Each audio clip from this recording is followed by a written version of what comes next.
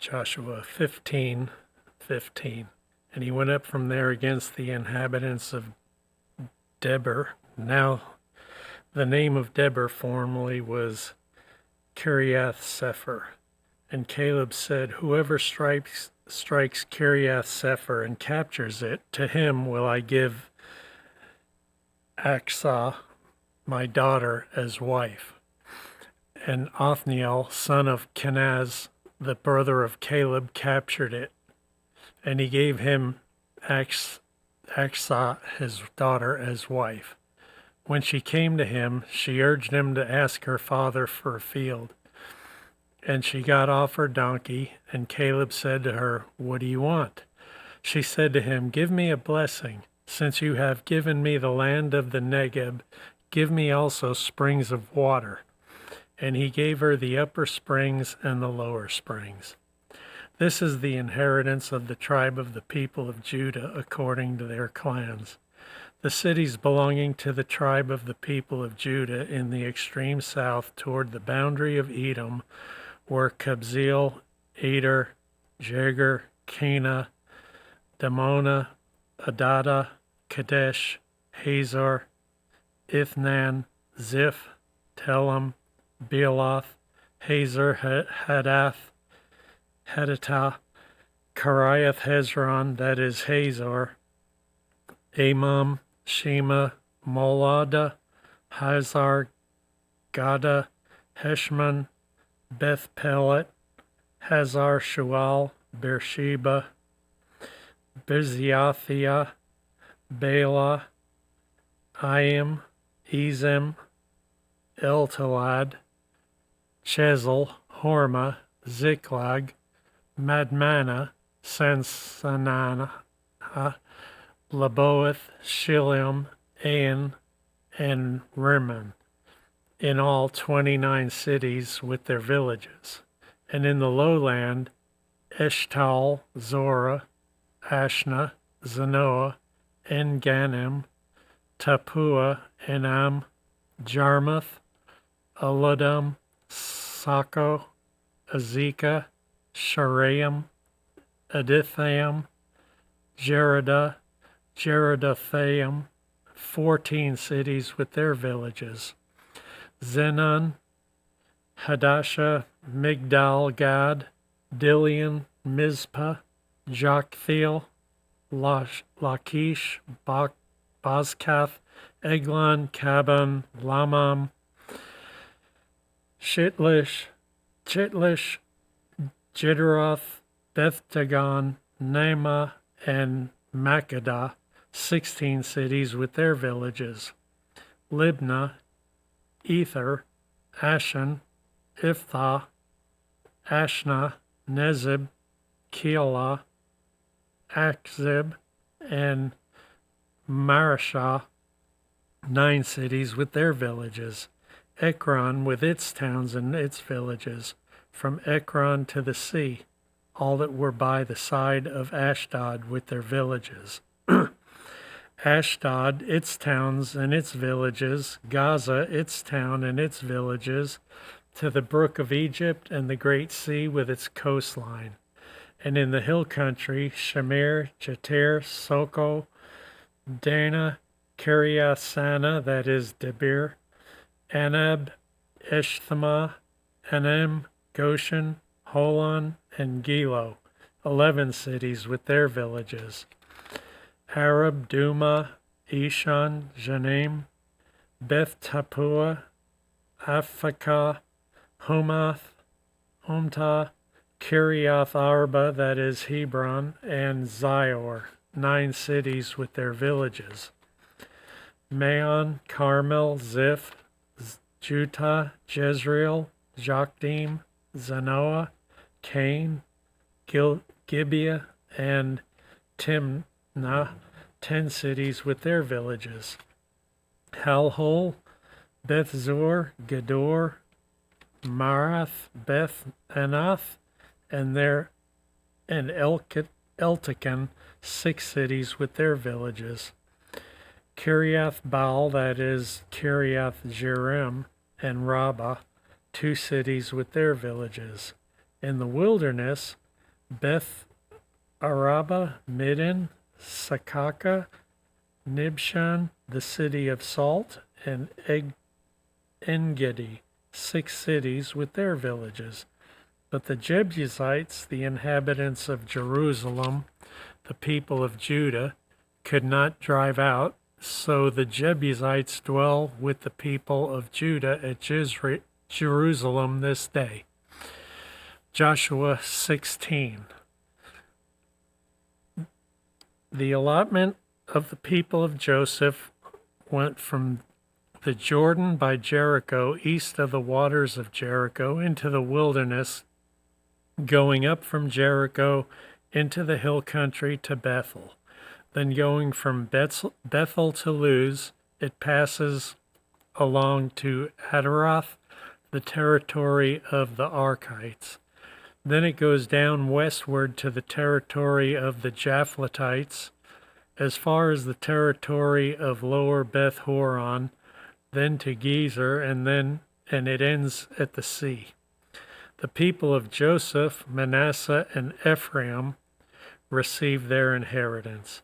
The territory of the people of Ephraim by their clans was as follows. The boundary of their inheritance on the east was Adaroth Adar, as far as Upper Beth Horon, and the boundary goes from there to the sea. On the north is Mikmethatoth.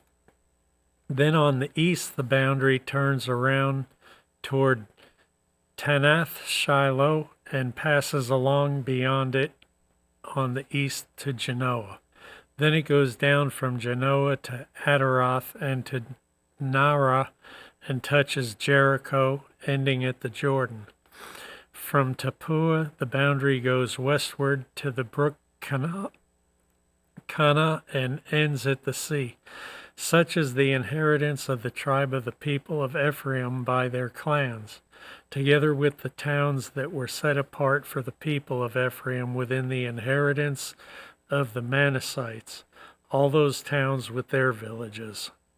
However, they did not drive out the Canaanites who lived in Gezer, so the Canaanites have lived in the midst of Ephraim to this day, but have been made to do forced labor.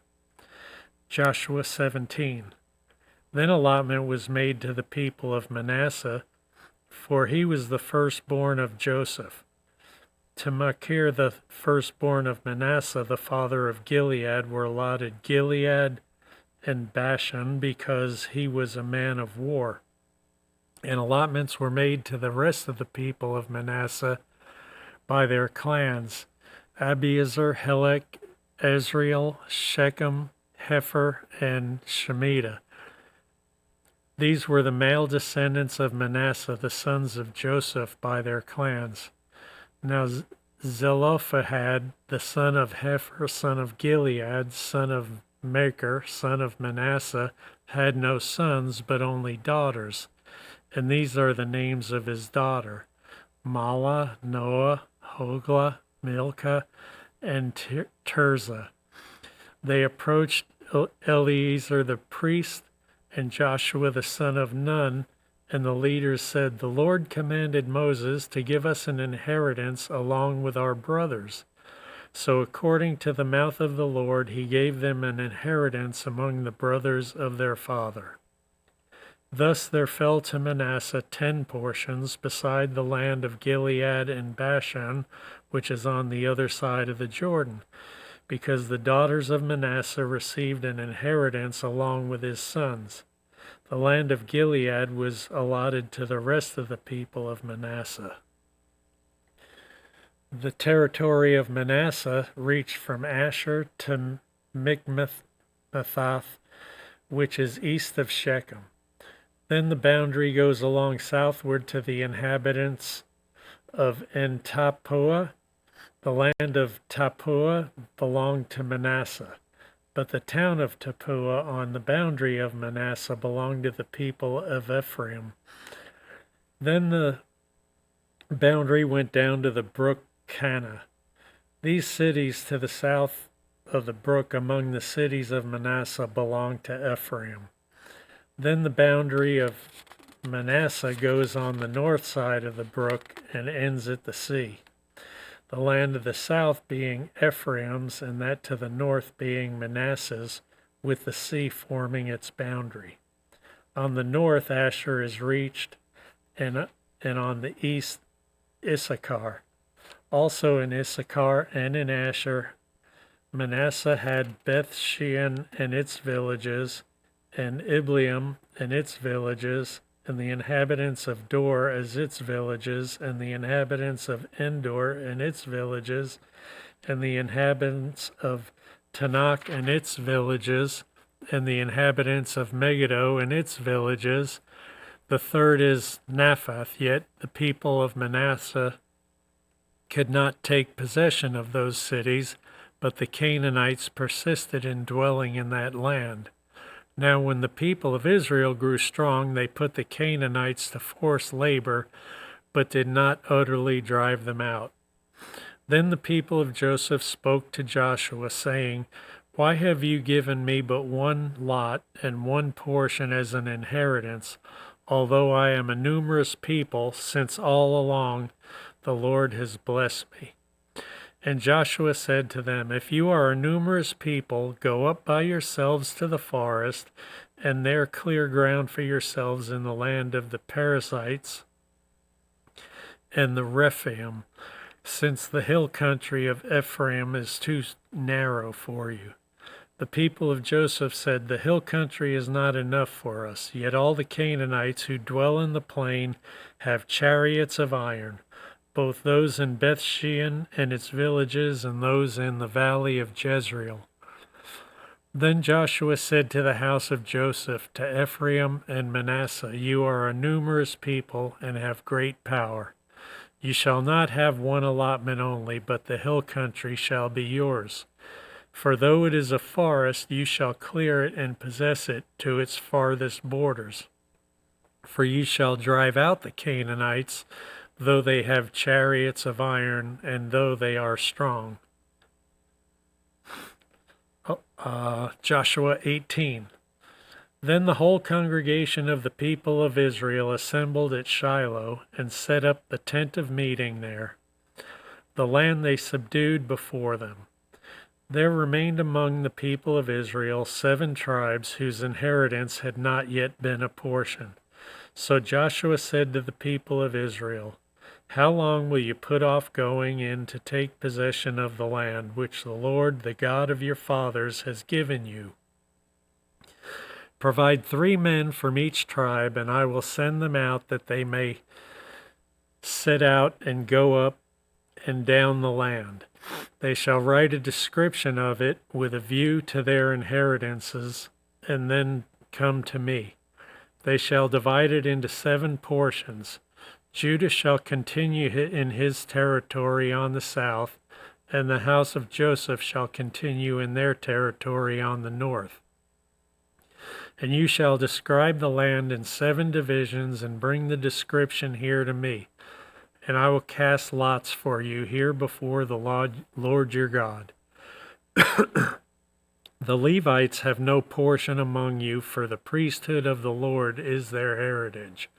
And Gad and Reuben and half the tribe of Manasseh have received their inheritance beyond the Jordan eastward, which Moses, the servant of the Lord, gave them. So the men arose and went. And Joshua charged those who went to write the description of the land, saying, Go up and down in the land, and write a description, and return it to me. And I will cast lots for you here before the Lord in Shiloh. So the men went and passed up and down in the land, and wrote in a book a description of it by towns in 7 divisions. Then they came to Joshua to the camp at Shiloh, and Joshua cast lots for them in Shiloh before the Lord. And there Joshua apportioned the land to the people of Israel, to each his portion. The lot of the tribe of the people of Benjamin, according to its clans, came up, and the territory allotted to it fell between the people of Judah and the people of Joseph. On the north side, their boundary began at the Jordan. Then the boundary goes up to the shoulder north of the Jericho, then up through the hill country westward, and it ends in the wilderness of Beth Aven. From there, the boundary passes along southward in the direction of Luz to the shoulder of Luz, that is Bethel. Then the boundary goes down to Adaroth Adar on the mountain that lies south of lower Beth Horon. Then the boundary goes in another direction, turning on the western side southward from the mountain that lies to the south opposite Beth Horon, and it ends at Kiriath Baal, that is Kiriath Jearim, a city belonging to the people of Judah. This forms the western side.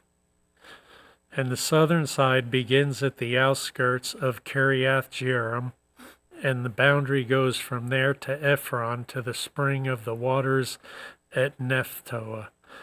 Then the boundary goes down to the border of the mountain that overlooks the valley of the son of Hinnom, which is at the north end of the valley of Rephaim. Then it goes down to the valley of Hinnom, down south of the shoulder of the Jebusites, and downward to En Rogel. Then it bends in a northerly direction, going on to En Shemesh, and from there goes to Gilaloth, which is opposite the ascent of Adumim. Then it goes down to the stone of Bohan, the son of Reuben, and passing on to the north of the shoulder of Beth Araba, it goes down to the Araba. Then the boundary passes on to the north of the shoulder of Beth Hogla, and the boundary ends at the northern bay of the Salt Sea at the south end of the Jordan. This is the southern border. The Jordan forms its boundary on the eastern side. This is the inheritance of the people of Benjamin, according to their clans, boundary by boundary all around. Now the cities of the tribe of the people of Benjamin, according to their clans, were Jericho, Beth Hogla, Emek Keziz, Beth Araba, Zemaraim, Bethel, Avim, Para, Ophrah, Shepharamani, Ophni, Geba, 12 cities with their villages.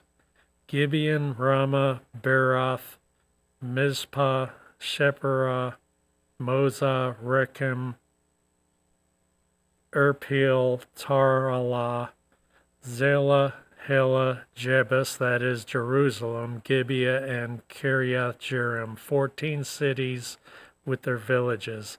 This is the inheritance of the people of Benjamin according to its clans. That was Joshua 18:28, 19.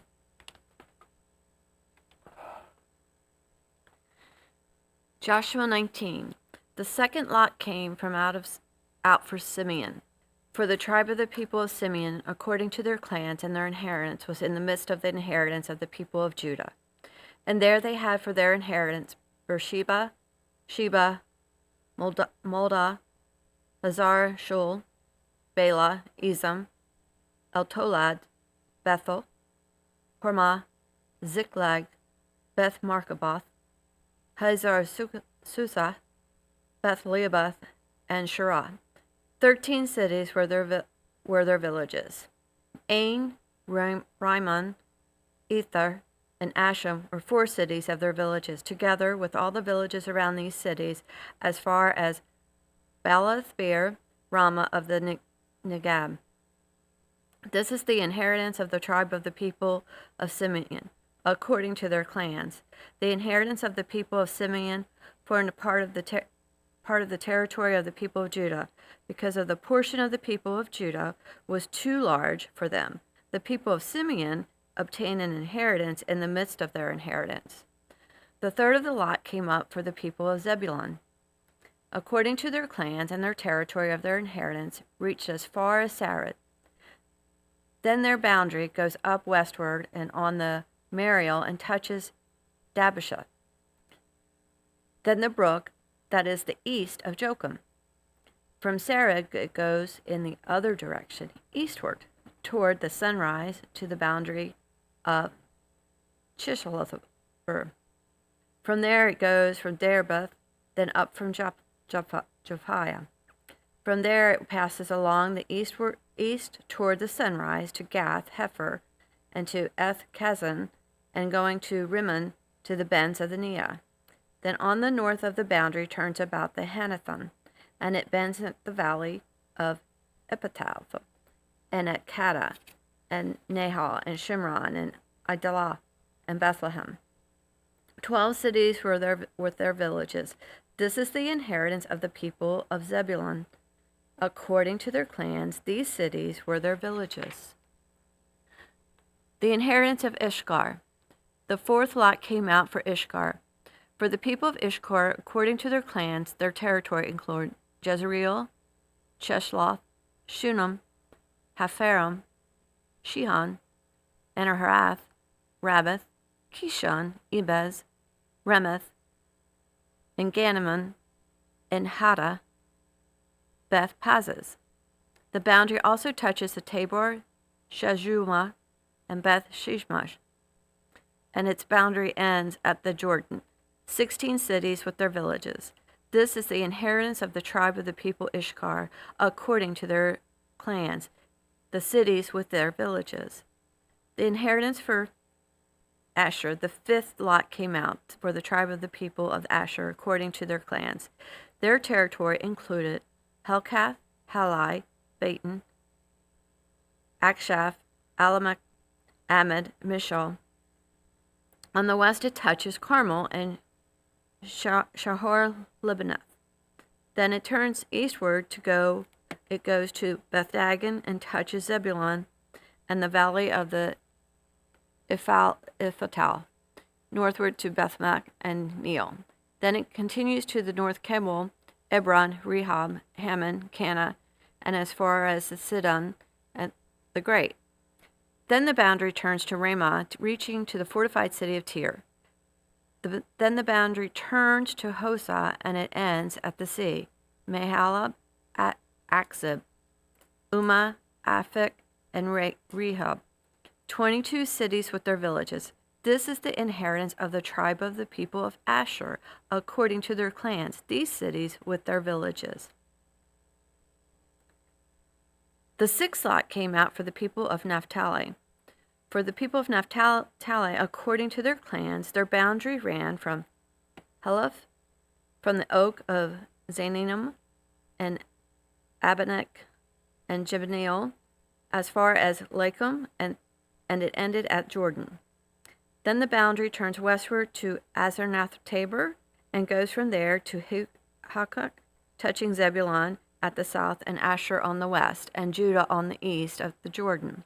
The 45 cities of Ziddim, Zur, Hamath, Rakath, Shinar, Adamah, Ramah, Hazor, Kedesh, Edrei, and Hazor, Huron, Migdal, Horam, Bethanath, Beth Shemesh, 19 cities and their villages.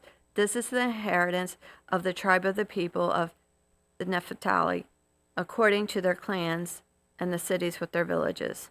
The inheritance of Dan, the seventh lot, came out for the tribe of the people of Dan, according to their clans, and the territory and its inheritance included Zorah, Estol, Shemesh, Shalaban, Ajalon, Itala, Elon, Timnah, Ekron, Eltekah, Gibbethon, Baalath, Jehud, Benabark, Gathrammon, and Mejarkan, and Racon, with the territory over against Joppa. When the territory of the people of Dan was lost to them, the people of Dan went up and fought against Leshem. After capturing and striking it with the sword, they took possession of it and settled in it, calling Leshem Dan, after the name of Dan their ancestor. This is the inheritance of the tribe of the people of Dan, according to their clans, these cities with their villages. When they had finished distributing the several territories of the land, and the inheritance of the people of Israel gave the inheritance among them to Joshua the son of Nun. By command of the Lord, they gave him the city that he asked for, to Manasseh, in the hill country of Ephraim.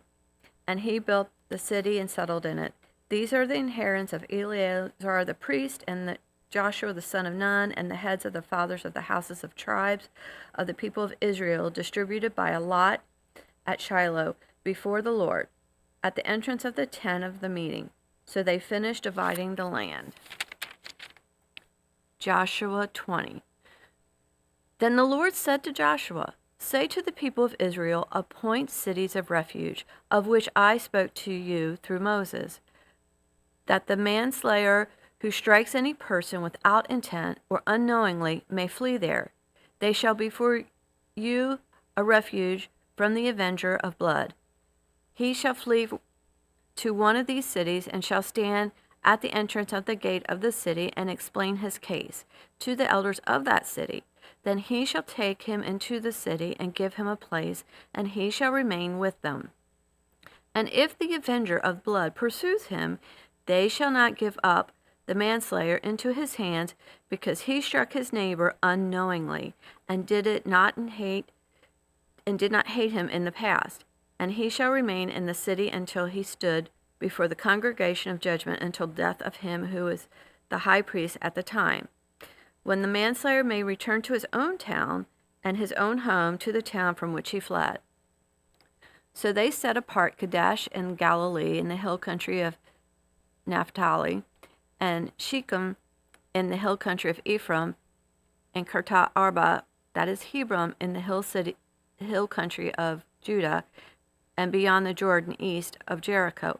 They appointed Bezer in the wilderness on the tableland from the tribe of Reuben, and Ramoth in the Gilead from the tribe of Gad, and Golan in Bashan from the tribe of Manasseh.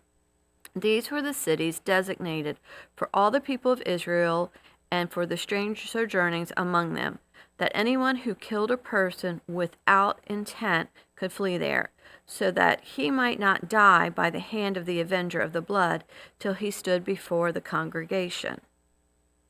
Joshua 21.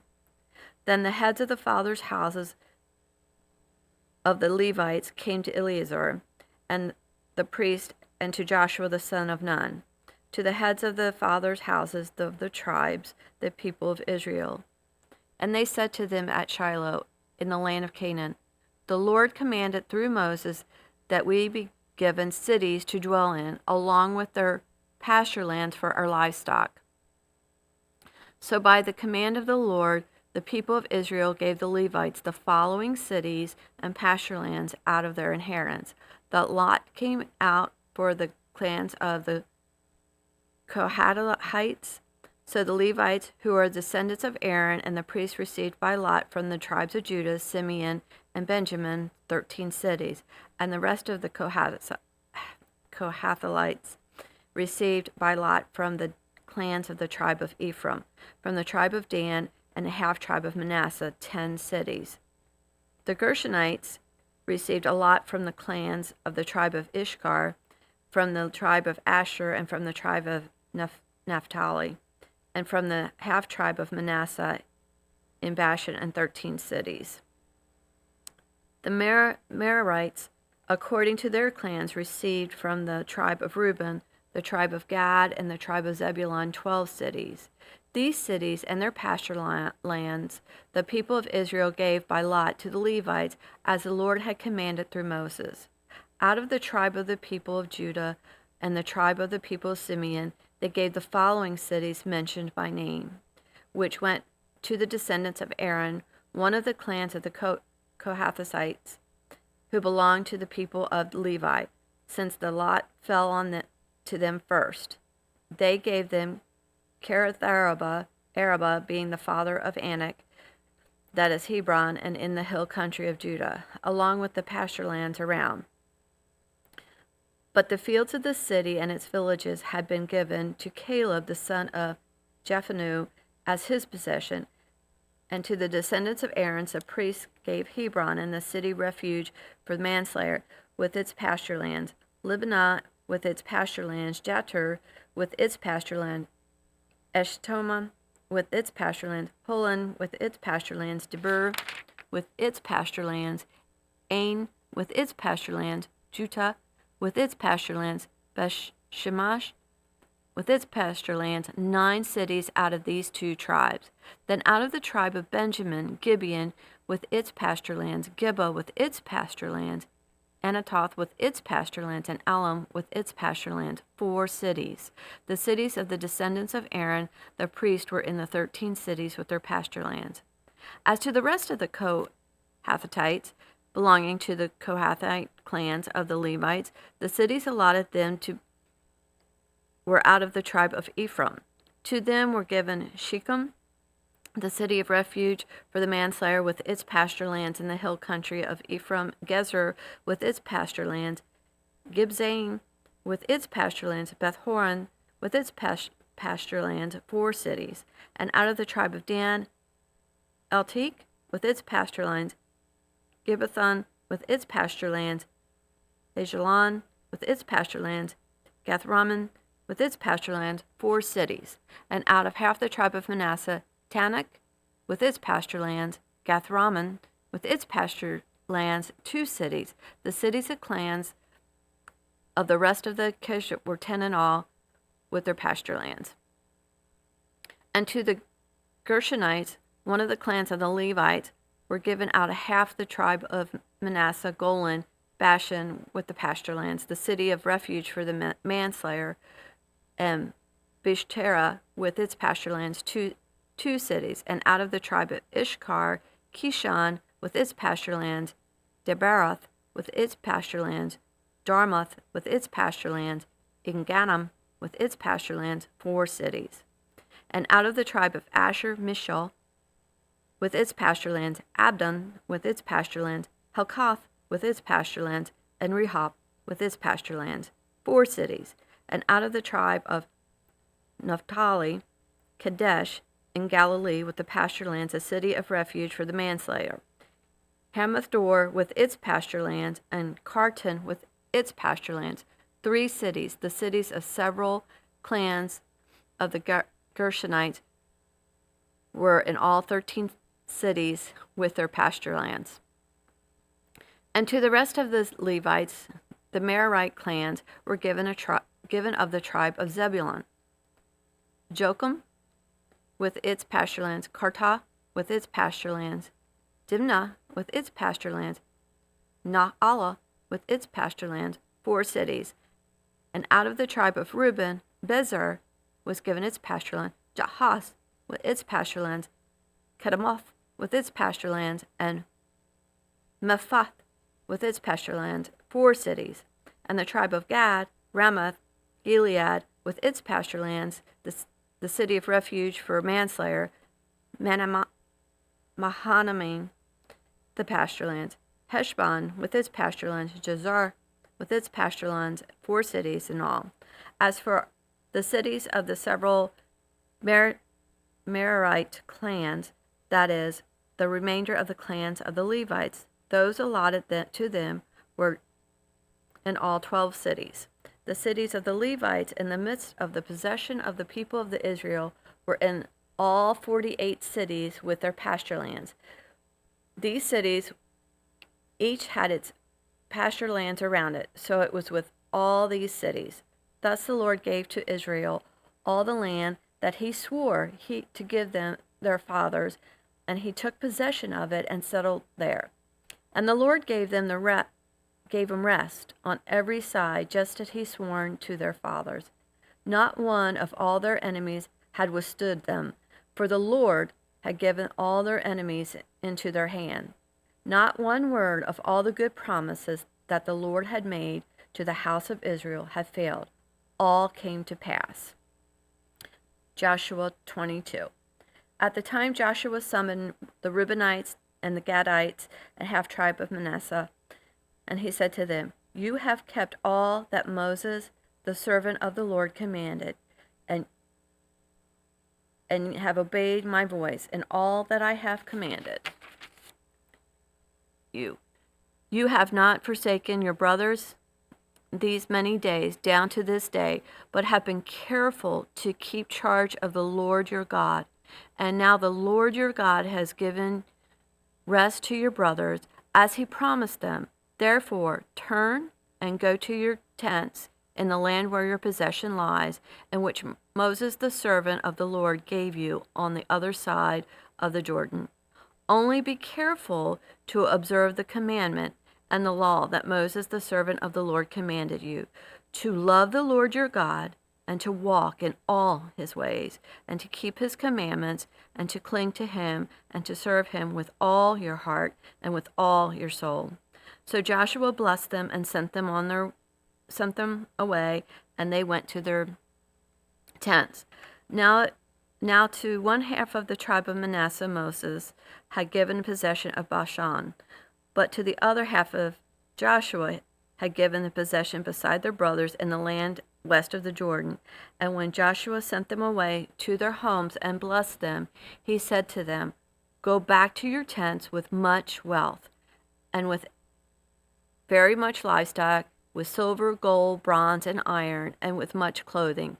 Divide the spoil of your enemies with your brothers." So the people of Reuben and the people of Gad and the half tribe of Manasseh returned home, parting from the people of Israel at Shiloh, which is in the land of Canaan, to go to the land of Gilead, their own land, of which they had possessed themselves by command of the Lord through Moses. And when they came to the region of the Jordan that is in the land of Canaan, the people of Reuben and the people of Gad and the half tribe of Manasseh built there an altar by the Jordan, an altar of imposing size. And the people of Israel heard it and said, "Behold, the people of Reuben and the people of Gad and the half tribe of Manasseh have built an altar at the frontier of the land of Canaan, in the region about the Jordan, and on the side that belongs to the people of Israel." And when the people of Israel heard it, the whole assembly of the people of Israel gathered at Shiloh to make war against them. Then the people of Israel sent the people of Reuben and the people of Gad and the people of half tribe Manasseh in the land of Gilead, Phinehas, the son of Eleazar the priest, and with him 10 chiefs, one from each tribal families of Israel, every one of them the head of the family among the clans of Israel. They came to the people of Reuben and the people of Gad and the half tribe of Manasseh.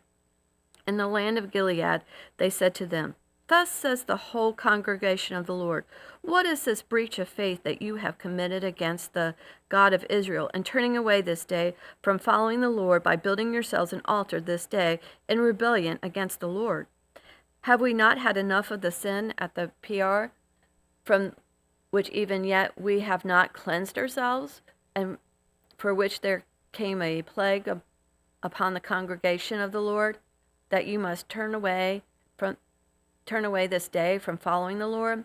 And if you too rebel against the Lord today, then tomorrow he will be angry and with a whole congregation of Israel."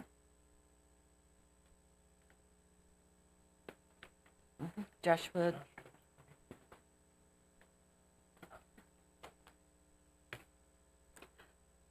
But now, if the land of your possession is unclean, pass over into the Lord's land, where the Lord's tabernacle stands, and take for yourselves a possession among us. Only do not rebel against the Lord, or make us as rebels by building for yourselves an altar other than the altar of the Lord our God. Did not Achan the son of Zerah break faith in the matter of the devoted things, and wrath fell upon all the congregation of Israel? And he did not perish alone for his iniquity.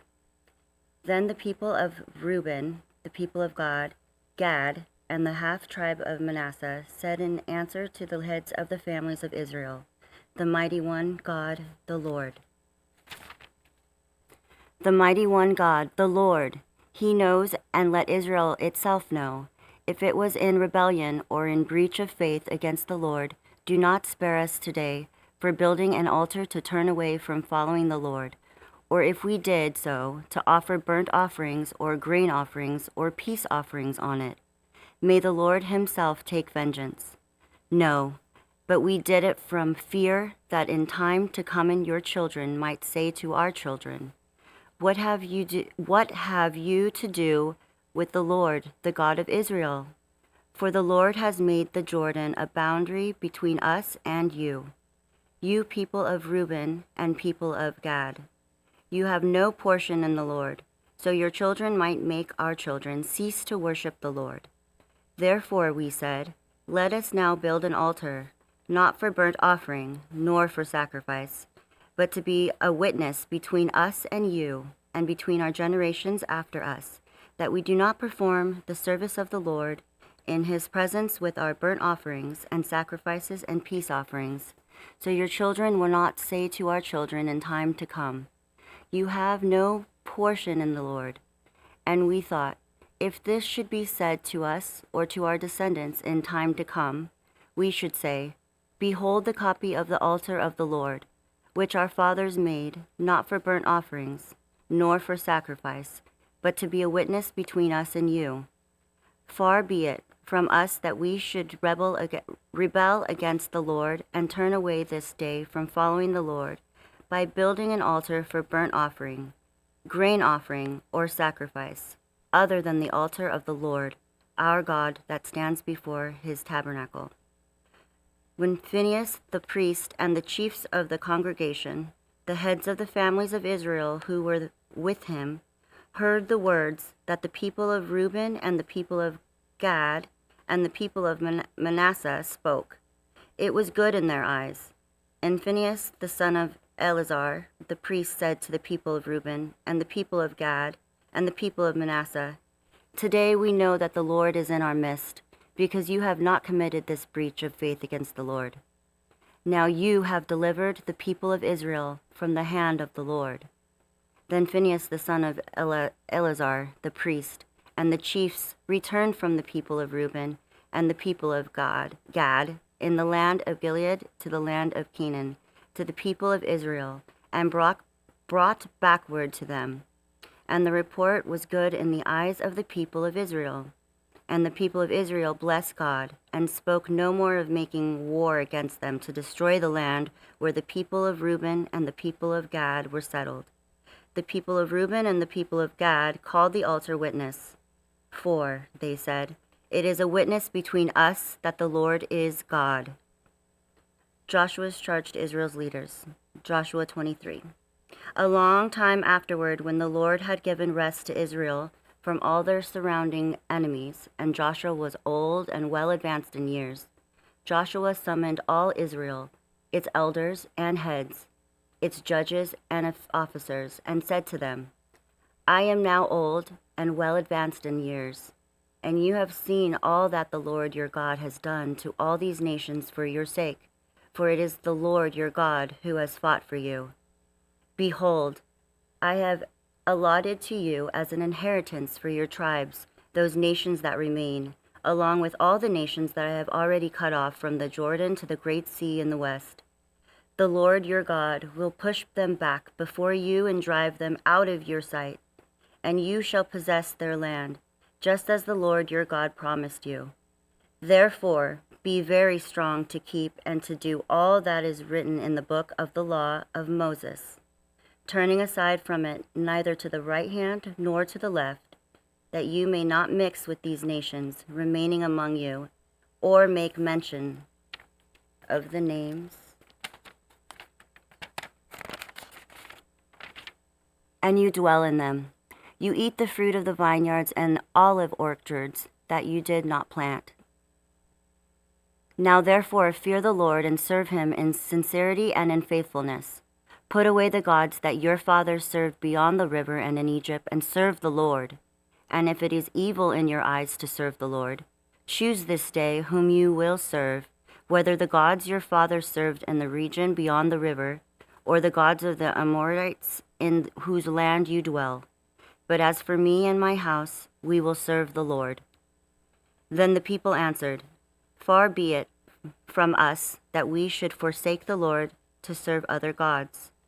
For it is the Lord our God who brought us and our fathers up from the land of Egypt, out of the house of slavery. And who did those great signs in our sight and preserved us in all of the way that we went, and among all the peoples through whom we passed? And the Lord drove out before us all the peoples, the Amorites who lived in the land. Therefore we also will serve the Lord, for he is our God. But Joshua said to the people, You are not able to serve the Lord, for he is a holy God. He is a jealous God. He will not forgive your transgressions or your sins. If you forsake the Lord and serve foreign gods, then he will turn and do you harm and consume you after having done you good. And the people said to Joshua, No, but we will serve the Lord. Then Joshua said to the people, You are witnesses against yourselves that you have chosen the Lord to serve him. And they said, We are witnesses. He said, Then put away the foreign gods that are among you, and incline your heart to the Lord, the God of Israel. And the people said to Joshua, The Lord our God we will serve, and his voice we will obey. So Joshua made a covenant with the people that day, and put in place statutes and rules for them at the Shechem. And Joshua wrote these words in the book of the law of God. And he took a large stone and set it up there under the terebinth that was by the sanctuary of the Lord. And Joshua said to all the people, Behold, this stone shall be a witness against us, for it has heard all the words of the Lord that he spoke to us. Therefore it shall be a witness against you, lest you deal falsely with your God. So Joshua sent the people away, and every man to his inheritance. After these things, Joshua the son of Nun, the servant of the Lord, died, being 110 years old. And they buried him in his own inheritance at Timnath-Serah, which is in the hill country of Ephraim, north of the mountain of Gaash. Israel served the Lord all the days of Joshua, and all the days of the elders who outlived Joshua, and had known all the work that the Lord did for Israel. As for the bones of Joseph, which the people of Israel brought up from Egypt, they buried them at the Shechem, in the piece of the land that Jacob bought from the sons of Hamor, the father of Shechem, for 100 pieces of money. It became an inheritance of the descendants of Joseph. And Eleazar the son of Aaron died, and they buried him at Gibeah, the town of Phinehas his son, which had been given him in the hill country of Ephraim.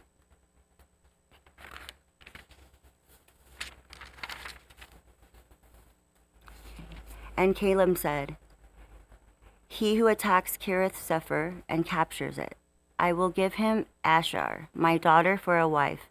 And Othniel, the son of Kenaz, Caleb's younger brother, captured it, and he gave Ashar his daughter for a wife. When she came to him, she urged him to ask her father for a field, and she dismounted from her donkey, and Caleb said to her, What do you want? She said to him, Give me a blessing, since you have set me in the land of the Negeb. Give me also springs of water. And Caleb gave her the upper springs and the lower springs. And the descendants of the Kenite, Moses' father-in-law, went up with the people of the Judah from the cities of the palms into the wilderness of Judah, which lies in the Negeb near Arad, and they went and settled with the people. And Judah went to the Simeon, his brother, and they defeated the Canaanites who inhabited Zephath, and devoted it to destruction. So the name of the city was called Hormah. Judah also captured Gaza with its territory, and Ashkelon with its territory, and Ekron with its territory. And the Lord was with Judah, and he took his possession of the hill country. But he could not drive out the inhabitants of the plain, because they had chariots of iron. And Hebron was given to Caleb, as Moses had said. And he drove out from it the 3 sons of Anak. But the people of Benjamin did not drive out to the Jebusites, who lived in Jerusalem. So the Jebusites have lived with the people of Benjamin in Jerusalem to this day. The house of Joseph also went up against Bethel, and the Lord was with them. And the house of Joseph scouted out Bethel. Now the name of the city was formerly Luz. And the spies saw a man coming out of the city, and they said to him, Please show us the way into the city, and we will deal kindly with you. And he showed them the way into the city, and they struck the city with the edge of the sword, but they let the man and all his family go. And the man went to the land of the Hittites and built a city and called it its name Luz. That is its name to this day. Judges 27. Manasseh did not drive out the inhabitants of Beth Shean and its villages, or Tanakh and its villages, or the inhabitants of Dor and its villages, or the inhabitants of Ibleam and its villages, or the inhabitants of Megiddo and its villages, for the Canaanites persisted in the dwelling in the land. When Israel grew strong, they put the Canaanites to forced labor, but did not drive them out completely. And Ephraim did not drive out the Canaanites who lived in Gezer. So the Canaanites lived in Gezer among them. Zebulun did not drive out the inhabitants of Kitron, or the inhabitants of Nahalol. So the Canaanites lived among them, but became subject to forced labor. Asher did not drive out the inhabitants of Akko, or the inhabitants of Sidon, or the Halib, or of Achzib, or the Helbah, or of Aphik, or of Rehob. So the Asherites lived among the Canaanites, the inhabitants of the land, for they did not drive them out. Naphtali did not drive out the inhabitants of Beth Shemesh, or the inhabitants of Beth-Lenath. So they lived among the Canaanites, the inhabitants of the land. Nevertheless, the inhabitants of Beth Shemesh and of the Beth-Lenath became subject to forced labor for them. The Amorites pressed the people of Dan back into the hill country, for they did not allow them to come down to the plain. The Amorites persisted in dwelling in the Mount Heres in Ajalon and the Shalbim, but the hand of the house of Joseph rested heavily on them, and they became subject to forced labor. And the border of the Amorites ran from the ascent of Akrabim, from Selah and upward.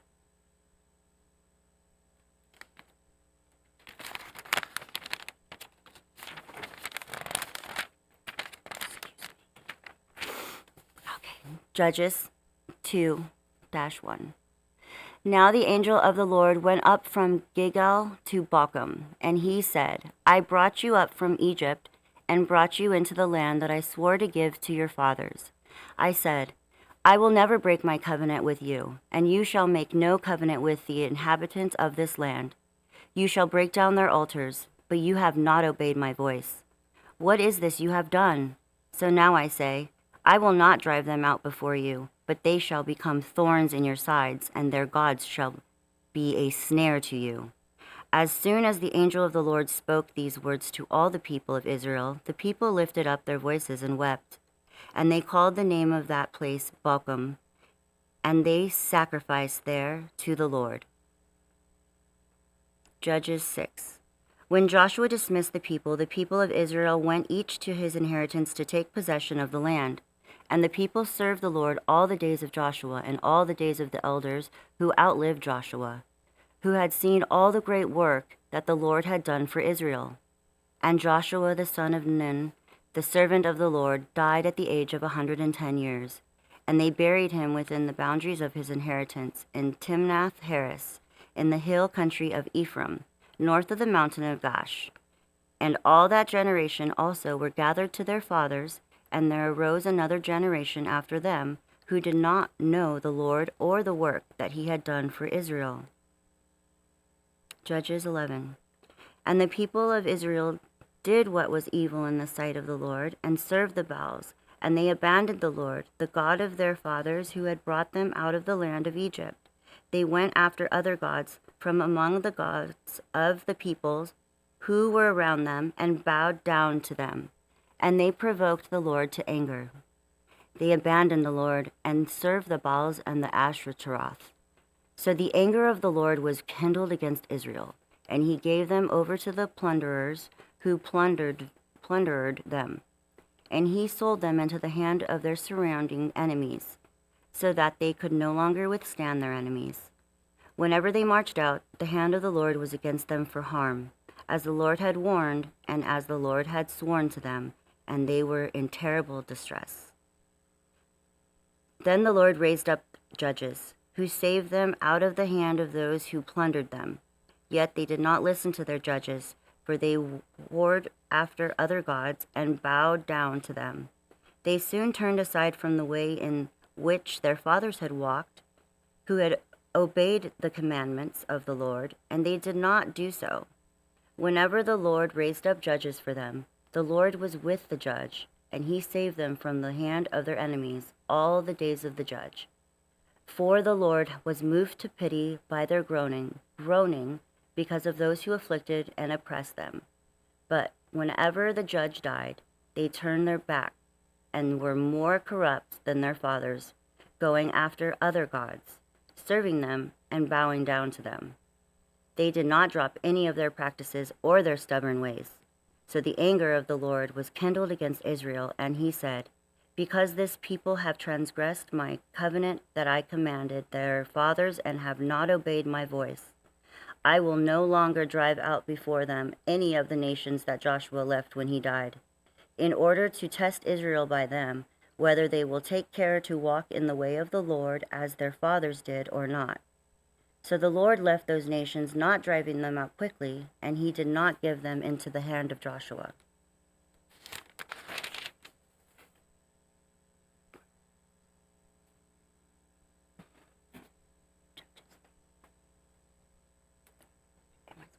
I'll let you take this one. Yep, no problem. Now Judges 3. Now these are the nations that the Lord left to test Israel by, that is, all in Israel who had not experienced all of the wars in Canaan. It was only in order that the generations of the people of Israel might know war, to teach war to those who had not known it before. These are the nations, the 5 lords of the Philistines, and all of the Canaanites, and all of the Sidonians, and all the Hivites, who had lived on Mount Lebanon, from Mount Baal Hermon as far as Lebo Hamath. They were for the testing of Israel, to know whether Israel would obey the commandments of the Lord, which he had commanded their fathers by the hand of Moses. So the people of Israel lived among the Canaanites, the Hittites, the Amorites, the Perizzites, the Hivites, and the Jebusites. And their daughters took to themselves for their wives, and their own daughters they gave to their sons, and they served their gods. And the people of Israel did what was evil in the sight of the Lord, for they forgot the Lord their God, and served the Baals and the Asheroth. Therefore the anger of the Lord was kindled against Israel, and he sold them into the hand of the Cushan Rishathaim, king of Mesopotamia. And the people of Israel served Cushan Rishathaim 8 years. But when the people of Israel cried out to the Lord, and the Lord raised up a deliverer for them, the people of Israel who saved them, Onathal, the son of Kenaz, Caleb's younger brother. The Spirit of the Lord was upon him, and he judged Israel. And he went out to the war, and the Lord gave Cushan Rishathaim, king of Mesopotamia, into his hand. And his hand prevailed over Cushan Rishathaim, so that the land had rest 40 years. And then Onathal, the king of Kenaz, died. And then the people of Israel again did what was evil in the sight of the Lord, and the Lord strengthened Elgon, the king of Moab, against Israel, because they had done what was evil in the sight of the Lord. He gathered to himself the Amorites and the Amalekites, and went and defeated Israel. And then they took possession of the city of palms. And the people of Israel served Eljon, the king of Moab, for 18 years. Then the people of Israel cried out to the Lord, and the Lord raised up a deliverer, Enhad, for the son of Geran, the Benjamite, the left-handed man. The people of Israel sent tribute by him to Eljon, the king of Moab. And Ehud made for himself a sword with 2 edges, a cubit in length, and he bound it on his right thigh under his clothes. And he presented the tribute to Eljon, king of Moab. Now Eglon was very fat man, and when Enad had finished presenting the tribute, He sent the people who carried the tribute away. But he himself turned back as the idols near Gal and said, I have a secret message for you, O king. And he commanded silence. And all his attendants went out from his presence. And Enhad came to him as he was sitting alone on his cool roof chamber. And Enhad said, I have a message for you from God. And he rose from his seat. And Enhad reached from his left hand and took the sword from his right thigh and thrust it into his belly. And the hilt also went in after the blade, and the fat closed over the blade, for he did not pull out the sword out of his belly. And the dung came out. And then Enhad went out to the porch and closed the doors of the roof chamber behind him and locked them. When he had gone, the servants came, and when they saw that the doors of the roof chamber were locked, they thought, surely he is relieving himself in the closet of the cool chamber. And then they waited till they were embarrassed. But when he still did not open the doors of the roof chamber, they took the key and opened them, and there lay their lord dead on the floor. Enhad escaped while they delayed, and he passed beyond the idols and escaped to Serah. Then when he arrived, he sounded the trumpet in the hill country of Ephraim. Then the people of Israel went down with him from the hill country, and he was their leader. And he said to them, Follow me, for the Lord has given your enemies, the Moabites, into your hands. So they went down after him and seized the fords of the Jordan against the Moabites, and did not allow anyone to pass over.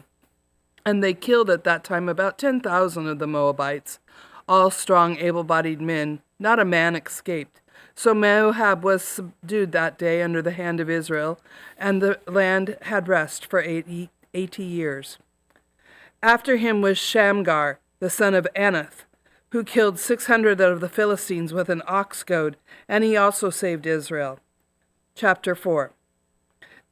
And the people of Israel again did what was evil in the sight of the Lord after Enhad, and the Lord sold them into the hand of Jabin, king of Canaan, who reigned in Harzar. And the commander of his army was Sisera, who lived in Harosheth Hagoyim. When the people of Israel cried out to the Lord for help, for he had 900 chariots of iron, and he oppressed the people of Israel cruelly for 20 years. Now Deborah, a prophetess, was the wife of Lapidoth, who was judging Israel at that time. She used to sit under the palm of Deborah between Raham and Bethel in the hill country of Ephraim, and the people of Israel came up to her for judgment. She sent and summoned Barak, the king of Abinom, from Kadesh Naphtali, and said to him, Has not the Lord, the God of Israel, commanded you, Go gather your men at Mount Tabor, taking 10,000 from the people of Naphtali and the people of Zebulun? And I will draw out Sisera, the general of Jabin's army, to meet with you by the river Kishon, with his chariots and his troops, and I will give them into your hand. Barak said to her, If you will go with me, I will go, but if you will not go with me, I will not go. And she said, I will surely go with you. Nevertheless, the road on which you are going will not lead to your glory, for the Lord will sell Sisera into the hand of a woman. Then Deborah rose and went with Barak to Kadesh. And Barak called out Zebulun and Naphtali to Kadesh, and 10,000 men went up at his heels, and Deborah went up with him. Now Hebron the Kenite, had separated from the Kenites the descendants of Hobab, the father-in-law of Moses, and had pitched his tent as far away as the oak in Zanaram, which is near Kadesh. When Sisera was told that Barak the son of Abinim was going up to Mount Tabor, Sisera called out all of his chariots, 900 chariots of iron, and all of the men who were with him from Harosheth Hagoyim to the river Kishon. And Deborah said to Barak, Up, for this is the day in which the Lord has given Sisera into your hand. Does not the Lord go out before you? So Barak went down from Mount Tabor with 10,000 men following him. And the Lord routed Sisera and all of his chariots and all his army before Barak by the edge of the sword. And Sisera got down from his chariot and fled away on foot. And Barak pursued the chariots and the army to Harosheth Hagoram, and all of the army of Sisera fell by the edge of the sword. Not a man was left. But Sisera fled away on foot to the tent of Jael, the wife of Heber the Canaanite. For there was peace between Jabin the house of Hazor, the king of Hazor, and the house of Heber the Canaanite. And Jael came out to meet Sisera and said to him, "Turn aside, my lord, turn aside to me. Do not be afraid." So he turned aside to her tent, and she covered him with a rug. And he said to her, "Please give me a little water to drink, for I am thirsty." So she opened up a skin of milk and gave him a drink and covered him. And he said to her, "Stand at the opening of the tent, and if anyone comes and asks you, 'Is anyone here?' say no."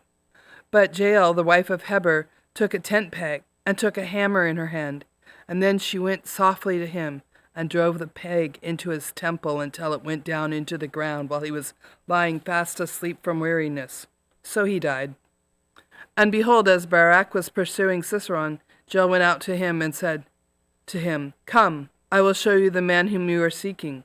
So he went into her tent, and there lay Sisera dead with the tent peg in his temple.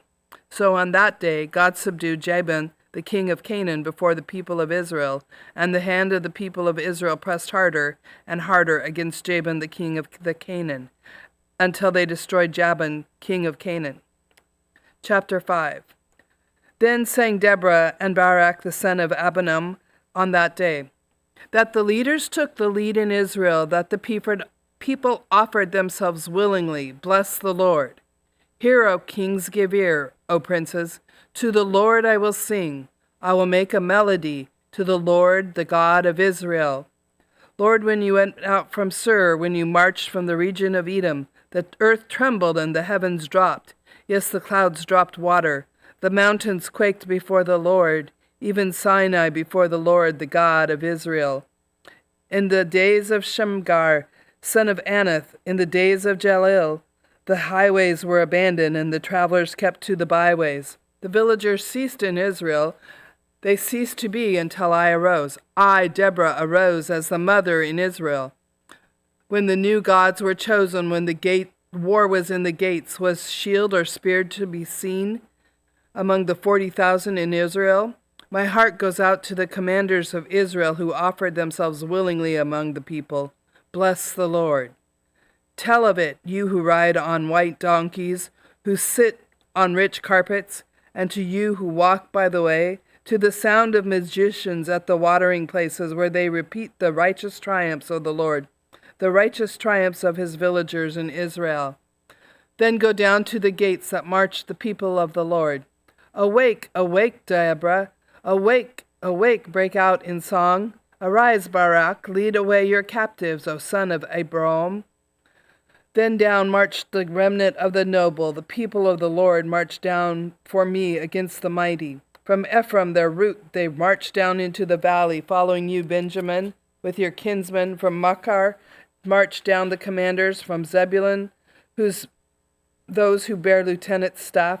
The princes of Ishkar came with Deborah, and Ishkar faithful to Barak. Into the valley they rushed at his heels, among the clans of Reuben. There were great searchings of hearts. Why did you sit still among the sheep flocks to hear the whistling for the flocks? Among the clans of Reuben there was great searchings of heart. Gilead stayed beyond the Jordan, and Dan, why did he stay with the ships? Asher sat still at the coast of the sea, staying by his landings.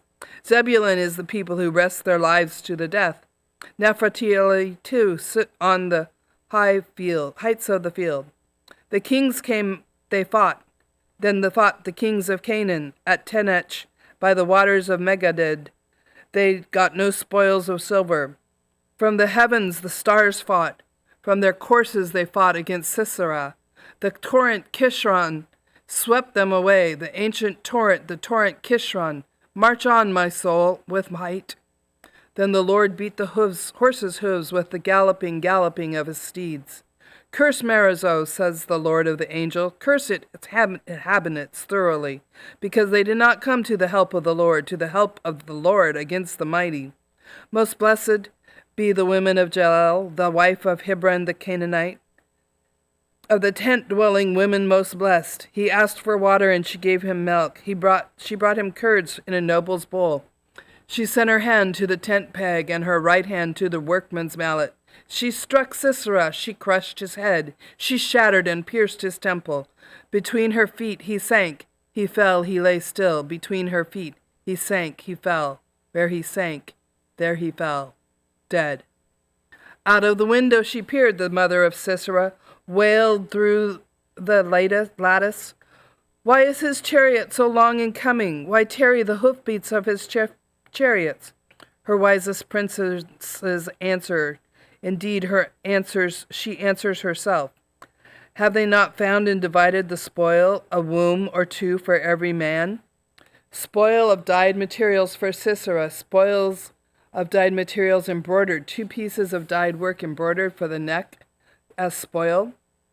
So may all your enemies perish, O Lord, but your friends be like the sun as he rises in his might. And the land had rest for 40 years. Chapter 6. The people of Israel did what was evil in the sight of the Lord, and the Lord gave them into the hand of the Midian 7 years. And the hand of Midian overpowered Israel. And because of Midian, the people of Israel made for themselves the dens that are in the mountains and the caves and the strongholds. For whenever the Israelites planted crops, the Midianites and the Amalekites and the people of the east would come up against them. They would encamp against them and devour the produce of the land as far as Gaza, and leave no sustenance in Israel, and no sheep or ox or donkey. For they would come up with their livestock and their tents, and they would come up like locusts in number. Both they and their camels could not be counted, so that they laid waste the land as they came in. And Israel was brought low because of the Midian, and the people of Israel cried out for the help to the Lord. When the people of Israel cried out to the Lord on the account of the Midianites, the Lord sent a prophet to the people of Israel, and he said to them, Thus says the Lord, the God of Israel, I lead you up from Egypt, and brought you out of the house of slavery. And I delivered you from the hand of the Egyptians, and from the hand of all of those who oppressed you, and drove them out before you, and gave you their land. And I said to you, I am the Lord your God. You shall not fear the gods of the Amorites, in whose land you dwell. But you have not obeyed my voice.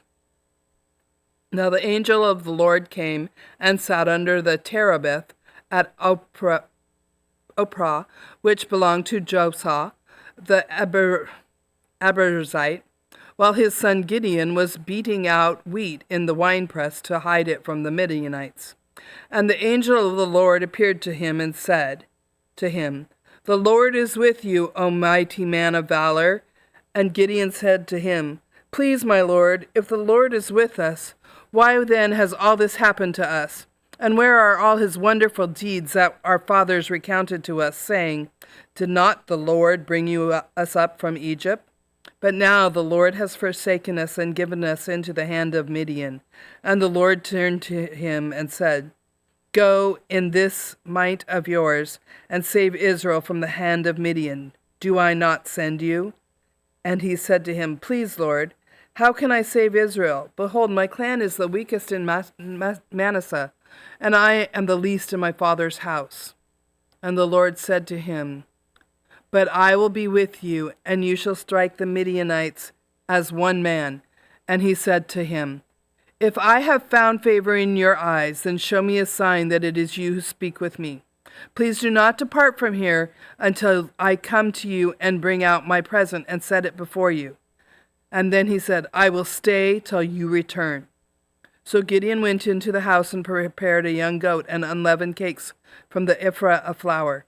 And the meat he put in a basket, and the broth he put in a pot. And he brought them to him under the terebinth and presented them. And then the angel of God said to him, Take the meat and the unleavened cakes, and put them on this rock, and pour the broth over them. And he did so. Then the angel of the Lord reached out the tip of his staff that was in his hand, and touched the meat and the unleavened cakes. And fire sprang up from the rock and consumed the meat and the unleavened cakes. And the angel of the Lord vanished from his sight. Then Gideon perceived that he was the angel of the Lord. And Gideon said, Alas, O Lord God, for now I have seen the angel of the Lord face to face. But the Lord said to him, Peace be to you. Do not fear, you shall not die. Then Gideon built an altar there to the Lord and called it, The Lord is Peace. And to this day it still stands in Ophrah, which belongs to the Abiezrites. That night the Lord said to him, Take your father's bull and the second bull 7 years old, and pull down the altar of Baal that your father has, and cut down the Asherite that is beside it also.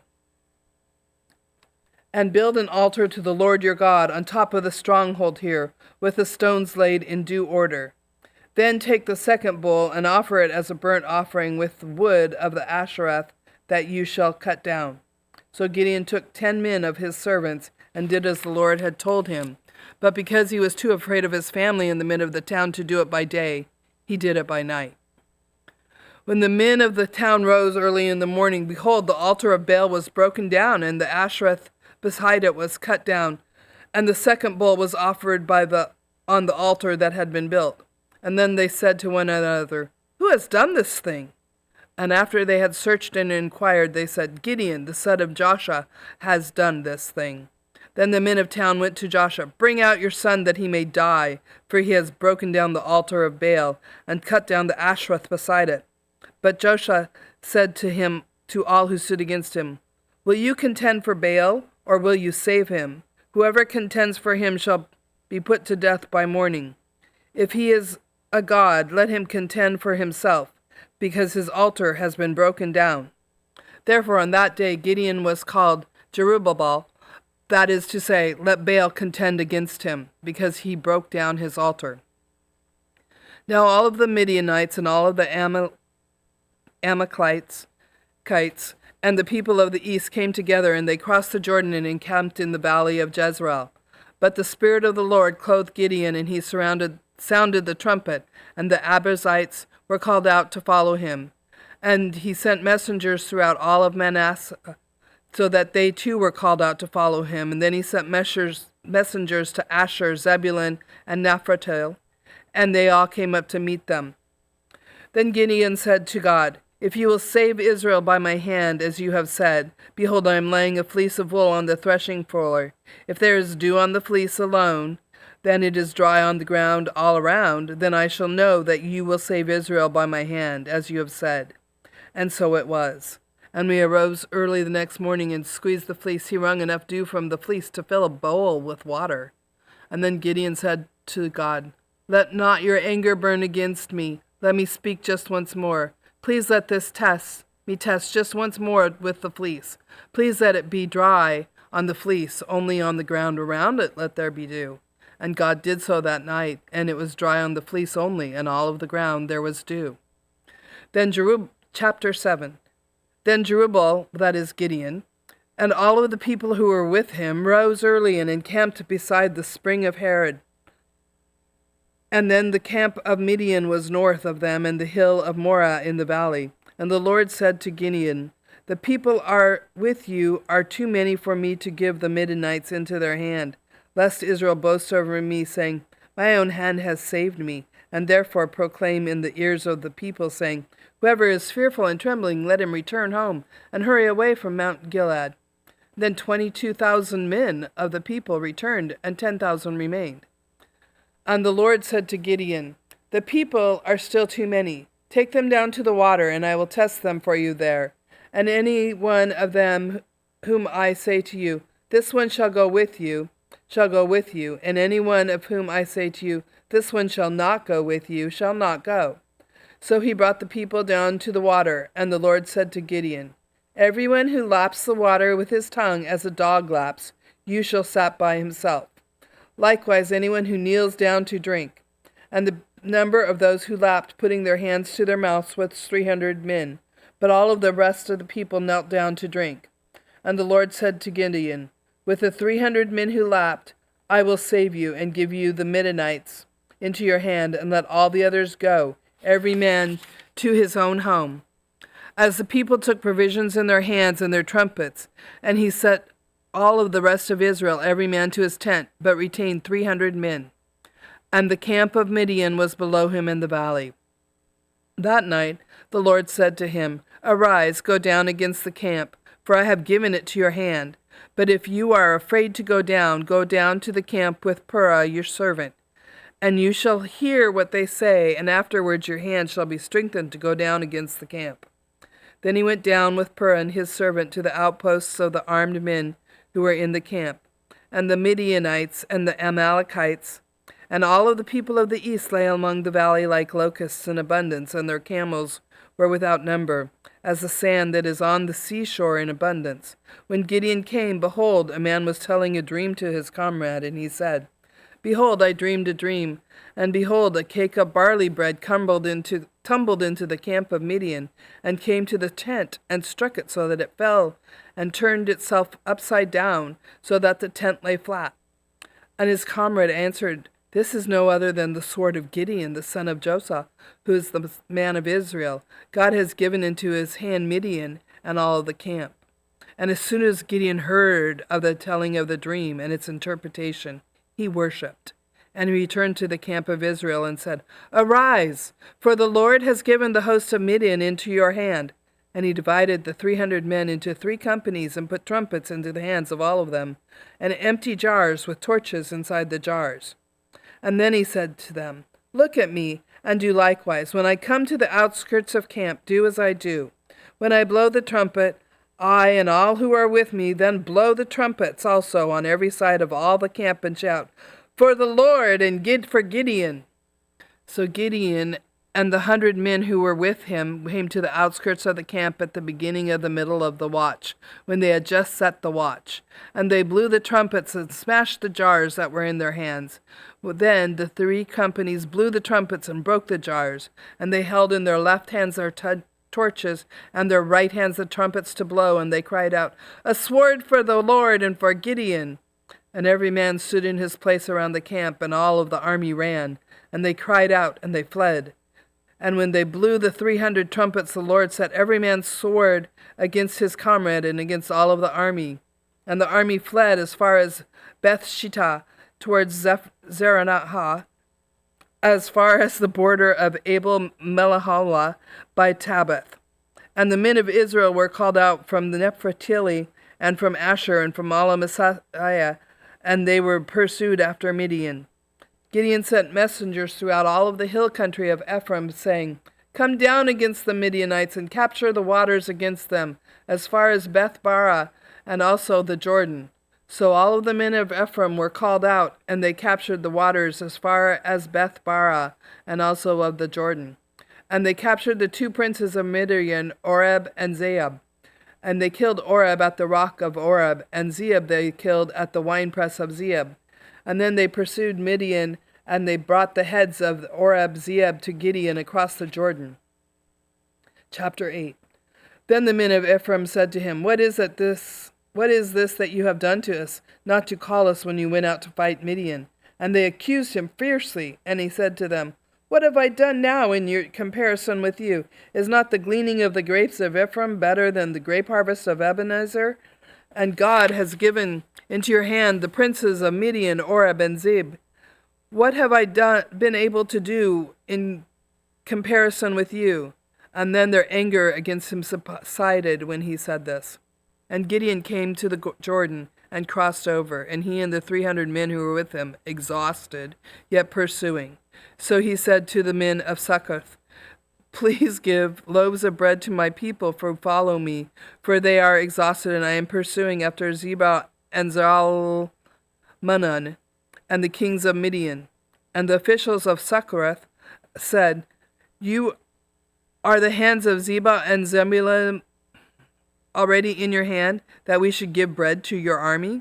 So Gideon said, Well then, when the Lord has given Zebeth and Zalmunna into my hand, I will flail your flesh with the thorns of the wilderness and with the briars. And from there he went up to Peniel and spoke to them in the same way, and the men of Peniel answered him as the sin of Succoth had answered. And then he said to the men of Peniel, When I come again in peace, I will break down this tower. Now Zebulun and Zalmunna were in the Karkor with their army about 15,000 men, all who were left of all the army of the people of the east, for there had fallen 120,000 men that day, who drew the sword.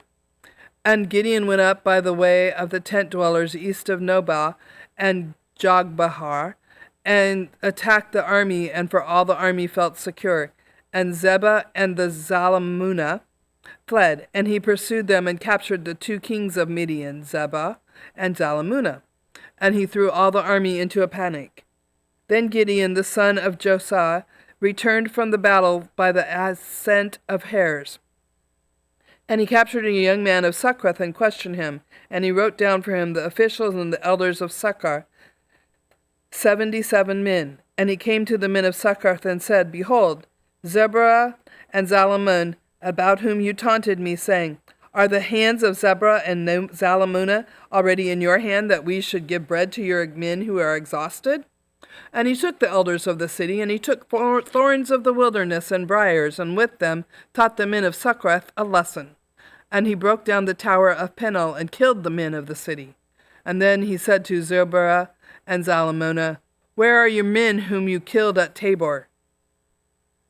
And they answered, As you are, so they were. Every one of them resembled the son of a king.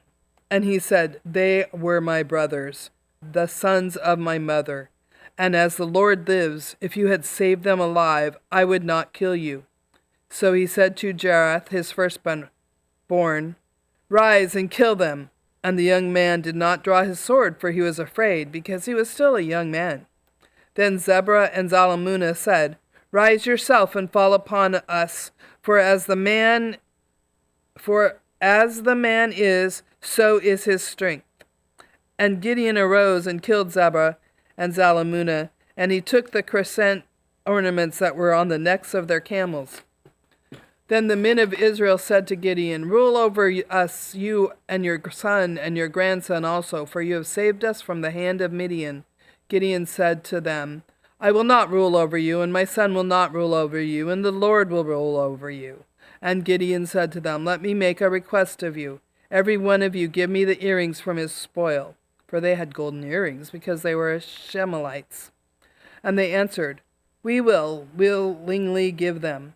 And then spread a cloak, and every man threw his earrings in, the spoil.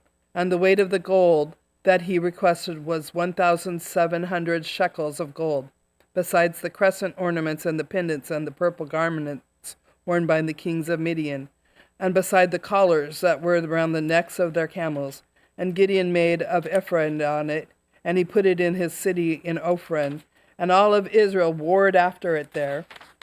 And it became a snare to Gideon and to his family. So Midian was subdued before the people of Israel, and they raised their hands no more. And the land had rest for 40 years in the days of Gideon. Are you sure you want to take over early? I'm ready. Okay. It's up to you. I'm at the death of Gideon. I'll just take that Bible back out. Goodbye. Thank you. Thank you very much.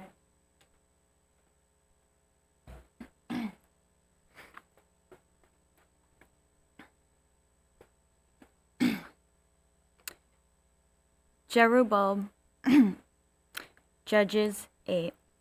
That's right, the death of Gideon. Jerubbaal, the son of Joash, went and lived in his own house. Now Gideon had 70 sons, his own offspring, for he had many wives.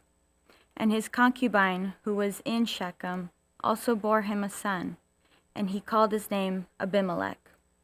And Gideon, the son of Joash, died in a good old age, and was buried in the tomb of Joash, his father, at Ophrah of the Abizrites. As soon as Gideon died, the people of Israel turned again, and whored after the Baals, and made Baal-berith their god. And the people of Israel did not remember the Lord their God, who had delivered them from the hand of all their enemies on every side. And they did not show steadfast love to the family of Jerubbaal, that is Gideon, in return for all the good that he had done to Israel. Judges chapter 9. Now Abimelech the son of Jerubbaal went to Shechem to his mother's relatives, and said to them, and to the whole clan of his mother's family, say in the ears of all the leaders of Shechem, which is better for you, that all 70 of the sons of Jerubbaal rule over you, or that one rule over you. Remember also that I am your bone and your flesh. And his mother's relatives spoke all these words on his behalf in the ears of all the leaders of Shechem, and their hearts inclined to follow Abimelech, for they said, "He is our brother." And they gave him 70 pieces of silver out of the house of Baal-berith, with which Abimelech hired worthless and reckless fellows who followed him. And he went to his father's house at Ophrah, and killed his brothers and the sons of Jerubbaal, 70 men, on one stone. But Jotham, the youngest son of Jerubbaal, was left, for he hid himself. And all the leaders of Shechem came together, and all Beth Millo. And they went and made Abimelech king, by the oak of the pillar at Shechem. When it was told to Jotham, he went and stood at the top of Mount Gerizim, and cried aloud, and said to them, "Listen to me, you leaders of Shechem, that God may listen to you. The trees once went out to anoint a king over them, and they said to the olive tree, 'Reign over us.' But the olive tree said to them, 'Shall I leave my abundance, by which gods and men are honored, and go hold sway over the trees?' And the trees said to the fig tree, 'You come and reign over us.' But the fig tree said to them, 'Shall I leave my sweetness and my good fruit, and go hold sway over the trees?' And the trees said to the vine, 'You come and reign over us.' But the vine said to them, 'Shall I leave my wine that cheers God and men, and go hold sway over the trees?' Then all the trees said to the bramble, 'You come and reign over us.' And the bramble said to the trees, 'If in good faith you are anointing me king over you, then come and take refuge in my shade. But if not, let fire come out of the bramble and devour the cedars of Lebanon.' Now therefore, if you acted in good faith and integrity when you made Abimelech king, and if you have dealt well with Jerubbaal and his house, and have done to him and his deeds deserved, for my father fought for you, and risked his life, and delivered you from the hand of Midian, and you have risen up against my father's house this day, and have killed his sons, 70 men on one stone, and have made Abimelech, the son of his female servant, king over the leaders of Shechem, because he is your relative. If you then have acted in good faith and integrity with Jerubbaal and with his house this day, then rejoice in Abimelech, and let him also rejoice in you.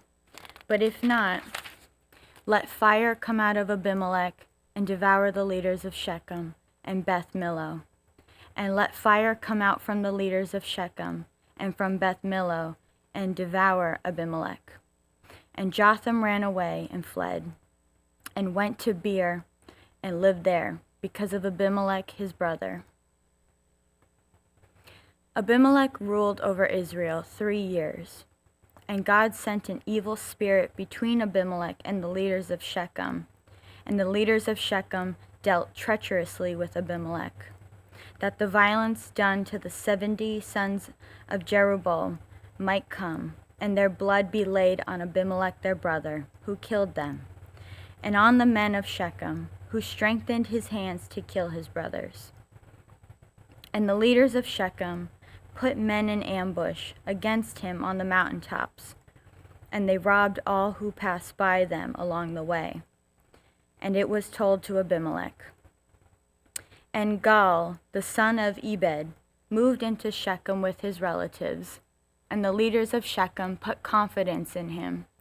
And they went out into the field and gathered the grapes from their vineyards and trod them and held a festival. And they went into the house of their God and ate and drank and reviled Abimelech. And Gaal, the son of Ebed, said, Who is Abimelech, and who are we of Shechem, that we should serve him? Is he not the son of Jerubbaal, and not Zebul his officer? Serve the men of Hamor, the father of Shechem. But why should we serve him? What that this people were under my hand, then I would remove Abimelech. I would say to Abimelech, Increase your army and come out. When Zebul, the ruler of the city, heard the words of Gaal, the son of Ebed, his anger was kindled. And he sent messengers to Abimelech secretly, saying, Behold, Gaal, the son of Ebed, and his relatives have come to Shechem, and they are stirring up the city against you. Now, therefore, go by night, you and the people who are with you, and set an ambush in the field. Then in the morning, as soon as the sun is up, rise early and rush upon the city. And when he and the people who are with him come out against you, you may do to them as your hand finds to do. So Abimelech and all the men who were with him rose up by night and set an ambush against Shechem in 4 companies. And Gaal, the son of Ebed, went out and stood in the entrance of the gate of the city. And Abimelech and the people who were with him rose from the ambush. And when Gaal saw the people, he said to Zebul, Look, people are coming down from the mountaintops. And Zebul said to him, You mistake the shadow of the mountains for men. Gaal spoke again and said, Look, people are coming down from the center of the land, and one company is coming from the direction of the diviner's oak. Then Zebul said to him, Where is your mouth now, you who said, Who is Abimelech, that we should serve him? Are not these the people whom you despised? Go out now and fight with them. And Gaal went out at the head of the leaders of Shechem and fought with Abimelech. And Abimelech chased him, and he fled before him, and many fell wounded up to the entrance of the gate. And Abimelech lived at Arumah, and Zebul drove out Gaal and his relatives, so that they would not dwell at Shechem. On the following day, the people went out into the field, and Abimelech was told. He took his people and divided them into 3 companies and set an ambush in the fields. And he looked and saw the people coming out of the city. So he rose against them and killed them. Abimelech and the company that was with him rushed forward and stood at the entrance of the gate of the city, while the 2 companies rushed upon all who were in the field and killed them. And Abimelech fought against the city all that day. He captured the city and killed the people who were in it, and he razed the city and sowed it with salt. When all the leaders of the tower of Shechem heard of it, they entered the stronghold of the house of El-Berith. Abimelech was told that all the leaders of the tower of Shechem were gathered together, and Abimelech went up to Mount Zalmon, he and all the people who were with him. And Abimelech took an axe in his hand and cut down a bundle of brushwood and took it up and laid it on his shoulder. And he said to the men who were with him, What you have seen me do, hurry and do as I have done. So every one of the people cut down his bundle, and following Abimelech, put it against the stronghold. And they set the stronghold on fire over them, so that the people of the tower of Shechem also died, about 1,000 men and women. Then Abimelech went to Thebez, and encamped against Thebez, and captured it. But there was a strong tower within the city, and all the men and women, and all the leaders of the city fled to it and shut themselves in. And they went up to the roof of the tower. And Abimelech came to the tower and fought against it, and drew near to the door of the tower to burn it with fire. And a certain woman threw up an upper millstone on Abimelech's head and crushed his skull. Then he called quickly to the young man his armor-bearer, and said to him, "Draw your sword and kill me, lest they say of me, a woman killed him." And his young man thrust him through, and he died. And when the men of Israel saw Abimelech was dead, everyone departed to his home. Thus God returned the evil of Abimelech, which he committed against his father in killing his 70 brothers. And God also made all the evil of the men of Shechem return on their heads, and upon them came the curse of Jotham, the son of Jerubbaal. Judges chapter 10. After Abimelech, there arose to save Israel Tola, the son of Puah, son of Dodo, a man of Issachar. And he lived at Shamir, in the hill country of Ephraim. And he judged Israel 23 years. Then he died and was buried at Shamir. After him arose Jair, the Gileadite, who judged Israel 22 years. And he had 30 sons who rode on 30 donkeys, and they had 30 cities, called Havoth Jair, to this day, which are in the land of Gilead. And Jair died and was buried in Kamon. The people of Israel again did what was evil in the sight of the Lord, and served the Baals and the Asheroth, the gods of Assyria, the gods of Sidon, the gods of Moab, the gods of the Ammonites, and the gods of the Philistines. And they forsook the Lord and did not serve him. So the anger of the Lord was kindled against Israel, and he sold them into the hand of the Philistines and into the hand of the Ammonites. And they crushed and oppressed the people of Israel that year. For 18 years they oppressed all the people of Israel who were beyond the Jordan in the land of the Amorites, which is in Gilead. And the Ammonites crossed the Jordan to fight also against Judah and against Benjamin and against the house of Ephraim, so that Israel was severely distressed. And the people of Israel called out to the Lord, saying, "We have sinned against you, because we have forsaken our God and have served the Baals." And the Lord said to the people of Israel, "Did I not save you from the Egyptians and from the Amorites, from the Ammonites and from the Philistines, the Sidonians and also the Amalekites and the Moabites oppressed you, and you cried out to me, and I saved you out of their hand. Yet you have forsaken me and served other gods. Therefore I will save you no more. Go and cry out to the gods whom you have chosen.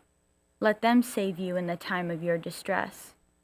And the people of Israel said to the Lord, "We have sinned. Do to us whatever seems good to you. Only please deliver us this day."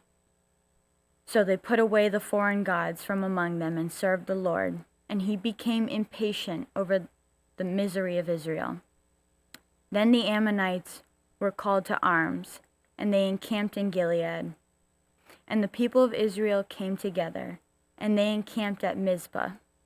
And the people, the leaders of Gilead, said to one another, "Who is the man who will begin to fight against the Ammonites? He shall be head over all the inhabitants of Gilead." Judges chapter 11. Now Jephthah, the Gileadite, was a mighty warrior, but he was the son of a prostitute. Gilead was the father of Jephthah, and Gilead's wife also bore him sons. And when his wife's sons grew up, they drove Jephthah out and said to him, "You shall not have an inheritance in our father's house, for you are the son of another woman." Then Jephthah fled from his brothers and lived in the land of Tob. And worthless fellows collected around Jephthah and went out with him. After a time, the Ammonites made war against Israel. And when the Ammonites made war against Israel, the elders of Gilead went to bring Jephthah from the land of Tob. And they said to Jephthah, "Come and be our leader, that we may fight against the Ammonites." But Jephthah said to the leaders of Gilead, "Did you not hate me and drive me out of my father's house? Why have you come to me now when you are in distress? And the elders of Gilead said to Jephthah, That is why we have turned to you now, that you may go with us and fight against the Ammonites and be our head over all the inhabitants of Gilead. Jephthah said to the leaders of Gilead, If you bring me home again to fight against the Ammonites, and the Lord gives them over to me, I will be your head. And the elders of Gilead said to Jephthah, The Lord will be witness between us, if we do not do as you say. So Jephthah went with the elders of Gilead, and the people made him head and leader over them. And Jephthah spoke all his words before the Lord at Mizpah. Then Jephthah sent messengers to the king of the Ammonites and said, What do you have against me, that you have come to me to fight against my land? And the king of the Ammonites answered the messengers of Jephthah, Because Israel, on coming up from Egypt, took away my land, from the Arnon to the Jabbok and to the Jordan. Now therefore restore it peaceably. Jephthah again sent messengers to the king of the Ammonites, and said to him, Thus says Jephthah, Israel did not take away the land of Moab, or the land of the Ammonites. But when they came up from Egypt, Israel went through the wilderness to the Red Sea, and came to Kadesh. Israel then sent messengers to the king of Edom, saying, Please let us pass through your land. But the king of Edom would not listen. And they sent also to the king of Moab, but he would not consent. So Israel remained at Kadesh. Then they journeyed through the wilderness and went around the land of Edom and the land of Moab, and arrived on the east side of the land of Moab, and camped on the other side of the Arnon. But they did not enter the territory of Moab, for the Arnon was the boundary of Moab. Israel then sent messengers to Sihon, king of the Amorites, king of Heshbon. And Israel said to him, Please let us pass through your land to our country. But Sihon did not trust Israel to pass through his territory.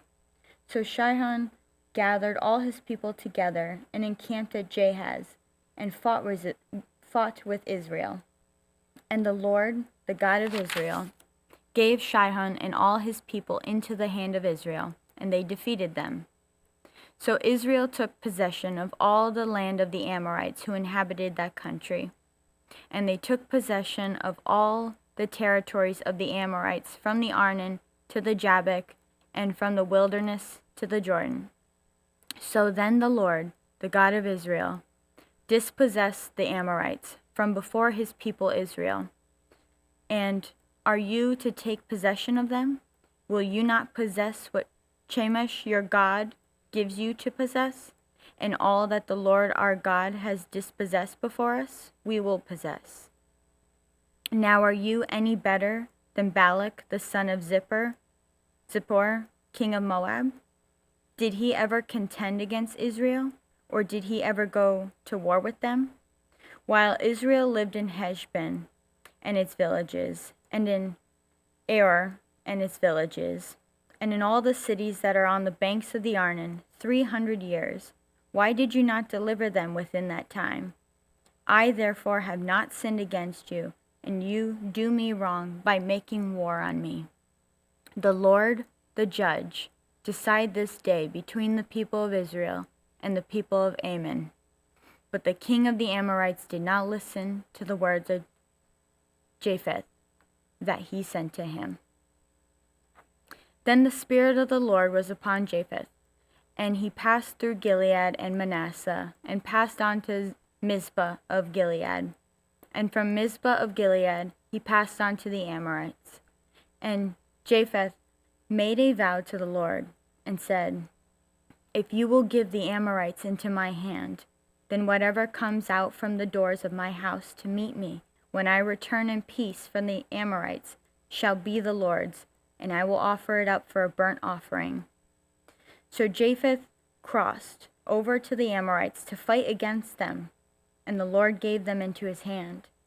And he struck them from Aroer to the neighborhood of Minnith, 20 cities, and as far as Abel Keramim, with a great blow. So the Amorites were subdued before the people of Israel. Then Japheth came to his home at Mizpah, and behold, his daughter came out to meet him with tambourines and with dances. She was his only child. Besides her, he had neither son nor daughter. And as soon as he saw her, he tore his clothes and said, Alas, my daughter, you have brought me very low, and you have become the cause of great trouble to me. For I have opened my mouth to the Lord, and I cannot take back my vow. And she said to him, My father, you have opened your mouth to the Lord. Do to me according to what has gone out from your mouth, now that the Lord has avenged you on your enemies, on the Amorites. So she said to her father, Let this thing be done for me. Leave me alone 2 months, that I may go up and down on the mountains and weep for my virginity, I and my companions. So he said, Go. Then he sent her away for 2 months, and she departed, she and her companions, and wept for her virginity on the mountains. And at the end of 2 months she returned to her father, who did with her according to his vow that he made. She had never known a man, and it became a custom in Israel, that the daughters of Israel went year by year to lament the daughter of Japheth, the Gileadite, 4 days in the year. Judges chapter 12. The men of Ephraim were called to arms, and they crossed to Zaphon, and said to Japheth, Why did you cross over to fight against the Ammonites, and did you not call us to go with you? We will burn your house over you with fire. And Japheth said to them, I and my people had a great dispute with the Ammonites, and when I called you, you did not save me from their hand. And when I saw you that you would not save me, I took my life in my hand and crossed over the Ammonites, and the Lord gave them into my hand. Why then have you come up to me this day to fight against me? Then Japheth gathered all the men of Gilead and fought with Ephraim. And the men of Gilead struck Ephraim, because they said, You are fugitives of Ephraim, you Gileadites, in the midst of Ephraim and Manasseh. And the Gileadites captured the fords of the Jordan against the Ephraimites. And when any of the fugitives of Ephraim said, Let me go over, the men of Gilead said to him, Are you an Ephraimite? When he said no, they said to him, Then say Shibboleth. And he said Shibboleth, for he could not pronounce it right. Then they seized him and slaughtered him at the fords of the Jordan. At that time 42,000 of the Ephraimites fell. Japheth judged Israel 6 years. Then Japheth the Gileadite died and was buried in his city in Gilead. After him, Ibzan of Bethlehem judged Israel. He had 30 sons and 30 daughters he gave in marriage outside of his clan, and 30 daughters he brought in from outside for his sons. And he judged Israel 7 years. Then Ibzan died and was buried at Bethlehem. After him, Elon the Zebulunite judged Israel, and he judged Israel 10 years.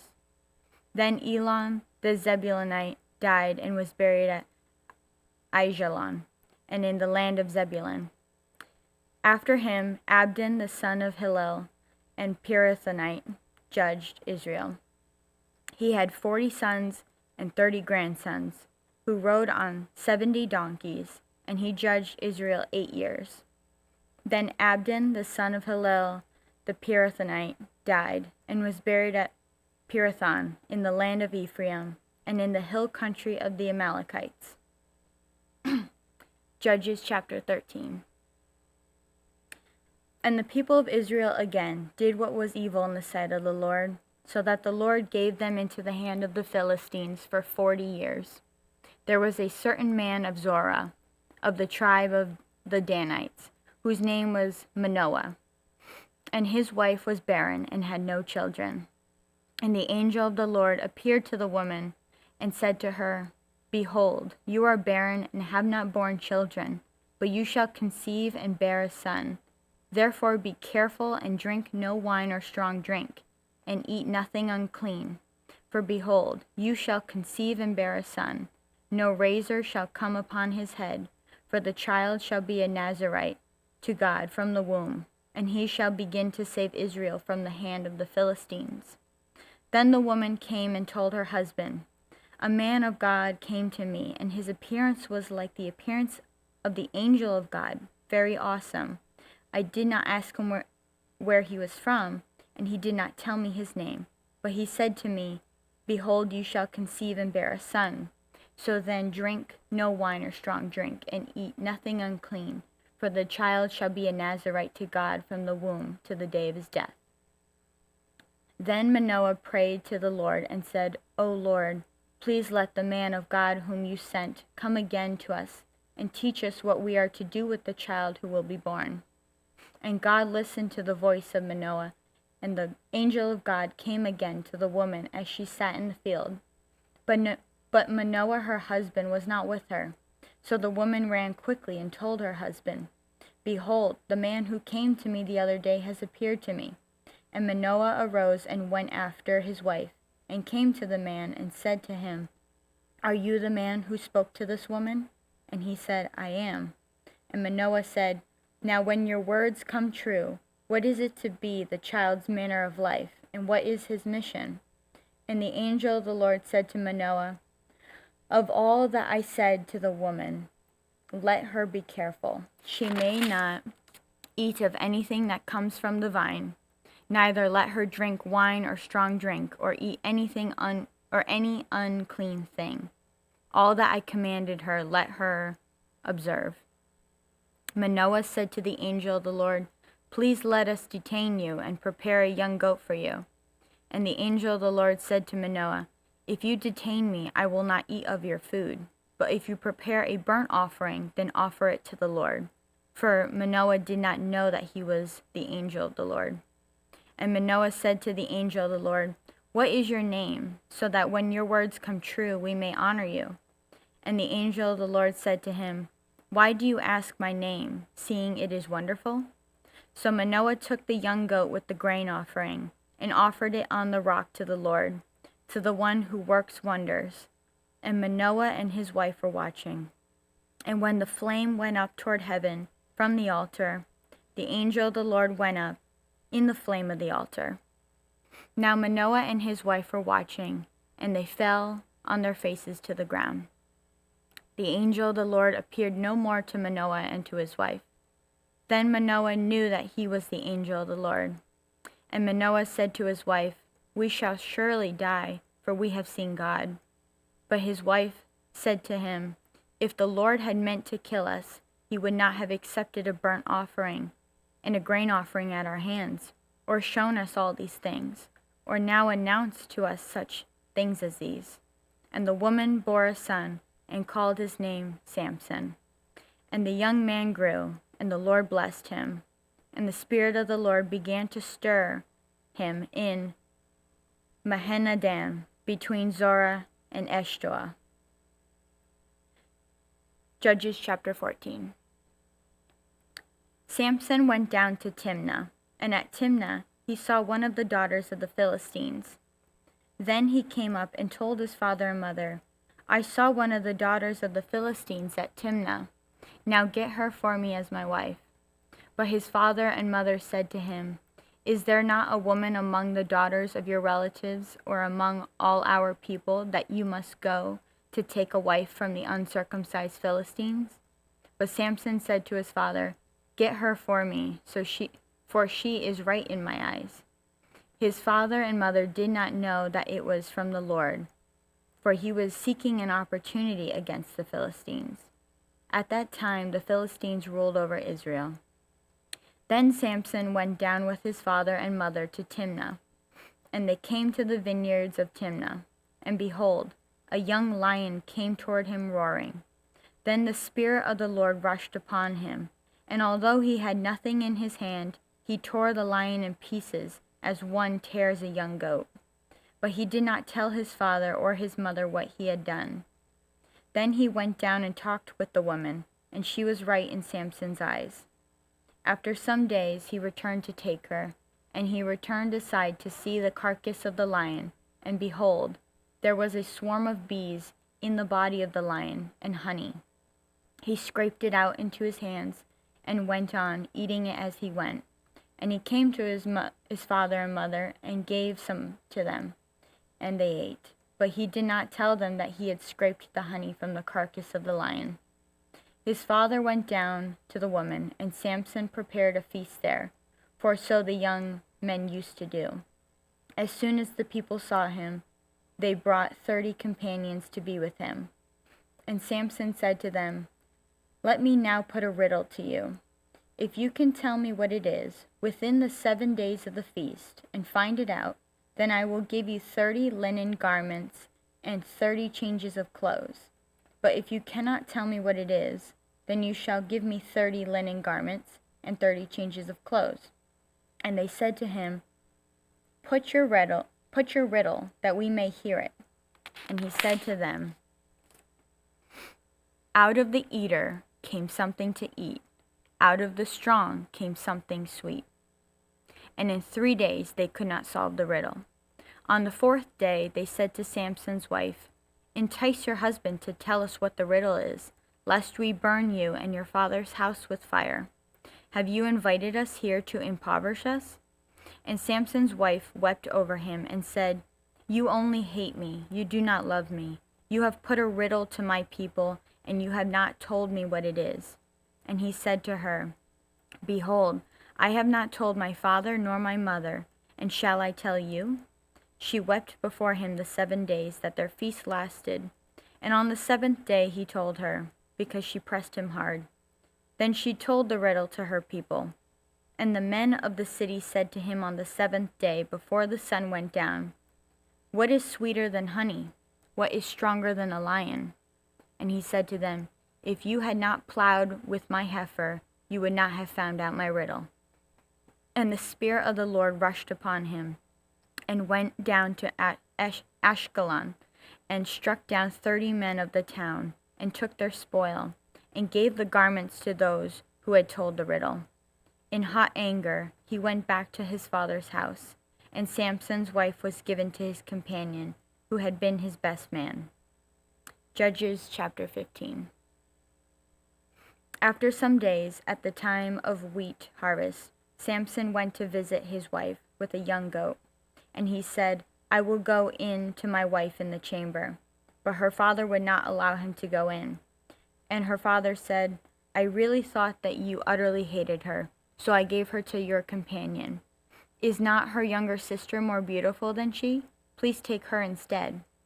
And Samson said to them, This time I shall be innocent in regard to the Philistines, when I do them harm. So Samson went and caught 300 foxes and took torches. And he turned them tail to tail and put a torch between each pair of tails. And when he had set fire to the torches, he let the foxes go into the standing grain of the Philistines, and set fire to the stacked grain and the standing grain, as well as the olive orchards. Then the Philistines said, Who has done this? And they said, Samson, the son-in-law of the Timnite, because he has taken his wife and given her to his companion. And the Philistines came up and burned her and her father with fire. And Samson said to them, If this is what you do, I swear I will be avenged on you, and after that I will quit. And he struck them hip and thigh with a great blow, and he went down and stayed in the cleft of the rock of Edom. Then the Philistines came up and encamped in Judah, and made a raid on Lehi. And the men of Judah said, Why have you come up against us? They said, We have come up to bind Samson, to do to him as he did to us. Then 3,000 men of Judah went down to the cleft of the rock of Edom, and said to Samson, Do you not know that the Philistines are rulers over us? What then is this that you have done to us? And he said to them, As they did to me, so have I done to them. And they said to him, We have come down to bind you, that we may give you into the hands of the Philistines. And Samson said to them, "Swear to me that you will not attack me yourselves." They said to him, "No, we will only bind you and give you into their hands. We will surely not kill you." So they bound him with 2 new ropes and brought him up from the rock. When he came to Lehi, the Philistines came shouting to him. Then the Spirit of the Lord rushed upon him, and the ropes that were on his arms became as flax that has caught fire, and his bonds melted off his hands. And he found a fresh jawbone of a donkey, and put out his hand and took it, and with it he struck 1,000 men.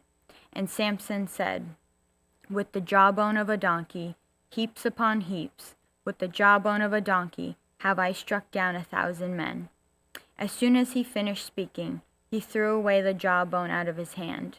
And that place was called Ramath-lehi. And he was very thirsty, and he called upon the Lord and said, "You have granted this great salvation by the hand of your servant. And shall I now die of thirst and fall into the hands of the uncircumcised?" And God split open the hollow place that is at Lehi, and the water came out from it.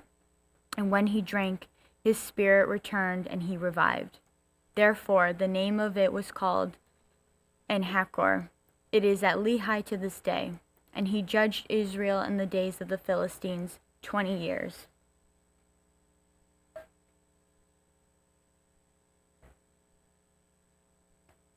Judges chapter 16. Samson went to Gaza, and there he saw a prostitute, and he went in to her.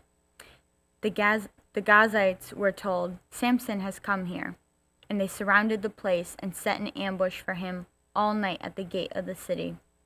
They kept quiet all night, saying, "Let us wait till the light of the morning, then we will kill him." But Samson lay till midnight, and at midnight he arose and took hold of the doors of the gate of the city and the 2 posts, and pulled them up, bar and all, and put them on his shoulders, and carried them to the top of the hill that is at the front of the Hebron. After this, he loved a woman in the valley of Sorek, whose name was Delilah. And the lords of the Philistines came up to her and said to her, "Seduce him, and see where his great strength lies, and by what means we may overpower him, that we may bind him to humble him. And we will each give you 1,100 pieces of silver." So Delilah said to Samson, "Please tell me where your great strength lies, and how you might be bound, that one could subdue you." Samson said to her, "If they bind me with 7 fresh bowstrings that have not been dried, then I shall become weak and be like any other man." Then the lords of the Philistines brought up to her 7 fresh bowstrings that had not been dried, and she bound him with them. Now she had men lying in ambush in the inner chamber.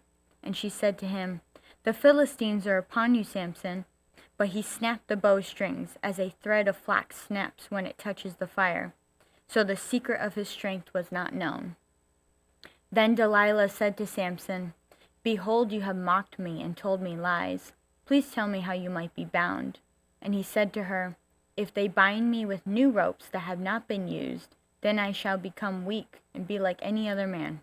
So Delilah took new ropes and bound him with them, and said to him, "The Philistines are upon you, Samson."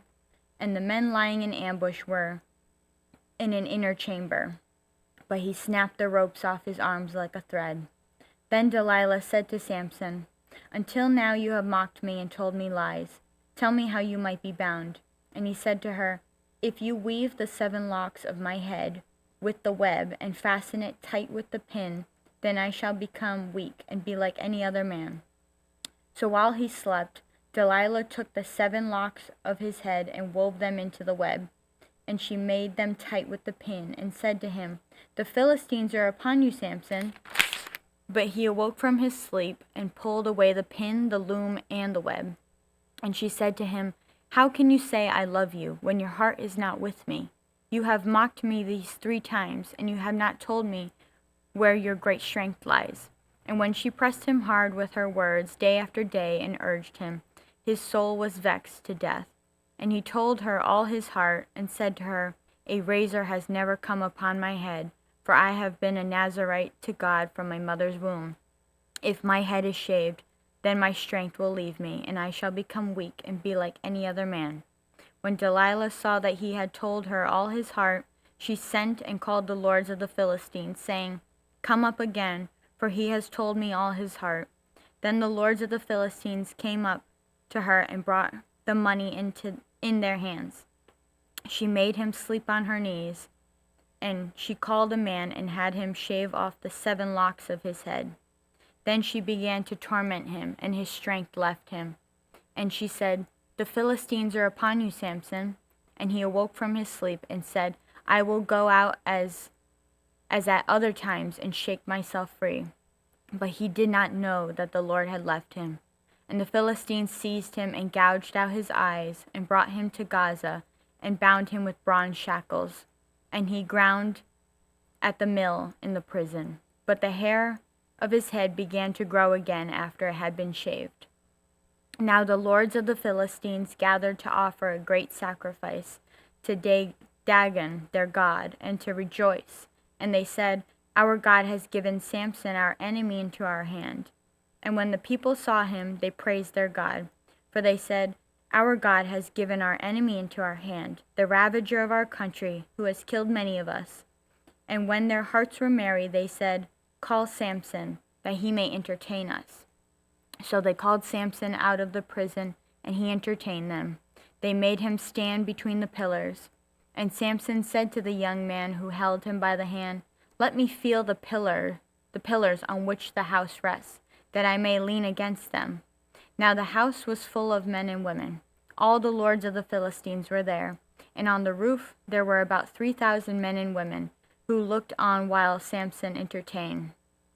Then Samson called to the Lord and said, O Lord God, please remember me, and please strengthen me only this once, O God, that I may be avenged on the Philistines for my 2 eyes. And Samson grasped the 2 middle pillars on which the house rested, and he leaned his weight against them, his right hand on the other, and his left hand on the other. And Samson said, Let me die with the Philistines. Then he bowed with all his strength, and the house fell upon the lords and upon all the people who were in it. So the dead whom he killed at his death were more than those whom he had killed during his life. Then his brothers and all his family came down, and took him and brought him up and buried him between Zorah and Eshtaol in the tomb of Manoah his father. He had judged Israel 20 years. Judges chapter 17. There was a man of the hill country of Ephraim, whose name was Micah. And he said to his mother, The 1,100 pieces of silver that were taken from you, about which you uttered a curse, and also spoke it in my ears, behold, the silver is with me, I took it. And his mother said, Blessed be my son by the Lord. And he restored the 1,100 pieces of silver to his mother. And his mother said, I dedicate the silver to the Lord from my hand for my son, to make a carved image and a metal image. Now therefore I will restore it to you. So when he restored the money to his mother took 200 pieces of silver and gave it to the silversmith, who made it into a carved image and a metal image, and it was in the house of Micah. And the man Micah had a shrine, and he made an ephod and household gods, and ordained one of his sons, who became his priest. In those days there was no king in Israel. Everyone did what was right in his own eyes. Now there was a young man of Bethlehem in Judah, of the family of Judah, who was a Levite, and he sojourned there. And the man departed from the town of Bethlehem in Judah to sojourn where he could find a place. And as he journeyed, he came to the hill country of Ephraim, to the house of Micah. And Micah said to him, Where do you come from? And he said to him, I am a Levite of Bethlehem in Judah, and I am going to sojourn where I may find a place. And Micah said to him, Stay with me, and be to me a father and a priest, and I will give you 10 pieces of silver a year, and a suit of clothes and your living. And the Levite went in. And the Levite was content to dwell with the man, and the young man became to him like one of his sons. And Micah ordained the Levite, and the young man became his priest, and was in the house of Micah. Then Micah said, Now I know that the Lord will prosper me, because I have a Levite as priest. Judges 18. In those days there was no king in Israel, and in those days the tribe of the people of Dan was seeking for itself an inheritance to dwell in, for until then no inheritance among the tribes of Israel had fallen to them. So the people of Dan sent 5 able men from the whole number of their tribe, from Zorah and from Eshtaol, to spy out the land and to explore it. And they said to them, "Go and explore the land." And they came to the hill country of Ephraim, to the house of Micah, and lodged there. When they were by the house of Micah, they recognized the voice of the young Levite.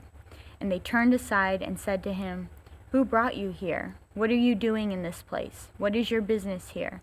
And he said to them, "This is how Micah dealt with me. He has hired me, and I have become his priest." And they said to him, "Inquire of God, please, that we may know whether the journey on which we are setting out will succeed."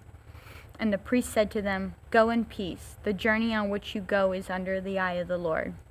Then the 5 men departed and came to Laish, and saw the people who were there, how they lived in security, after the manner of the Sidonians, quiet and unsuspecting, lacking nothing that is in the earth and possessing wealth, and how they were far from the Sidonians and had no dealings with anyone. And when they came to their brothers at Zorah and Eshtaol, their brothers said to them, "What do you report?" They said, "Arise and let us go up against them. For we have seen the land, and behold, it is very good. And will you do nothing? Do not be slow to go, to enter in and possess the land. As soon as you go, you will come to an unsuspecting people. The land is spacious, for God has given it into your hands, a place where there is no lack of anything that is in the earth." So 600 men of the tribe of Dan, armed with weapons of war, set out from Zorah and Eshtaol, and went up and encamped at Kiriath Jearim in Judah. On this account, that place is called Mahaneh Dan to this day. Behold, it is west of Kiriath Jearim. And they passed on from there to the hill country of Ephraim, and came to the house of Micah. Then the 5 men who had gone to scout out the country of Laish said to their brothers, "Do you know that in these houses there are ephod, household gods, a carved image and metal image? Now therefore consider what you will do." And they turned aside there and came to the house of the young Levite at the home of Micah, and asked about his welfare. Now the 600 men of the Danites, armed with their weapons of war, stood by the entrance of the gate. And the 5 men who had gone to scout out the land went up and entered, and took the carved image, the ephod, the household gods, and the metal image, while the priest stood by the entrance of the gate with the 600 men armed with weapons of war. And when these went into Micah's house, and took the carved image, the ephod, the household gods, and the metal image, the priest said to them, "What are you doing?" And they said to him, "Keep quiet, put your hand on your mouth, and come with us, and be to us a father and a priest. Is it better for you to be a priest to the house of one man, or to be a priest to a tribe and clan in Israel?" And the priest's heart was glad. He took the ephod and the household gods and the carved image, and went along with the people. So they turned and departed, putting the little ones and the livestock and the goods in front of them. When they had gone a distance from the home of Micah, the men who were in the houses near Micah's house were called out, and they overtook the people of Dan. And they shouted to the people of Dan, who turned around and said to Micah, "What is it the matter with you, that you come with such company?" And he said, "You take my gods that I made, and the priest, and go away, and what have I left? How then do you ask me, what is the matter with you?" And the people of Dan said to him, "Do not let your voice be heard among us, lest angry fellows fall upon you, and you lose your life with the lives of your household." Then the people of Dan went their way, and when Micah saw that they were too strong for him, he turned and went back to his home. But the people of Dan took what Micah had made, and the priest who belonged to him, and they came to Laish, to a people quiet and unsuspecting, and struck them with the edge of the sword, and burned the city with fire. And there was no deliverer, because it was far from Sidon, and they had no dealings with anyone. It was in the valley that belongs to Beth Rehob. Then they rebuilt the city and lived in it. And they named the city Dan, after the name of Dan their ancestor, who was born to Israel. But the name of the city was Laish at first. And the people of Dan set upon the carved images for themselves.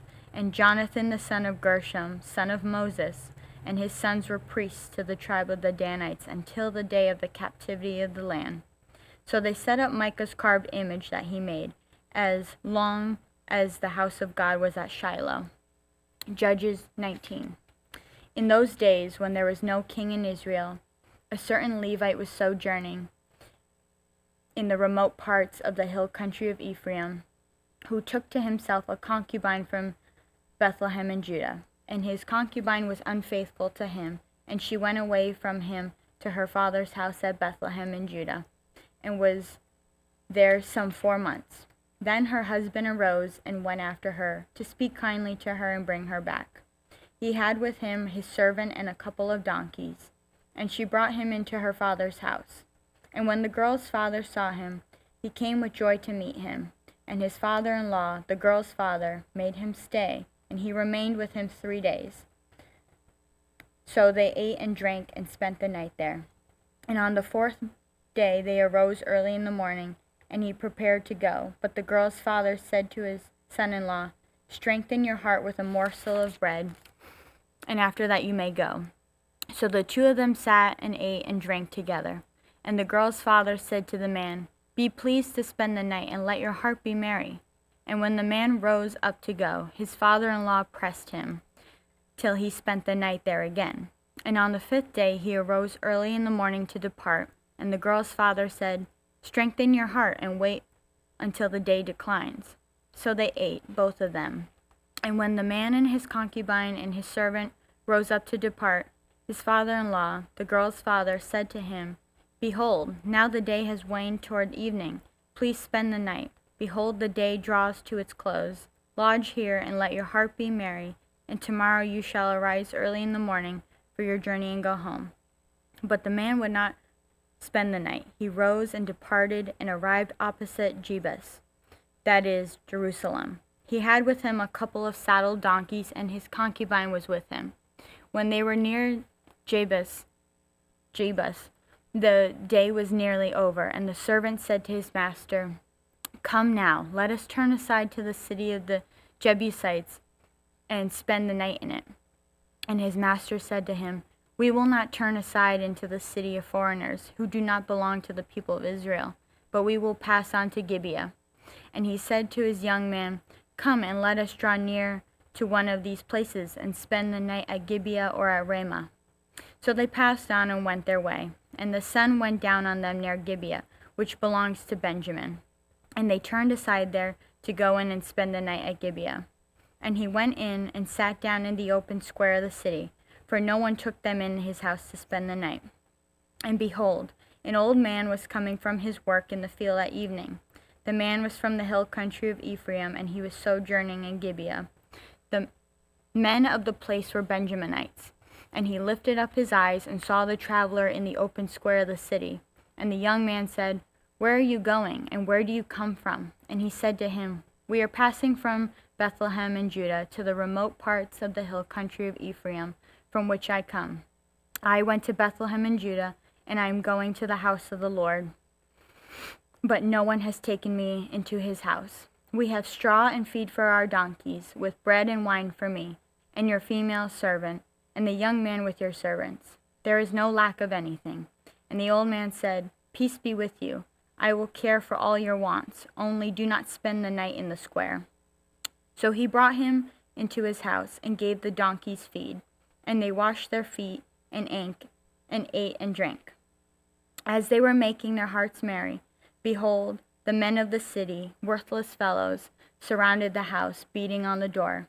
And they said to the old man, the master of the house, "Bring out the man who came in your house, that we may know him." And the man, the master of the house, went out to them, and said to them, "No, my brothers, do not act so wickedly. Since this man has come into my house, do not do this vile thing. Behold, here are my virgin daughter and his concubine. Let me bring them out now. Violate them and do with them what seems good to you. But against this man do not do this outrageous thing." But the men would not listen to him. So the man seized his concubine and made her go out to them. And they knew her and abused her all night until the morning. And as the dawn began to break, they let her go. And as morning appeared, the woman came and fell down at the door of the man's house where her master was, until it was light. And her master rose up in the morning, and when he opened the doors of the house, and went out to go on his way, behold, there was his concubine laying at the door of the house with her hands on the threshold. He said to her, "Get up, let us be going." But there was no answer. Then he put her on the donkey, and the man rose up and went away to his house. And when he entered his house, he took a knife, and taking hold of his concubine, he divided her limb by limb into 12 pieces, and sent her throughout all the territory of Israel. And all who saw it said, "Such a thing has never happened or been seen from the day that the people of Israel came out of the land of Egypt until this day. Consider it, take counsel and speak." Judges 20. Then all the people of Israel came out, and from Dan to Beersheba, including the land of Gilead, and the congregation assembled as one man to the Lord of Mizpah. And the chiefs of all the people, and all the tribes of Israel, presented themselves in the assembly of the people of God, 400,000 men on foot that drew the sword. Now the people of Benjamin heard that the people of Israel had gone up to Mizpah. And the people of Israel said, "Tell us, how did this evil thing happen?" And the Levite, the woman of the husband who was murdered, answered and said, "I came to Gibeah, that belongs to Benjamin, I and my concubine, to spend the night. And the leaders of Gibeah rose against me and surrounded the house against me by night. They meant to kill me, and they violated my concubine, and she is dead.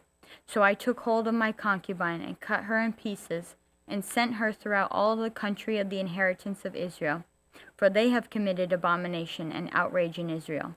Behold, you people of Israel, all of you, give your advice and counsel here." And all the people arose as one man, saying, "None of us will go to his tent, and none of us will return to his house. But now this is what we will do to Gibeah. We will go up against it by lot, and we will take 10 men of 100 throughout all the tribes of Israel, and 100 of 1,000, and 1,000 of 10,000, to bring provisions for the people, that when they come, they may repay Gibeah of Benjamin for all the outrage that they have committed in Israel." So all the men of Israel gathered against the city, united as one man. And the tribes of Israel sent men through all the tribe of Benjamin, saying, "What evil is this that has taken place among you? Now therefore give up the men, the worthless fellows in Gibeah, that we may put them to death, and purge evil from Israel." But the Benjaminites would not listen to the voice of their brothers, the people of Israel. Then the people of Benjamin came together out of the cities to Gibeah, to go out to battle against the people of Israel. And the people of Benjamin mustered out their cities on that day, 26,000 men who drew the sword, besides the inhabitants of Gibeah, who mustered 700 chosen men. Among all these were 700 chosen men who were left-handed. Every one could sling a stone at a hair and not miss.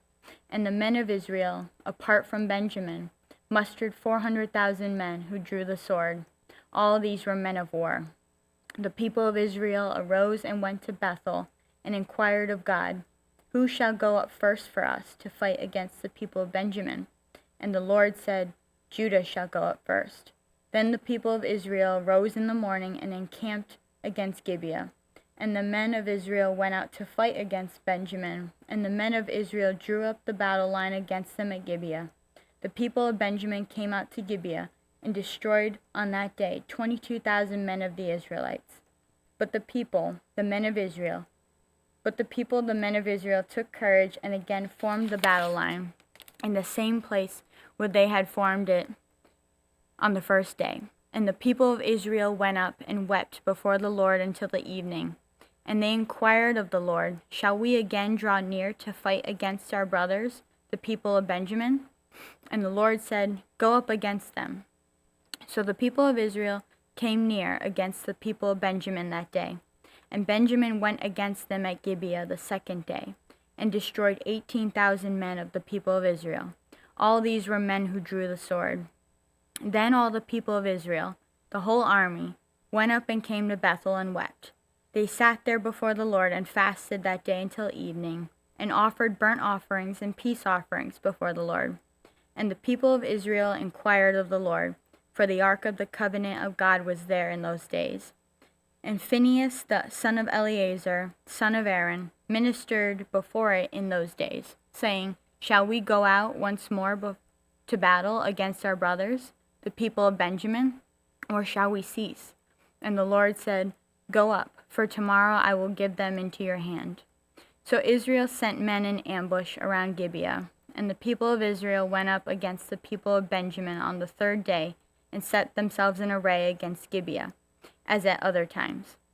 And the people of Benjamin went out against the people, and were drawn away from the city. And as at other times, they began to strike and kill some of the people in the highways, one of which goes up to Bethel, and the other to Gibeah, and in the open country about 30 men of Israel. And the people of Benjamin said, They are rooted before us, as at the first. But the people of Israel said, Let us flee and draw them away from the city of the highways.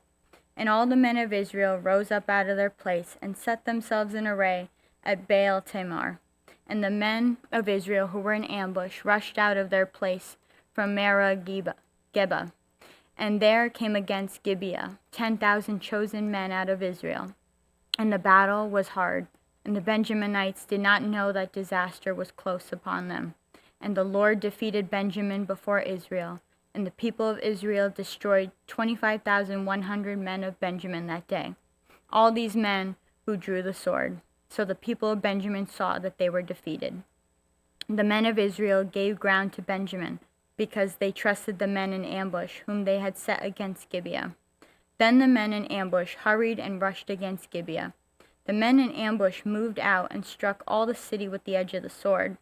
Now the appointed signal between the men of Israel and the men in the main ambush was that when they made a great cloud of smoke rise up out of the city, the men of Israel should turn in battle. Now Benjamin had begun to strike and kill about 30 men of Israel. They said, Surely they are defeated before us, as in the first battle.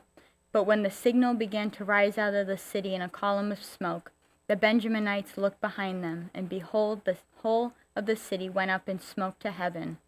Then the men of Israel turned, and the men of Benjamin were dismayed, for they saw that disaster was close upon them. Therefore they turned their backs before the men of Israel in the direction of the wilderness, but the battle overtook them. And those who came out of the cities were destroying them in their midst. Surrounding the Benjaminites, they pursued them and trod them down from Nohah as far as opposite Gibeah on the east. 18,000 men of Benjamin fell, all of them men of valor. And they turned and fled toward the wilderness to the rock of Rimmon. 5,000 men of them were cut down in the highways, and they were pursued hard to Gidom, and 2,000 men of them were struck down.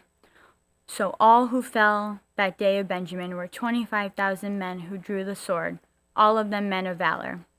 But 600 men turned and fled toward the wilderness to the rock of Rimmon, and remained at the rock of Rimmon 4 months. And the men of Israel turned back against the people of Benjamin, and struck them with the edge of their sword, the city, men and beasts, and all they found. And all the towns that they found, they set on fire. Judges chapter 21. Now the men of Israel had sworn at Mizpah, No one of us shall give his daughter in marriage to Benjamin. And the people came to Bethel and sat there till evening before God. And they lifted up their voices and wept bitterly. And they said, O Lord, the God of Israel, why has this happened in Israel, that today there should be one tribe lacking in Israel? And the next day the people rose early and built there an altar and offered burnt offerings and peace offerings. And the people of Israel said, Which of all the tribes of Israel did not come up in the assembly to the Lord? For they had taken a great oath concerning him, who did not come up to the Lord to Mizpah, saying, He shall surely be put to death. And the people of Israel had compassion for Benjamin their brother, and said, One tribe is cut off from Israel this day. What shall we do for wives, for those who are left, since we have sworn by the Lord that we will not give them any of our daughters for wives? And they said, What one is there of the tribes of Israel that did not come up to the Lord to Mizpah? And behold, no one had come to the camp from Jabesh Gilead to the assembly. For when the people were mustered, behold, not one of the inhabitants of Jabesh Gilead was there.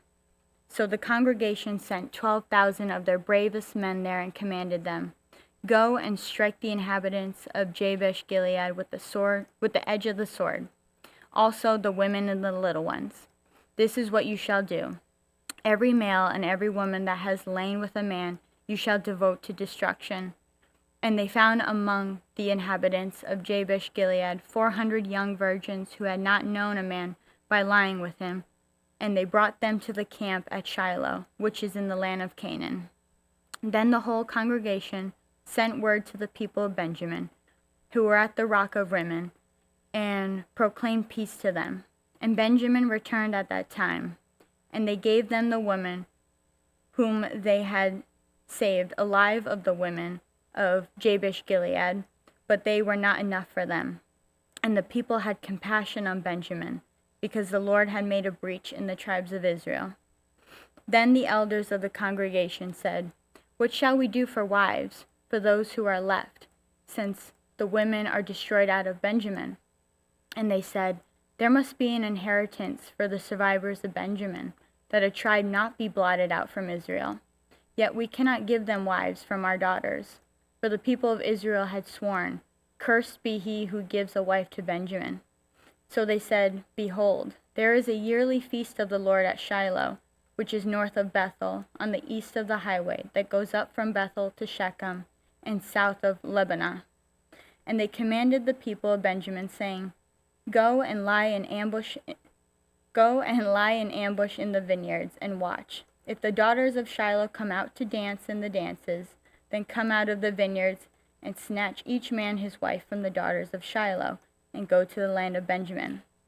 And when their fathers or their brothers come to complain to us, we shall say to them, Grant them graciously to us, because we did not take for each man of them his wife in battle, neither did you give them to them, else you would now be guilty. And the people of Benjamin did so, and took their wives, according to their number, from the dancers whom they carried off.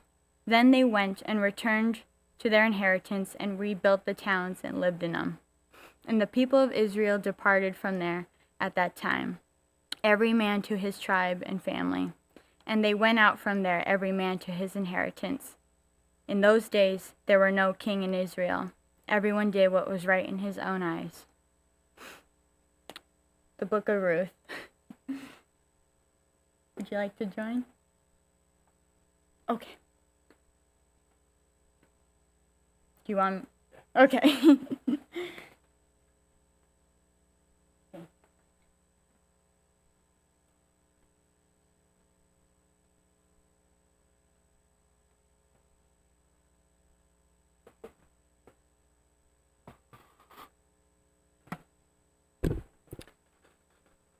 Ruth chapter 1.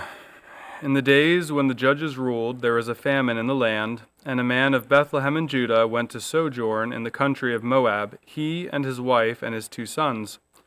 The name of the man was Elimelech, and the name of his wife Naomi, and the names of his 2 sons were Mahlon and Chilion. They were Ephrathites from Bethlehem in Judah. They went into the country of Moab and remained there, but Elimelech, the husband of Naomi, died, and she was left with her 2 sons. These took Moabite wives. The name of the one was Orpah, and the name of the other Ruth. They lived there about 10 years, and both Mahlon and Chilion died, so that the woman was left without her 2 sons and her husband. Then she arose with her daughters-in-law to return from the country of Moab, for she had heard in the fields of Moab that the Lord had visited his people and given them food. So she set out from the place where she was with her 2 daughters-in-law, and they went on the way to return to the land of Judah. But Naomi said to her 2 daughters-in-law, Go, return each of you to her mother's house. May the Lord deal kindly with you, as you have dealt with the dead and with me.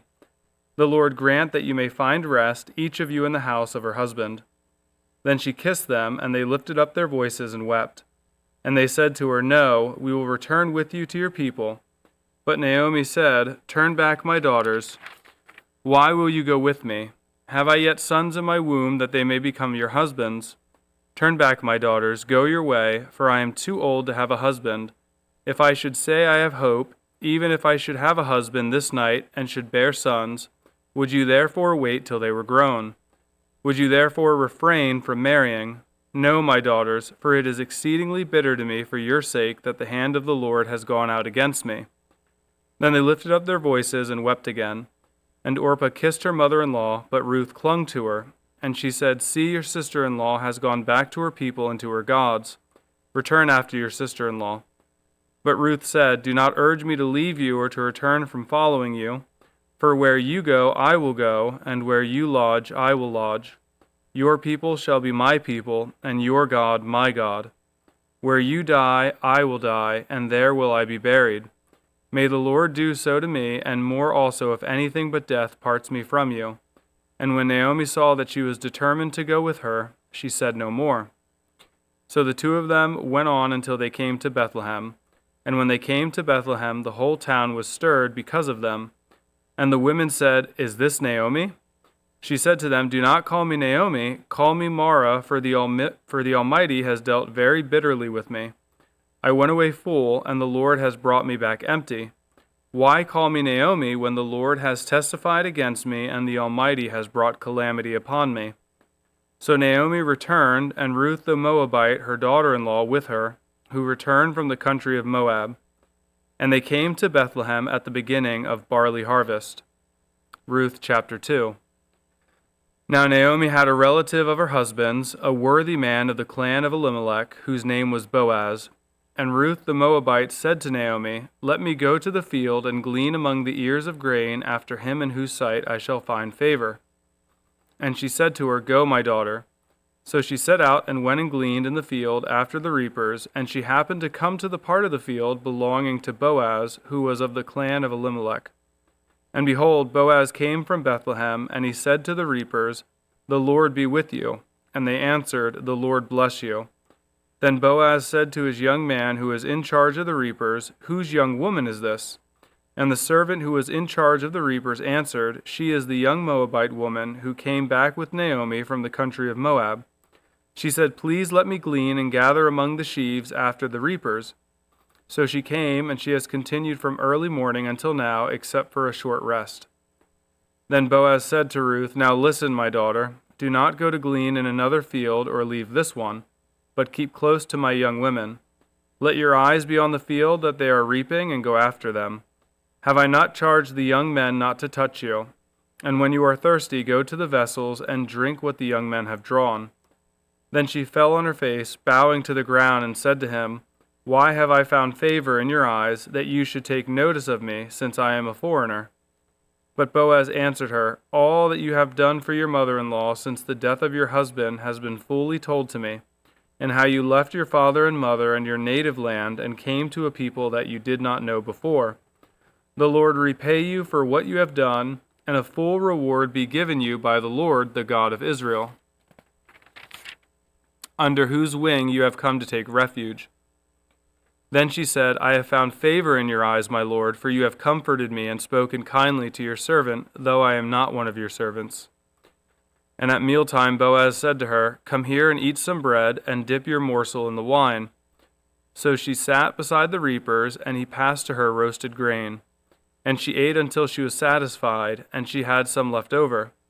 When she rose to glean, Boaz instructed his young men, saying, Let her glean even among the sheaves, and do not reproach her. And also pull out some from the bundles for her, and leave it for her to glean, and do not rebuke her.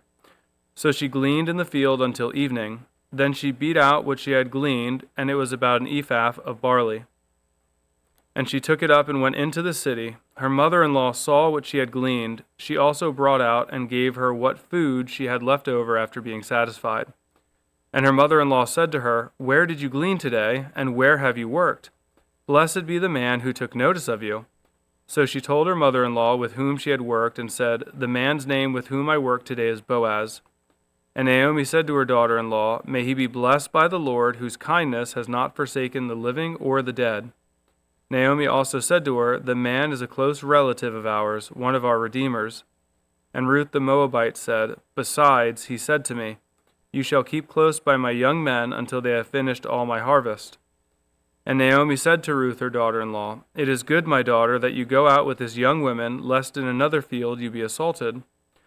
So she kept close to the young women of Boaz, gleaning until the end of the barley and wheat harvest, and she lived with her mother-in-law. Ruth chapter 3. Then Naomi her mother-in-law said to her, "My daughter, should I not seek rest for you, that it may be well with you? Is not Boaz our relative, with whose young women you were? See, he is winnowing barley tonight at the threshing floor. Wash therefore and anoint yourself, and put on your cloak, and go down to the threshing floor, but do not make yourself known to the man until he has finished eating and drinking. But when he lies down, observe the place where he lies. Then go and uncover his feet and lie down, and he will tell you what to do." And she replied, "All that you say I will do." So she went down to the threshing floor, and did just as her mother-in-law had commanded her. And when Boaz had eaten and drunk, and his heart was merry, he went to lie down at the end of the heap of grain. Then she came softly and uncovered his feet, and lay down. At midnight the man was startled and turned over, and behold, a woman lay at his feet. He said, "Who are you?" And she answered, "I am Ruth your servant. Spread your wings over your servant, for you are a redeemer." And he said, "May you be blessed by the Lord, my daughter. You have made this last kindness greater than the first, in that you have not gone after young men, whether poor or rich. And now, my daughter, do not fear. I will do for you all that you ask, for all my fellow townsmen know that you are a worthy woman. And now it is true that I am a redeemer, yet there is a redeemer nearer than I. Remain tonight, and in the morning, if he will redeem you, good, let him do it. But if he is not willing to redeem you, then as the Lord lives, I will redeem you. Lie down until the morning." So she lay at his feet until the morning, but arose before one could recognize another. And he said, "Let it not be known that the woman came to the threshing floor." And he said, "Bring the garment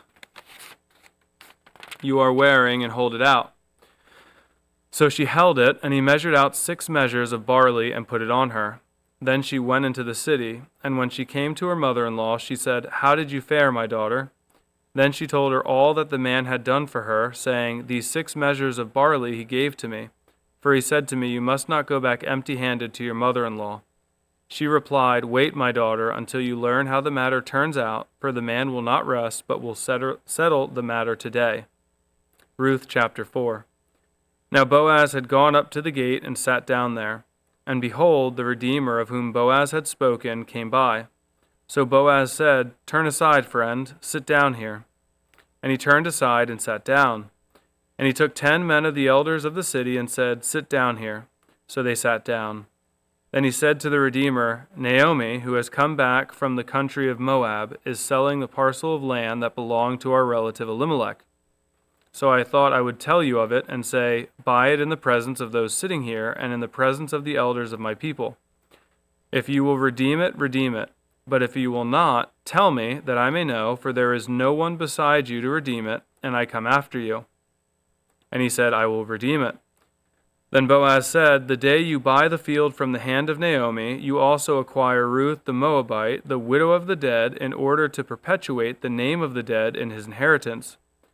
Then the Redeemer said, "I cannot redeem it for myself, lest I impair my own inheritance. Take my right of redemption yourself, for I cannot redeem it." Now this was the custom in former times in Israel concerning redeeming and exchanging.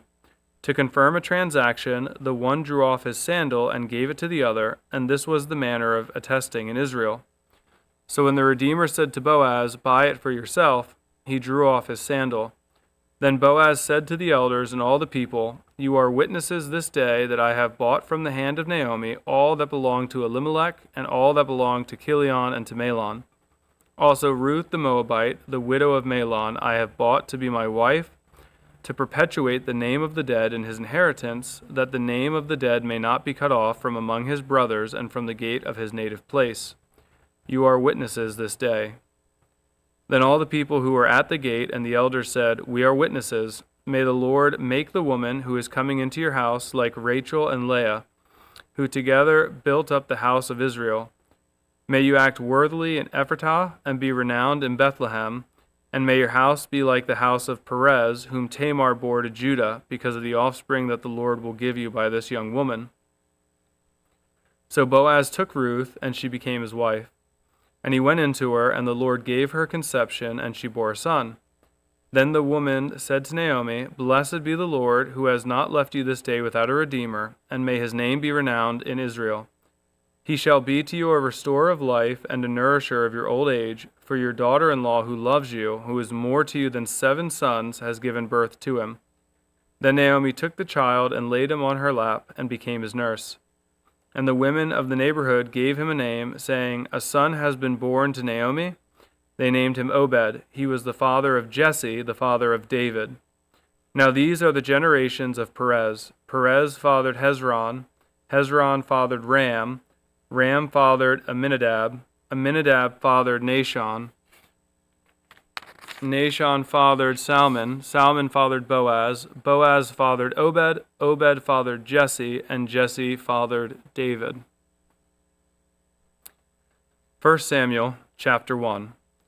There was a certain man of Rephaim Zophim of the hill country of Ephraim, whose name was Elkanah the son of Jeroham, son of Elihu, son of Tohu, son of Zuph, an Ephrathite. He had 2 wives. The name of the one was Hannah, and the name of the other Peninnah. And Peninnah had children, but Hannah had no children. Now this man used to go up year by year from his city to worship and to sacrifice to the Lord of hosts at Shiloh, where the 2 sons of Eli, Hophni and Phinehas, were priests of the Lord. On the day when Elkanah sacrificed, he would give portions to Peninnah his wife and to all her sons and daughters. But to Hannah he gave a double portion because he loved her, though the Lord had closed her womb.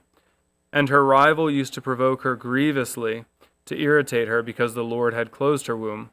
So it went on year by year. As often as she went up to the house of the Lord, she used to provoke her. Therefore Hannah wept and would not eat. And Elkanah, her husband, said to her, "Hannah, why do you weep? And why do you not eat? And why is your heart sad? Am I not more to you than 10 sons?" After they had eaten and drunk in Shiloh, Hannah rose. Now Eli the priest was sitting on the seat beside the doorpost of the temple of the Lord. She was deeply distressed and prayed to the Lord and wept bitterly. And she vowed a vow and said, "O Lord of hosts, if you will indeed look on the affliction of your servant and remember me and not forget your servant, but will give to your servant a son, then I will give him to the Lord all the days of his life, and no razor shall touch his head." As she continued praying before the Lord, Eli observed her mouth. Hannah was speaking in her heart. Only her lips moved, and her voice was not heard. Therefore Eli took her to be a drunken woman. And Eli said to her, "How long will you go on being drunk? Put your wine away from you." But Hannah answered, "No, my lord, I am a woman troubled in spirit. I have drunk neither wine nor strong drink, but I have been pouring out my soul before the Lord. Do not regard your servant as a worthless woman, for all along I have been speaking out of my great anxiety and vexation." Then Eli answered, "Go in peace, and the God of Israel grant your petition that you have made to him." And she said, "Let your servant find favor in your eyes." Then the woman went her way and ate, and her face was no longer sad. They rose early in the morning and worshipped before the Lord. Then they went back to their house at Ramah. And Elkanah knew Hannah his wife, and the Lord remembered her. And in due time Hannah conceived and bore a son, and she called his name Samuel, for she said, "I have asked for him from the Lord." The man Elkanah and all his house went up to offer to the Lord the yearly sacrifice and to pay his vow. But Hannah did not go up, for she said to her husband, "As soon as the child is weaned, I will bring him, so that he may appear in the presence of the Lord and dwell there forever." Elkanah her husband said to her, "Do what seems best to you. Wait until you have weaned him, only may the Lord establish his word." So the woman remained and nursed her son until she weaned him. And when she had weaned him, she took him up with her along with the 3-year-old bull, an ephah of flour, and a skin of wine, and she brought him to the house of the Lord at Shiloh, and the child was young. Then they slaughtered the bull, and they brought the child to Eli, and she said, O my Lord, as you live, my Lord, I am the woman who is standing here in your presence, praying to the Lord. For this child I prayed, and the Lord has granted me my petition that I made to him. Therefore I have lent him to the Lord. As long as he lives, he is lent to the Lord, and he worshipped the Lord there. 1 Samuel chapter 2. And Hannah prayed and said, My heart exults in the Lord, my horn is exalted in the Lord. My mouth derides my enemies, because I rejoice in your salvation. There is none holy like the Lord, for there is none beside you. There is no rock like our God. Talk no more so very proudly. Let not arrogance come from your mouth, for the Lord is a God of knowledge, and by him actions are weighed. The bows of the mighty are broken, but the feeble bind on strength. Those who were full have hired themselves out for bread, but those who were hungry have ceased to hunger. The barren has borne 7, but she who has many children is forlorn. The Lord kills and brings to life. He brings down to Sheol and raises up. The Lord makes poor and makes rich. He brings low and he exalts. He raises up the poor from the dust. He lifts the needy from the ash heap to make them sit with princes and inherit a seat of honor. For the pillars of the earth are the Lord's, and on them he has set the world. He will guard the feet of his faithful ones, but the wicked shall be cut off in darkness. For not by might shall a man prevail. The adversaries of the Lord shall be broken to pieces. Against them he will thunder in heaven. The Lord will judge the ends of the earth. He will give strength to his king and exalt the horn of his anointed. Then Elkanah went home to Ramah, and the boy was ministering to the Lord in the presence of Eli the priest. Now the sons of Eli were worthless men. They did not know the Lord. The custom of the priest with the people was that when any man offered sacrifice, the priest's servant would come while the meat was boiling with a 3-pronged fork in his hand, and he would thrust it into the pan or kettle or cauldron or pot. All that the fork brought up, the priest would take for himself. This is what they did at Shiloh to all the Israelites who came there. Moreover, before the fat was burned, the priest's servant would come and say to the man who was sacrificing, Give meat for the priest to roast, for he will not accept boiled meat from you, but only raw. And if the man said to him, Let them burn the fat first, and then take as much as you wish, he would say, No, you must give it now, and if not, I will take it by force. Thus the sin of the young men was very great in the sight of the Lord, for the men treated the offering of the Lord with contempt. Samuel was ministering before the Lord, a boy clothed with a linen ephod. And his mother used to make for him a little robe and take it to him each year when she went up with her husband to offer the yearly sacrifice.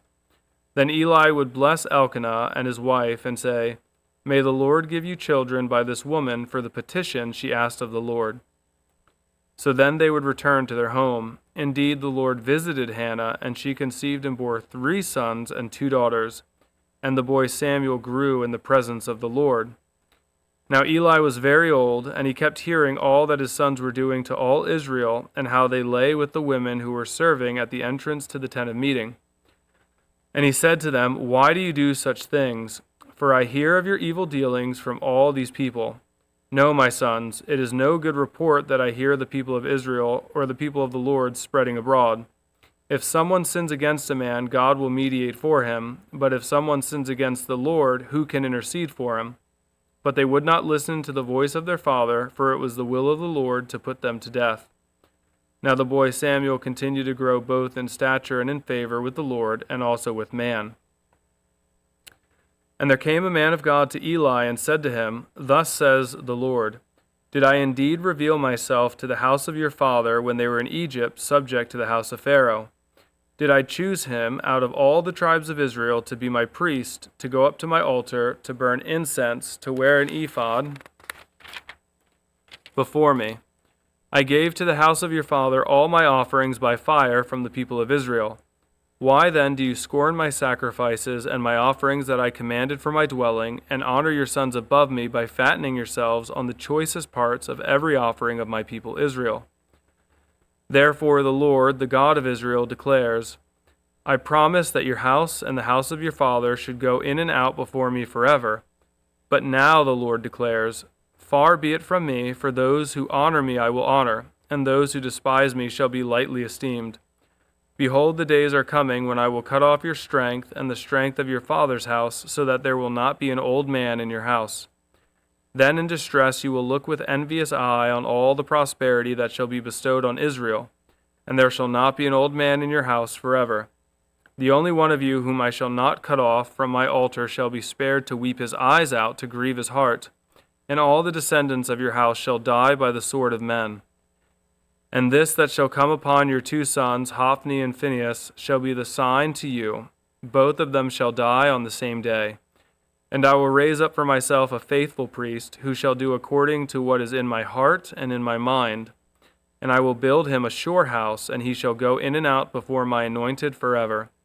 And everyone who is left in your house shall come to implore him for a piece of silver or a loaf of bread, and shall say, Please put me in one of the priest's places, that I may eat a morsel of bread. 1 Samuel chapter 3. Now the boy Samuel was ministering to the Lord in the presence of Eli, and the word of the Lord was rare in those days. There was no frequent vision. At that time Eli, whose eyesight had begun to grow dim so that he could not see, was lying down in his own place. The lamp of God had not yet gone out, and Samuel was lying down in the temple of the Lord where the ark of God was. Then the Lord called Samuel, and he said, Here I am, and ran to Eli and said, Here I am, for you called me. But he said, I did not call. Lie down again. So he went and lay down. And the Lord called again, Samuel. And Samuel arose and went to Eli and said, Here I am, for you called me. But he said, I did not call, my son. Lie down again. Now Samuel did not yet know the Lord, and the word of the Lord had not yet been revealed to him. And the Lord called Samuel again the 3rd time, and he arose and went to Eli and said, Here I am, for you called me. Then Eli perceived that the Lord was calling the boy. Therefore Eli said to Samuel, Go, lie down, and if he calls you, you shall say, Speak, Lord, for your servant hears. So Samuel went and lay down in his place. And the Lord came and stood, calling, as at other times, Samuel, Samuel. And Samuel said, Speak, for your servant hears. Then the Lord said to Samuel, Behold, I am about to do a thing in Israel at which the 2 ears of everyone who hears it will tingle. On that day I will fulfill against Eli all that I have spoken concerning his house from beginning to end. And I declare to him that I am about to punish his house forever for the iniquity that he knew, because his sons were blaspheming God, and he did not restrain them. Therefore I swear to the house of Eli that the iniquity of Eli's house shall not be atoned for by sacrifice or offering forever. Samuel lay until morning. Then he opened the doors of the house of the Lord, and Samuel was afraid to tell the vision to Eli. But Eli called Samuel and said, Samuel, my son. He said, Here I am. And Eli said, What was it that he told you? Do not hide it from me. May God do so to you and more also if you hide anything from me of all that he told you. So Samuel told him everything and hid nothing from him. And he said, It is the Lord. Let him do what seems good to him. And Samuel grew, and the Lord was with him, and let none of his words fall to the ground. And all Israel, from Dan to Beersheba, knew that Samuel was established as a prophet of the Lord. And the Lord appeared again at Shiloh, for the Lord revealed himself to Samuel at Shiloh by the word of the Lord. 1 Samuel chapter 4. And the word of Samuel came to all Israel. Now Israel went out to battle against the Philistines. They encamped at Ebenezer, and the Philistines encamped at Aphek. The Philistines drew up in line against Israel, and when the battle spread, Israel was defeated before the Philistines, who killed about 4,000 men on the field of battle. And when the people came to the camp, the elders of Israel said, Why has the Lord defeated us today before the Philistines? Let us bring the ark of the covenant of the Lord here from Shiloh, that it may come from among us and save us from the power of our enemies. So the people sent to Shiloh and brought from there the ark of the covenant of the Lord of hosts, who is enthroned on the cherubim. And the 2 sons of Eli, Hophni and Phinehas, were there with the ark of the covenant of God. As soon as the ark of the covenant of the Lord came into the camp, all Israel gave a mighty shout, so that the earth resounded. And when the Philistines heard the noise of the shouting, they said, What does this great shouting in the camp of the Hebrews mean? And when they learned that the ark of the Lord had come to the camp, the Philistines were afraid. for they said, "A god has come into the camp." And they said, "Woe to us, for nothing like this has happened before.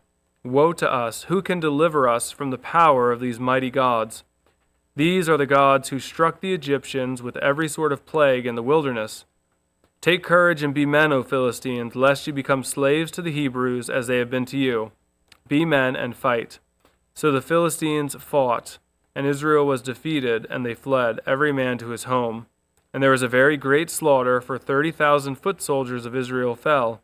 And the ark of God was captured, and the 2 sons of Eli, Hophni and Phinehas, died. A man of Benjamin ran from the battle line and came to Shiloh the same day with his clothes torn and with dirt on his head. When he arrived, Eli was sitting on his seat by the road watching, for his heart trembled for the ark of God. And when the man came into the city and told the news, all the city cried out.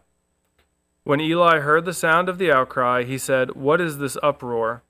Then the man hurried and came and told Eli. Now Eli was 98 years old, and his eyes were set so that he could not see. And the man said to Eli, "I am he who has come from the battle. I fled from the battle today." And he said, "How did it go, my son?" He who brought the news answered and said, "Israel has fled before the Philistines, and there has also been a great defeat among the people. Your 2 sons also, Hophni and Phinehas, are dead, and the ark of God has been captured." As soon as he mentioned the ark of God, Eli fell over backward from his seat by the side of the gate, and his neck was broken, and he died, for the man was old and heavy. He had judged Israel 40 years. Now his daughter-in-law, the wife of Phinehas, was pregnant, about to give birth. And when she heard the news that the ark of God was captured, and that her father-in-law and her husband were dead, she bowed and gave birth, for her pains came upon her. And about the time of her death, the woman attending her said to her, "Do not be afraid, for you have borne a son." But she did not answer or pay attention. And she named the child Ichabod, saying, The glory has departed from Israel, because the ark of God had been captured, and because of her father-in-law and her husband. And she said, "The glory has departed from Israel, for the ark of God has been captured." 1 Samuel chapter 5. When the Philistines captured the ark of God, they brought it from Ebenezer to Ashdod. Then the Philistines took the ark of God and brought it into the house of Dagon and set it up beside Dagon. And when the people of Ashdod rose early the next day, behold, Dagon had fallen face downward on the ground before the ark of the Lord. So they took Dagon and put him back in his place. But when they rose early on the next morning, behold, Dagon had fallen face downward on the ground before the ark of the Lord, and the head of Dagon and both his hands were lying cut off on the threshold. Only the trunk of Dagon was left to him. This is why the priest of Dagon and all who enter the house of Dagon do not tread on the threshold of Dagon in Ashdod to this day. The hand of the Lord was heavy against the people of Ashdod, and he terrified and afflicted them with tumors, both Ashdod and its territory. And when the men of Ashdod saw how things were, they said, "The ark of the God of Israel must not remain with us, for his hand is hard against us and against Dagon our God." So they sent and gathered together all the lords of the Philistines and said, "What shall we do with the ark of the God of Israel?" They answered, "Let the ark of the God of Israel be brought around to Gath." So they brought the ark of the God of Israel there. But after they had brought it around, the hand of the Lord was against the city, causing a very great panic, and he afflicted the men of the city, both young and old, so that tumors broke out on them. So they sent the ark of God to Ekron. But as soon as the ark of God came to Ekron, the people of Ekron cried out, "They have brought around to us the ark of the God of Israel to kill us and our people." They sent therefore and gathered together all the lords of the Philistines and said, "Send away the ark of the God of Israel, and let it return to its own place, that it may not kill us and our people." For there was a deathly panic throughout the whole city. The hand of God was very heavy there. The men who did not die were struck with tumors, and the cry of the city went up to heaven. 1 Samuel chapter 6. The ark of the Lord was in the country of the Philistines 7 months. And the Philistines called for the priest and the diviners and said, "What shall we do with the ark of the Lord? Tell us with what we shall send it to its place." They said, "If you send away the ark of God of Israel, do not send it empty, but by all means return him a guilt offering. Then you will be healed, and it will be known to you why his hand does not turn away from you." And they said, What is the guilt offering that we shall return to him? They answered, 5 golden tumors and 5 golden mice, according to the number of the lords of the Philistines, for the same plague was on all of you and on your lords. So you must make images of your tumors and images of your mice that ravage the land, and give glory to the God of Israel. Perhaps he will lighten his hand from off you and your gods and your land. Why should you harden your hearts as the Egyptians and Pharaoh hardened their hearts? After he had dealt severely with them, did they not send the people away, and they departed? Now then, take and prepare new carts, and 2 milk cows on which there has never come a yoke, and yoke the cows to the cart, but take their calves home away from them. And take the ark of the Lord, and place it on the cart, and put in a box at its side the figures of gold, which you are returning to him as a guilt offering. Then send it off, and let it go its way, and watch. If it goes up on the way to its own land, to Beth Shemesh, then it is he who has done us this great harm. But if not, then we shall know that it is not his hand that struck us, it happened to us by coincidence. The men did so, and took 2 milk cows, and yoked them to the cart, and shut up their calves at home. And they put the ark of the Lord on the cart, and the box with the golden mice, and the images of their tumors. And the cows went straight in the direction of Beth Shemesh along one of the highway, lowing as they went. They turned neither to the right nor to the left, and the lords of the Philistines went after them as far as the border of Beth Shemesh. Now the people of Beth Shemesh were reaping their wheat harvest in the valley. And when they lifted up their eyes and saw the ark, they rejoiced to see it. The cart came into the field of Joshua of Beth Shemesh and stopped there. A great stone was there. And they split up the wood of the cart and offered the cows as a burnt offering to the Lord. And the Levites took down the ark of the Lord and the box that was beside it, in which were the golden figures, and set them upon the great stone. And the men of Beth Shemesh offered burnt offerings and sacrificed sacrifices on that day to the Lord. And when the 5 lords of the Philistines saw it, they returned that day to Ekron. These are the golden tumors that the Philistines returned as a guilt offering to the Lord. 1 for Ashdod, 1 for Gaza, 1 for Ashkelon, 1 for Gath, 1 for Ekron, and the golden mice according to the number of all the cities of the Philistines belonging to the 5 lords, both fortified cities and unwalled villages. The great stone beside which they set down the ark of the Lord is a witness to this day in the field of Joshua of Beth Shemesh. And he struck some of the men of Beth Shemesh because they looked upon the ark of the Lord. He struck 70 men of them, and the people mourned because the Lord had struck the people with a great blow. Then the men of Beth Shemesh said, Who is able to stand before the Lord, this holy God? And to whom shall he go up away from us? So they sent messengers to the inhabitants of Kiriath Jearim, saying, The Philistines have returned the ark of the Lord. Come down and take it up to you. 1 Samuel chapter 7. And the men of Kiriath Jearim came and took up the ark of the Lord and brought it to the house of Abinadab on the hill. And they consecrated his son Eleazar to have charge of the ark of the Lord.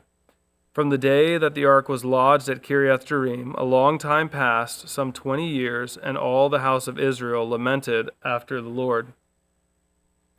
And Samuel said to all the house of Israel, If you are returning to the Lord with all your heart, then put away the foreign gods and the Ashtaroth from among you, and direct your heart to the Lord, and serve him only, and he will deliver you out of the hand of the Philistines.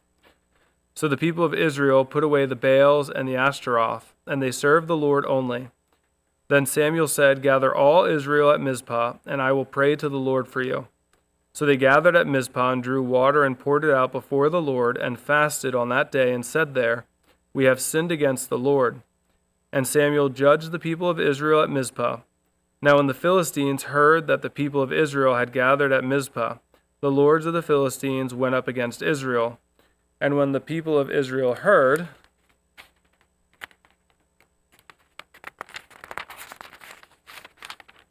of it, they were afraid of the Philistines. And the people of Israel said to Samuel, Do not cease to cry out to the Lord our God for us, that he may save us from the hand of the Philistines. So Samuel took a nursing lamb and offered it as a burnt offering to the Lord. And Samuel cried out to the Lord for Israel, and the Lord answered him. As Samuel was offering up the burnt offering, the Philistines drew near to attack Israel. But the Lord thundered with a mighty sound that day against the Philistines and threw them into confusion, and they were defeated before Israel. And the men of Israel went out from Mizpah and pursued the Philistines and struck them as far as below Bethkar. Then Samuel took a stone and set it up between Mizpah and Shen and called its name Ebenezer, for he said, "Till now the Lord has helped us." So the Philistines were subdued and did not again enter the territory of Israel. And the hand of the Lord was against the Philistines all the days of Samuel. The cities that the Philistines had taken from Israel were restored to Israel, from Ekron to Gath, and Israel delivered their territory from the hand of the Philistines. There was peace also between Israel and the Amorites. Samuel judged Israel all the days of his life, and he went on a circuit year by year to Bethel, Gilgal, and Mizpah. And he judged Israel in all these places. Then he would return to Ramah, for his home was there, and there also he judged Israel, and he built there an altar to the Lord. 1 Samuel chapter 8. When Samuel became old, he made his sons judges over Israel.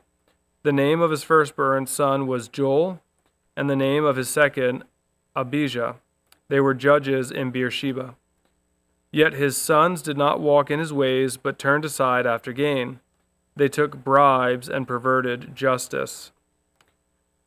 Then all the elders of Israel gathered together and came to Samuel at Ramah and said to him, "Behold, you are old, and your sons do not walk in your ways. Now appoint for us a king to judge us like all the nations."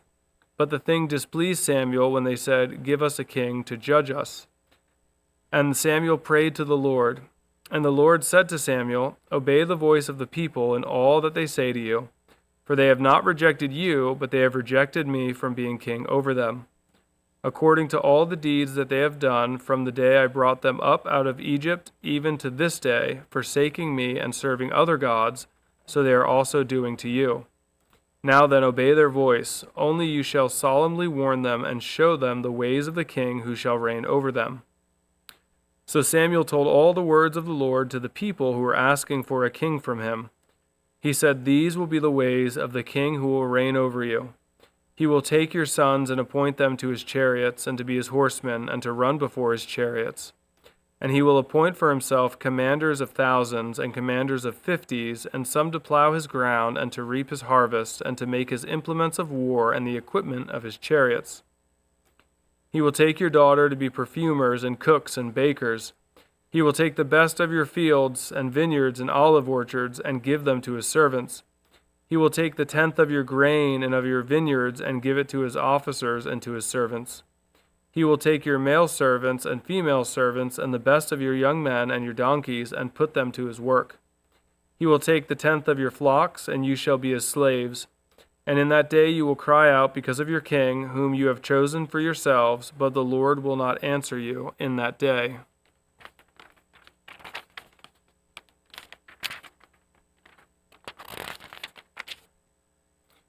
But the people refused to obey the voice of Samuel. And they said, "No, but there shall be a king over us, that we may also be like the nations, and that our king may judge us and go out before us and fight our battles." And when Samuel had heard all the words of the people, he repeated them in the ears of the Lord. And the Lord said to Samuel, "Obey their voice and make them a king." Samuel then said to the men of Israel, "Go every man to his city." 1 Samuel chapter 9. There was a man of Benjamin, whose name was Kish, the son of Abiel, son of Zeror, son of Becherath, son of Aphiah, a Benjaminite, a man of wealth, and he had a son whose name was Saul, a handsome young man. There was not a man among the people of Israel more handsome than he. From his shoulders upward he was taller than any of the people. Now the donkeys of Kish, Saul's father, were lost. So Kish said to Saul his son, "Take one of the young men with you, and arise, go and look for the donkeys." And he passed through the hill country of Ephraim, and passed through the land of Shalasha, but they did not find them. And they passed through the land of Shilem, but they were not there. Then they passed through the land of Benjamin, but did not find them. When they came to the land of Zuph, Saul said to his servant who was with him, "Come, let us go back, lest my father cease to care about the donkeys and become anxious about us." But he said to him, Behold, there is a man of God in this city, and he is a man who is held in honor. All that he says comes true. So now let us go there. Perhaps he can tell us the way we should go. Then Saul said to his servant, But if we go, what can we bring the man? For the bread in our sacks is gone, and there is no present to bring to the man. What do we have? 1 Samuel chapter 9, verse 8.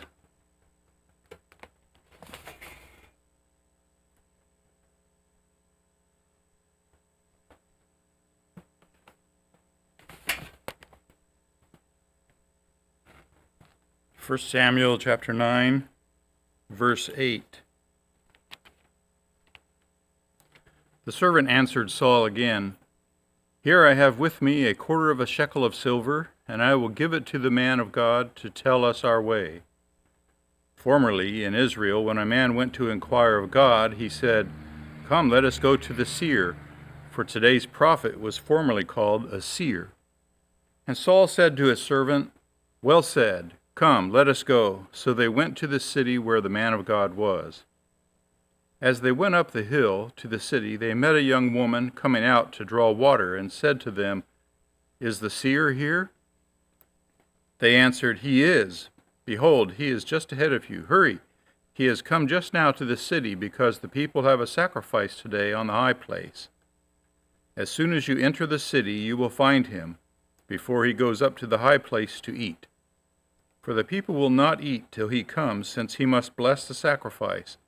Afterward, those who are invited will eat. Now go up, for you will meet him immediately. So they went up to the city. As they were entering the city, they saw Samuel coming out toward them on his way up to the high place. Now the day before Saul came, the Lord had revealed to Samuel, Tomorrow, about this time, I will send to you a man from the land of Benjamin, and you shall anoint him to be prince over my people Israel. He shall save my people from the hand of the Philistines. For I have seen my people, because their cry has come to me. When Samuel saw Saul, the Lord told him, Here is the man of whom I spoke to you. He it is who shall restrain my people. Then Saul approached Samuel in the gate and said, Tell me, where is the house of the seer? Samuel answered Saul, I am the seer. Go up before me to the high place, for today you shall eat with me, and in the morning I will let you go, and will tell you all that is on your mind. As for your donkeys that were lost 3 days ago, do not set your mind on them, for they have been found. And for whom is all that is desirable in Israel? Is it not for you and for all your father's house? Saul answered, Am I not a Benjamite, from the least of the tribes of Israel? And is not my clan the humblest of all the clans of the tribe of Benjamin? Why then have you spoken to me in this way? Then Samuel took Saul and his young man, and brought them into the hall, and gave them a place at the head of those who had been invited, who were about 30 persons. And Samuel said to the cook, Bring the portion I gave you, of which I said to you, Put it aside. So the cook took up the leg and what was on it, and set them before Saul. And Samuel said, See, what was kept is set before you. Eat, because it was kept for you until the hour appointed, that you might eat with the guests. So Saul ate with Samuel that day. And when they came down from the high place into the city, a bed was spread for Saul on the roof, and he lay down to sleep. Then at the break of dawn, Samuel called to Saul on the roof, Up, that I may send you on your way. So Saul arose, both he and Samuel went out into the street. And as they were going down to the outskirts of the city, Samuel said to Saul, Tell the servant to pass on before us. And when he has passed on, stop here yourself for a while, that I may make known to you the word of God. 1 Samuel chapter 10. Then Samuel took a flask of oil and poured it on his head, and kissed him, and said, Has not the Lord appointed you to be prince over his people Israel? And you shall reign over the people of the Lord, and you will save them from the hand of their surrounding enemies. And this shall be the sign to you that the Lord has anointed you to be prince over his heritage.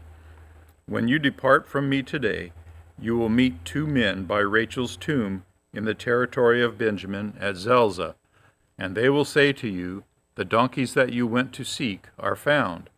And now your father has ceased to care about the donkeys and is anxious about you, saying, what shall I do about my son? Then you shall go on from there farther and come to the oak of Tabor.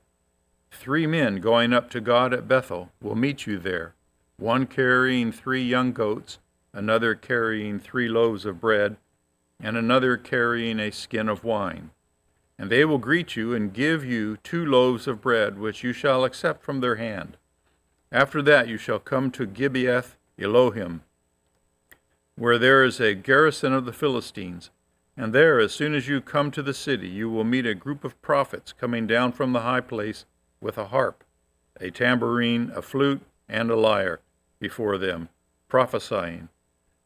Then the Spirit of the Lord will rush upon you, and you will prophesy with them, and be turned into another man. Now when these signs meet you, do what your hand finds to do, for God is with you. Then go down before me to Gilgal, and behold, I am coming down to you to offer burnt offerings and to sacrifice peace offerings.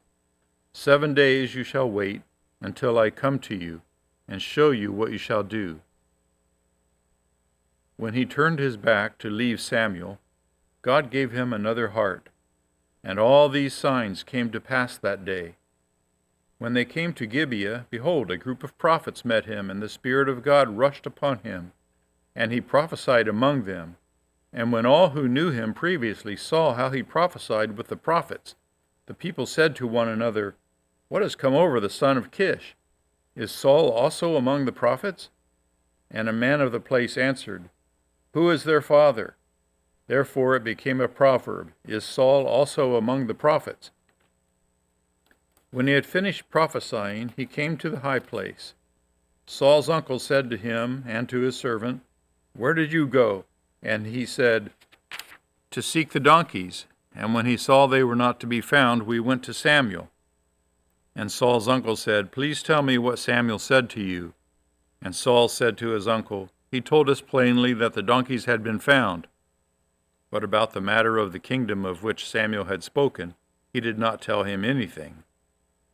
Now Samuel called the people together to the Lord at Mizpah, and he said to the people of Israel, thus says the Lord, the God of Israel, I brought you up, Israel, out of Egypt, and I delivered you from the hand of the Egyptians and from the hand of all the kingdoms that were oppressing you. But today you have rejected your God, who saves you from all your calamities and your distresses, and you have said to him, set a king over us. Now therefore present yourselves before the Lord by your tribes and by your thousands. Then Samuel brought all the tribes of Israel near, and the tribe of Benjamin was taken by lot. He brought the tribe of Benjamin near by its clans, and the clan of the Matrites was taken by lot. And Saul the son of Kish was taken by lot.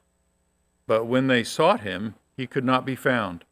So they inquired again of the Lord, is there a man still to come?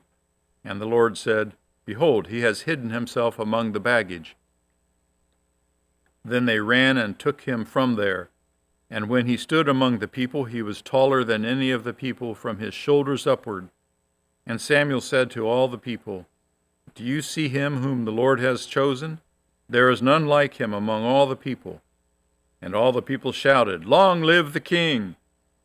Then Samuel told the people the rights and duties of the kingship, and he wrote them in a book and laid it up before the Lord. Then Samuel sent all the people away, each one to his home. Saul also went to his home at Gibeah, and with him went men of valor whose hearts God had touched. But some worthless fellows said, how can this man save us? And they despised him and brought him no present, but he held his peace. 1 Samuel chapter 11. Then Nahash the Ammonite went up and besieged Jabesh Gilead. And all the men of Jabesh said to Nahash, make a treaty with us, and we will serve you. But Nahash the Ammonite said to them, On this condition I will make a treaty with you, that I gouge out all your right eyes, and thus bring disgrace on all Israel. The elders of Jabesh said to him, Give us 7 days' respite, that we may send messengers through all the territory of Israel. Then if there is no one to save us, we will give ourselves up to you. When the messengers came to Gibeah of Saul, they reported the matter in the ears of the people, and all the people wept aloud. Now behold, Saul was coming from the field behind the oxen, and Saul said, What is wrong? What is wrong with the people, that they are weeping? So they told him the news of the men of Jabesh. And the Spirit of God rushed upon Saul when he heard these words, and his anger was greatly kindled. He took a yoke of oxen and cut them in pieces, and sent them throughout all the territory of Israel by the hand of messengers, saying, Whoever does not come out after Saul and Samuel, so shall it be done to his oxen. Then the dread of the Lord fell upon the people, and they came out as one man. Then he mustered them at Bezek. The people of Israel were 300,000, and the men of Judah 30,000. And they said to the messengers who had come, Thus shall you say to the men of Jabesh Gilead, Tomorrow, by the time the sun is hot, you shall have salvation. When the messengers came and told the men of Jabesh, they were glad. Therefore the men of Jabesh said, Tomorrow we will give ourselves up to you, and you may do to us whatever seems good to you. And the next day Saul put the people in 3 companies, and they came into the midst of the camp in the morning watch, and struck down the Ammonites until the heat of the day, and those who survived were scattered, so that no 2 of them were left together. Then the people said to Samuel, Who is it that said, Shall Saul reign over us?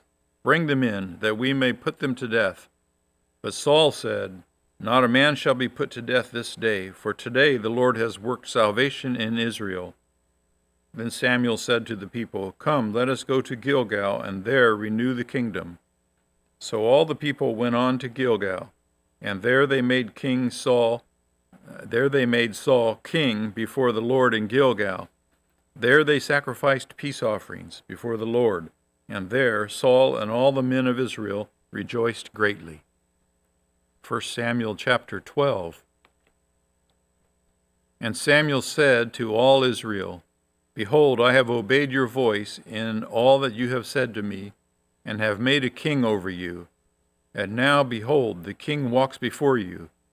And I am old and gray, and behold, my sons are with you. I have walked before you from my youth until this day. Here I am.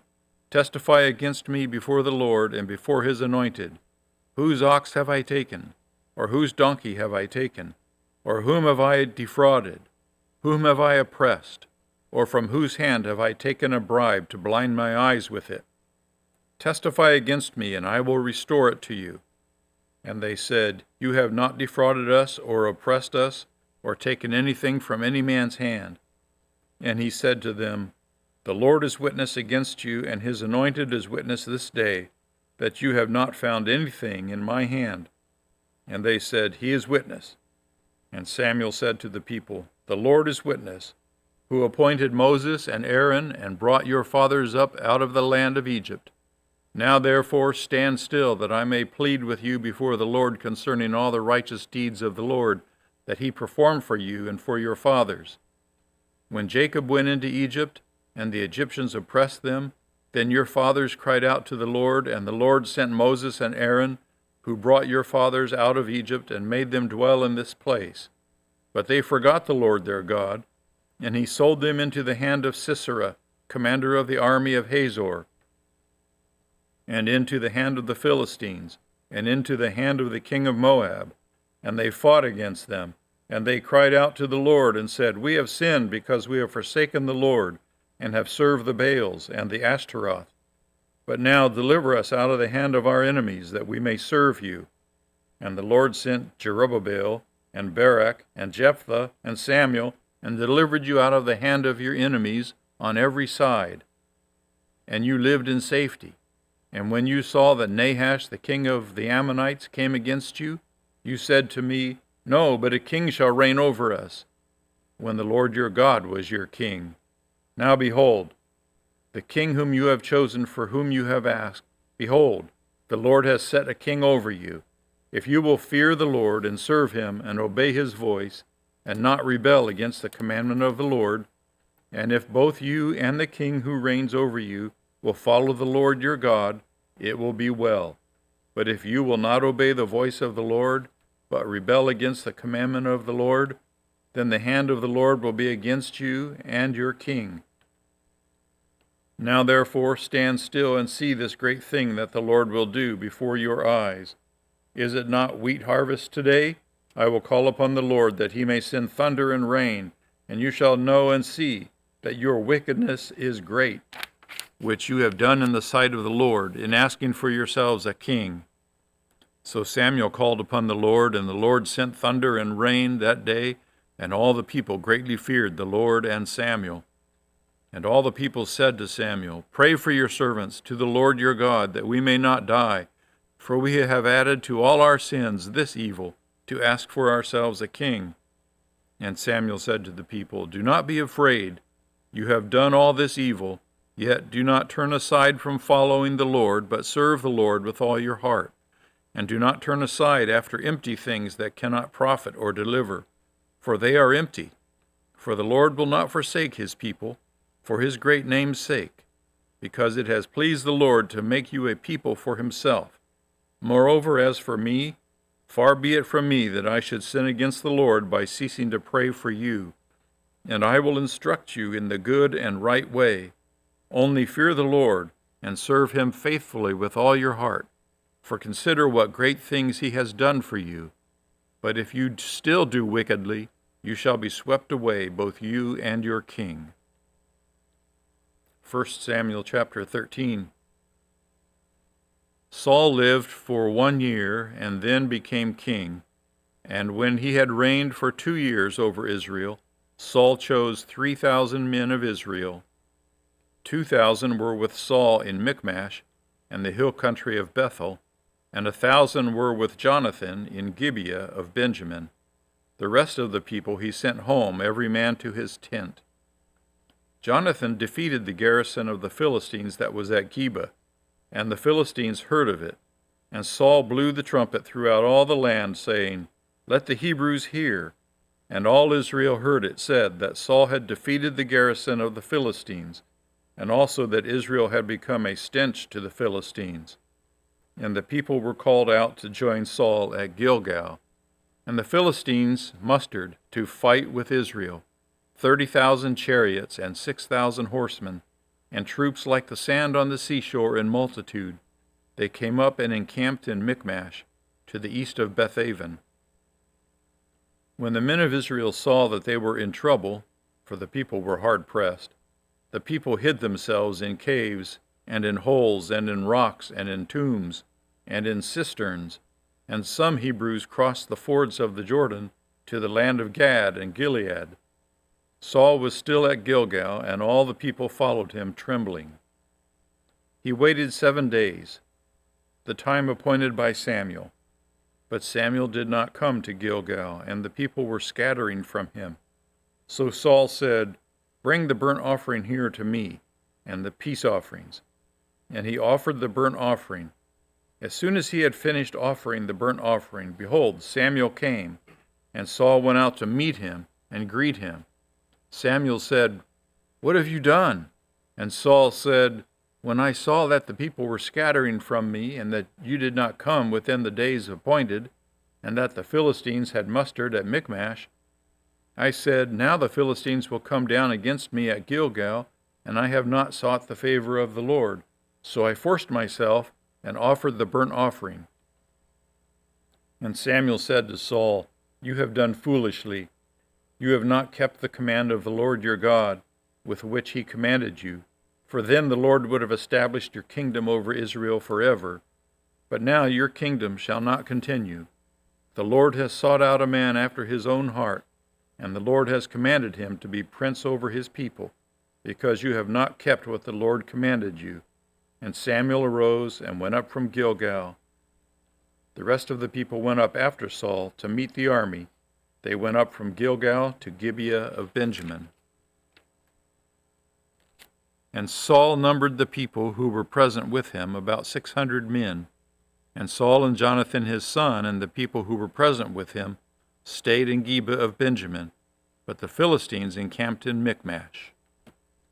This is 1 Samuel 13, verse 17.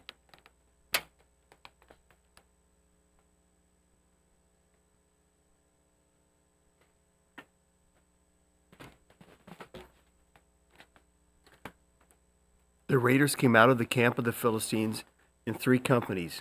One company turned toward Ophrah to the land of Shual, another company toward Beth Horon, and another company turned toward the border that looks down on the valley of Zebulun, toward the wilderness. Now there was no blacksmith to be found throughout all of the land of Israel, for the Philistines said, "Lest the Hebrews make themselves swords or spears." But every one of the Israelites went down to the Philistines to sharpen their plowshare, his mattock, his axe, or his sickle.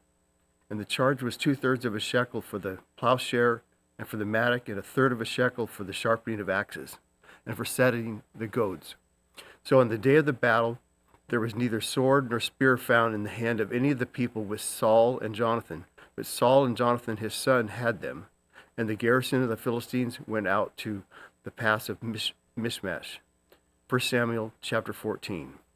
One day Jonathan, the son of Saul, said to the young man who carried his armor, "Come, let us go over to the Philistine garrison on the other side." But he did not tell his father. Saul was staying in the outskirts of Gibeah, in the pomegranate cave at Migron. The people who were with him were 600 men, including Ahijah, the son of Ahitub, Ichabod's brother, the son of Phinehas, the son of Eli.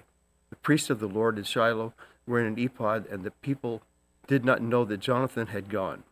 Within the passes by which Jonathan sought to go over to the Philistine garrison, there was a rocky crag on one side and a rocky crag on the other side. The name of the one was Bozez, and the name of the other Seneh. The one crag rose in the north front of Michmash, and the other on the south front of Geba. Jonathan said to the young man who carried his armor, "Come, let us go over to the garrison of these uncircumcised. It may be that the Lord will work for us, for nothing can hinder the Lord from saving by many or by few." His armor-bearer said to him, "Do all that is in your heart. Do as you wish. Behold, I am with you heart and soul." And Jonathan said, "Behold, we will cross over to the men, and we will show ourselves to them. If they say to us, 'Wait until we come to you,' then we will stand still in our place, and we will not go out to them. But if they say, 'Come up to us,' then we'll go up, for the Lord has given them into our hand. And this shall be the sign to us." So both of them showed themselves to the garrison of the Philistines, and the Philistines said, "Look, Hebrews are coming out of the holes where they have hidden themselves." And the men of the garrison hailed Jonathan and his armor-bearer and said, "Come up to us, and we will show you a thing." And Jonathan said to his armor-bearer, "Come up after me, for the Lord has given them into the hand of Israel." Then Jonathan climbed up on his hands and feet, and his armor-bearer after him, and they fell before Jonathan, and his armor-bearer killed them after him. And that first strike which Jonathan and his armor-bearer made killed about 20 men within as it were half a furrow's length and an acre of land. And there was a panic in the camp, in the field, and among all the people. The garrison and even the raiders trembled, and the earth quaked, and it became a very great panic. And the watchmen of Saul and Gibeah of Benjamin looked, and behold, the multitude was dispersing here and there. Then Saul said to the people who were with him, "Count and see who has gone from us." And when they had counted, behold, Jonathan and his armor-bearer were not there. So Saul said to Ahijah, "Bring the ark of God here," for the ark of God went at that time with the people of Israel. Now, while Saul was talking to the priest, the tumult in the camp of the Philistines increased more and more. So Saul said to the priest, "Withdraw your hand." And Saul and all the people who were with him rallied and went into the battle. And behold, every Philistine sword was against his fellow, and there was very great confusion. Now the Hebrews who had been with the Philistines before that time, and who had come up with them into the camp Even they also turned to be with the Israelites who were with Saul and Jonathan. Likewise, when all the men of Israel who had hidden themselves in the hill country of Ephraim heard that the Philistines were fleeing, they too followed hard after them in the battle. So the Lord saved Israel that day, and the battle passed between Bethaven. And then the men of Israel had been pressed hard that day, so Saul laid an oath on the people, saying, "Cursed be the men who eat food until this evening, and I am avenged of my enemies." So none of the people had tasted food. Now when all the people came to the forest, behold, there was honey on the ground. And when the people entered the forest, behold, the honey was dropping. But no one put his hand to his mouth, for the people feared the oath. But Jonathan had not heard his father's charge of the people with the oath. So he put out the tip of his staff that was in his hand and dipped it in the honeycomb and put his hand to his mouth, and his eyes became bright. Then one of the people said, "Your father strictly charged the people with an oath, saying, 'Cursed be the man who eats food this day.' And the people were faint." Then Jonathan said, "My father has troubled the land. See how my eyes have become bright because I tasted a little of this honey. How much better if the people had eaten freely today of the spoils of their enemies that they found, for now the defeat amongst the Philistines has not been great." They struck down the Philistines that day from Michmash to Ahijon, and the people were very faint. The people pounced on the spoil, took sheep and oxen and calves, and slaughtered them on the ground, and the people ate them with the blood. Then they told Saul, "Behold, the people are sinning against the Lord by eating with the blood." And he said, "You have dealt treacherously. Roll a great stone to me here." And Saul said, "Disperse yourselves among the people, and say to them, Let every man bring his ox or his sheep, and slaughter them here and eat, and do not sin against the Lord by eating with the blood." So every one of the people brought his ox with him that night, and they slaughtered them there. And Saul built an altar to the Lord. It was the first altar that he built to the Lord. Then Saul said, "Let us go down after the Philistines by night and plunder them till the morning light. Let us not leave a man of them." And they said, "Do whatever seems good to you." But the priest said, "Let us draw near to God here." And Saul inquired of God, "Shall I go down after the Philistines? Will you give them into the hand of Israel?" But he did not answer him that day. And Saul said, "Come here, all of you leaders of the people, and know and see how the sin has arisen today. For as the Lord lives, who saves Israel, though it be in Jonathan and my son, he shall surely die." But there was not a man among all the people who answered him. Then he said to all Israel, "You shall be on one side, and I and Jonathan, my son, will be on the other side." And the people said to Saul, "Do what seems good to you." Therefore Saul said, "O Lord God of Israel, why have you not answered your servant this day? If this guilt is in me or in Jonathan, my son, O Lord God of Israel, give Urim. But if this guilt is in your people Israel, give Thummim." And Jonathan and Saul were taken, but the people escaped. Then Saul said, "Cast the lot between me and my son Jonathan." And Jonathan was taken. Then Saul said to Jonathan, "Tell me, what have you done?" And Jonathan said, "I tasted a little honey with the tip of the staff that was in my hand. Here I am, I will die." And Saul said, "God, do so to me, and more also, you shall surely die." God said, "Do so to me, and more also, you shall surely die, Jonathan." Then the people said to Saul, "Shall Jonathan die, who has worked this great salvation in Israel? Far from it. As the Lord lives, there shall not one hair of his head fall to the ground, for he has worked with God this day." So the people ransomed Jonathan so that he did not die. Then Saul went up from pursuing the Philistines, and the Philistines went to their own place. When Saul had taken the kingship over Israel, he fought against all the enemies on every side, against Moab, against the Ammonites, against Edom, against Zobah, and against the Philistines. Wherever he turned, he routed them. And he did valiantly and struck the Amalekites and delivered Israel out of the hands of those who plundered them. Now the sons of Saul were Jonathan, Ishvi, Malchishua, and the names of his two daughters were these. The name of the firstborn was Merab, and the name of the second Michal. And the name of Saul's wife was Anahoam, and the daughter Ahimazah.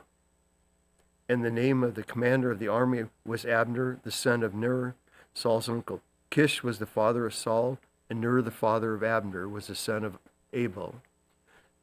There was hard fighting amongst the Philistines all the days of Saul, and when Saul saw any strong man or any valiant man, he attached him to himself. 1 Samuel chapter 15. And Samuel said to Saul, "The Lord sent me to anoint you king over the people of Israel. Now therefore listen to the words of the Lord. Thus the Lord of hosts, I have noted what Amalek did to Israel in opposing them on the way when they came out of Egypt. Now go and strike Amalek and devote to destruction all that they have. Do not spare them, but kill both man and woman, child and infant, ox and sheep, camel and donkey." So Saul summoned the people and numbered them in Telaim, 200,000 men on foot and 10,000 men of Judah. And Saul came to the city of Amalek and laid in wait in the valley. Then Saul said to the Kenites, Go down from amongst the Amalekites, lest I destroy you with them. For you showed kindness to all the people of Israel when they came out of Egypt. So the Kenites departed from the Amalekites, and Saul defeated the Amalekites from Havilah as far as Shur, which is east of Egypt. And he took Agag, the king of the Amalekites, alive and devoted to destruction all the people with the edge of the sword. But Saul and the people spared Agag and the best of the sheep, of the oxen, of the fatted calves and lambs. All that was good, and would not utterly destroy them. All that was despised and worthless they devoted to destruction. The word of the Lord came to Samuel. I regret that I have made Saul king, for he has turned back from following me and has not performed my commandments. And Samuel was angry, and he cried to the Lord all night. And Samuel rose early to meet Saul in the morning. And it was told Samuel, Saul came to Carmel, and behold, he set up a monument for himself, and turned and passed on and went down to Gilgal. And Samuel said to Saul, and Saul said to him, Blessed be you to the Lord. I have performed the commandment of the Lord. And Samuel said, What then is this bleating of the sheep in my ears, and the lowing of oxen that I hear? Saul said, They have brought them from the Amalekites, for the people spared the best of the sheep and the oxen to sacrifice to the Lord our God. The rest we have devoted to destruction. Then Samuel said to Saul, Stop. I will tell you what the Lord said to me this night. And he said to him, Speak. And Samuel said, Though you are little in your own eyes, you're not the head of the tribes of Israel. The Lord anointed you king over Israel, and the Lord sent you on a mission and said, Go, devote to destruction the sinners and the Amalekites, and fight against them until they are consumed. Why then did you not obey the voice of the Lord? Why did you pounce on the spoil and do what was evil in the sight of the Lord? And the Lord said to Samuel, I have obeyed the voice of the Lord. I have gone out on the mission on which the Lord sent me. I have brought Agag, the king of Amalek, and devoted the Amalekites to destruction. But the people took the spoil, sheep and oxen, the best of the things devoted to destruction, to sacrifice to the Lord. But God in Gilgal, and to the Lord your God in Gilgal. And Samuel said, Has the Lord as great delight in burnt offering and sacrifices as in obeying the voice of the Lord? Behold, to obey is better than sacrifice, and to listen than the fat of the rams. For the rebellion is as the sin of divination, and presumption is as iniquity and idolatry. Because you have rejected the word of the Lord, he has also rejected you from being king. Saul said to Samuel, I have sinned, for I have transgressed the commandments of the Lord and your words, because I feared the people and obeyed their voice. Now, therefore, please pardon my sin and return with me, that I may bow before the Lord. And Samuel said to Saul, I will not return with you, for you have rejected the word of the Lord, and the Lord has rejected you from being king over Israel. As Samuel turned to go away, Saul seized the skirt of his robe and it tore. And Samuel said to him, The Lord has torn the kingdom of Israel from you this day, and has given it to a neighbor of yours who's better than you. And also the glory of Israel will not lie or have regret, for he has not a man that should have regret. Then he said, I have sinned, yet honor me now before the elders of my people and before Israel, and return with me, that I may bow before the Lord your God. So Samuel turned back after Saul, and Saul bowed before the Lord. Then Samuel said, bring to me Agag the king of Amalekites, and Agag came to him cheerfully. Agag said, surely the bitterness of death is past. And Samuel said, as your sword has made women childless, so shall your mother be childless among women. And Samuel hacked Agag to pieces before the Lord at Gilgal. Then Samuel went to Ramah, and Saul went up to his house in Gibeah of Saul. And Samuel did not see Saul again until the day of his death. But Samuel grieved over Saul, and the Lord regretted that he had made Saul king over Israel. 1 Samuel chapter 16. The Lord said to Samuel, how long will you grieve over Saul, since I have rejected him from being king over Israel? Fill your horn with oil and go. I will send you to Jesse of the Bethlehemite, for I have provided for myself a king among his sons. And Samuel said, how can I go? If Saul hears it, he will kill me. And the Lord said, take your heifer with you and say, I have come to sacrifice to the Lord. Invite Jesse to the sacrifice, and I will show you what you shall do. You shall anoint for me him who I declare to you. Samuel did what the Lord commanded and came to Bethlehem. The elders of the city came to meet him trembling and said, do you come peaceably? And he said, peaceably, I have come to sacrifice to the Lord. Consecrate yourselves and come with me to the sacrifice. And he consecrated Jesse and his sons and invited them to the sacrifice. When they came, he looked at Eliab and thought, surely the Lord anointed is before him. But the Lord said to Samuel, do not look on his appearance or on the height of his structure, because I have rejected him. For the Lord sees not as man sees. Man looks on the outward appearance, but the Lord looks on the heart. Then Jesse brought Abinadab and made him pass before Samuel, and he said, neither has the Lord chosen this one.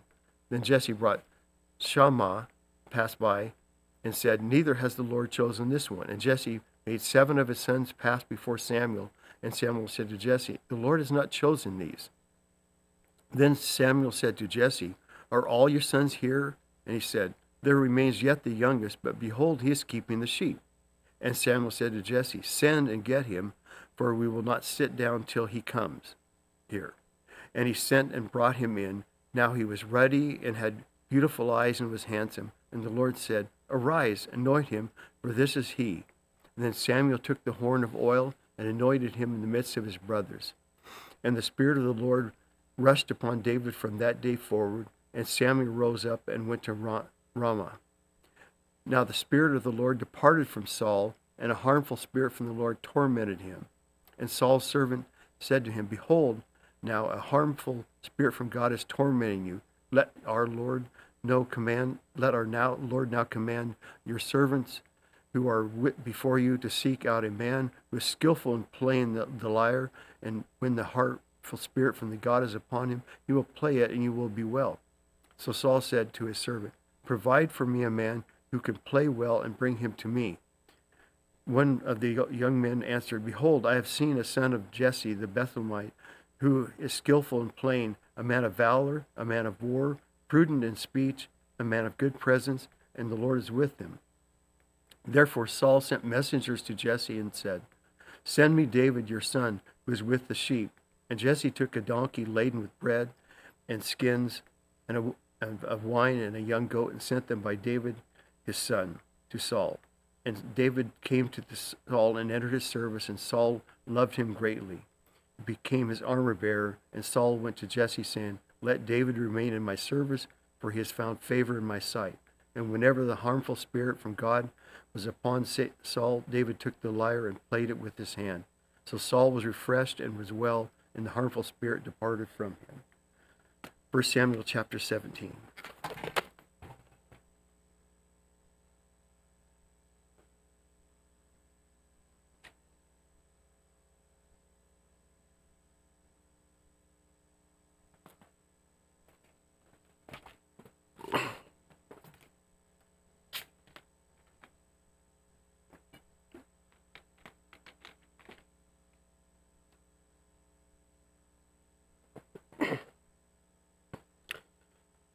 1 Samuel chapter 17.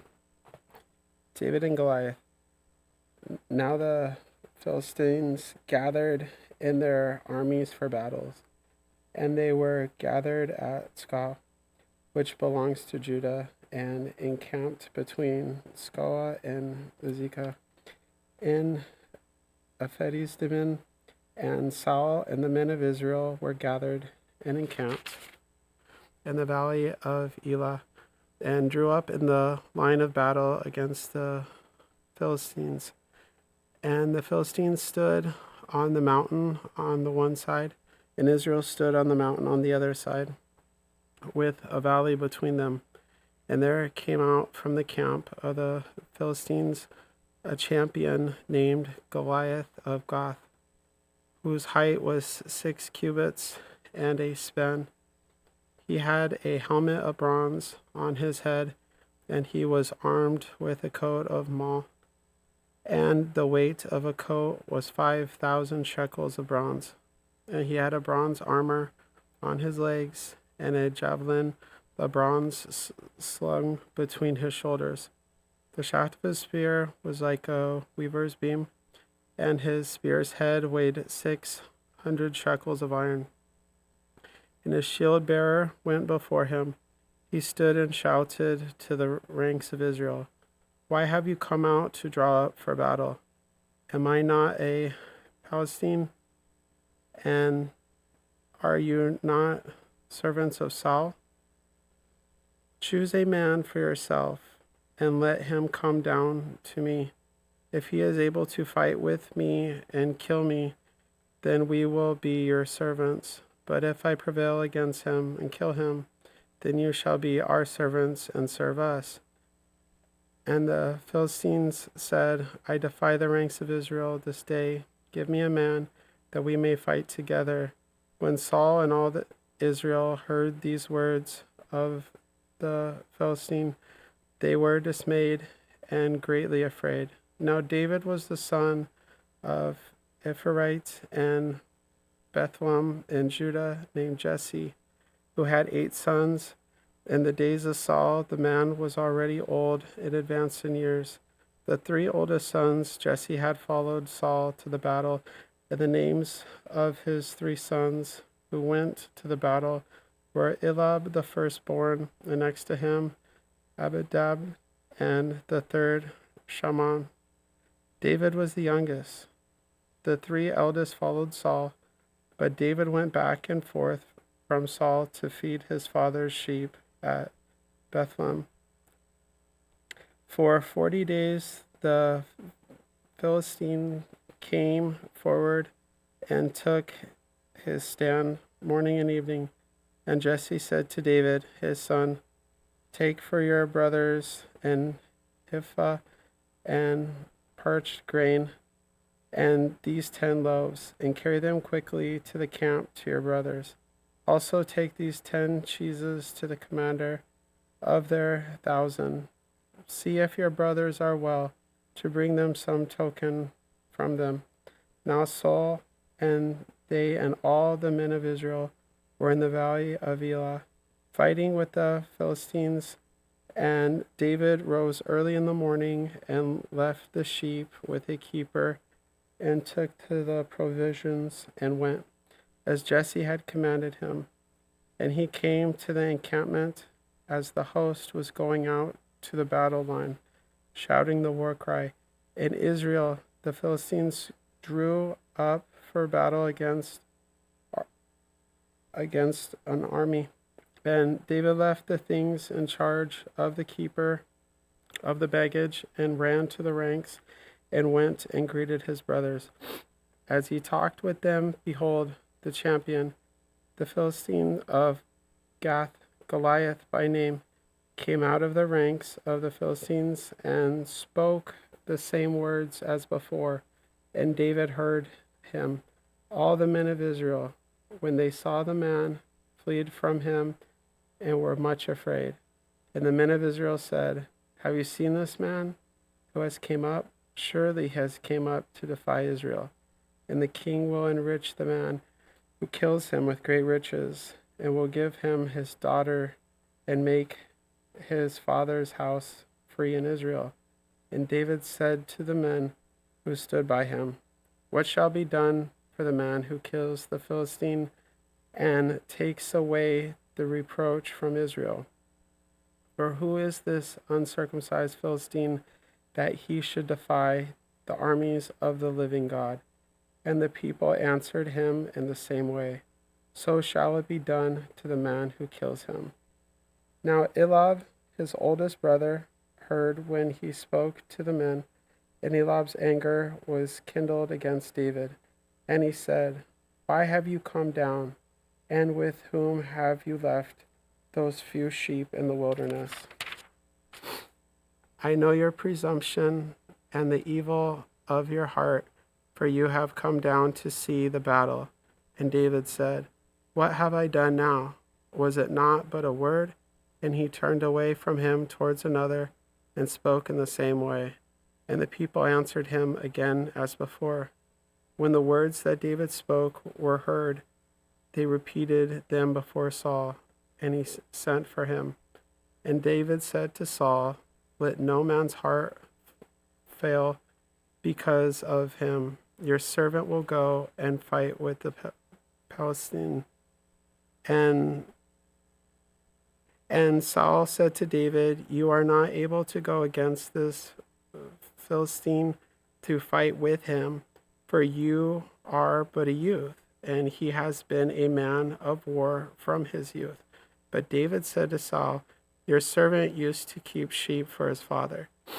And when there came a lion or a bear and took a lamb from the flock, I went after him and struck him and delivered it out of his mouth.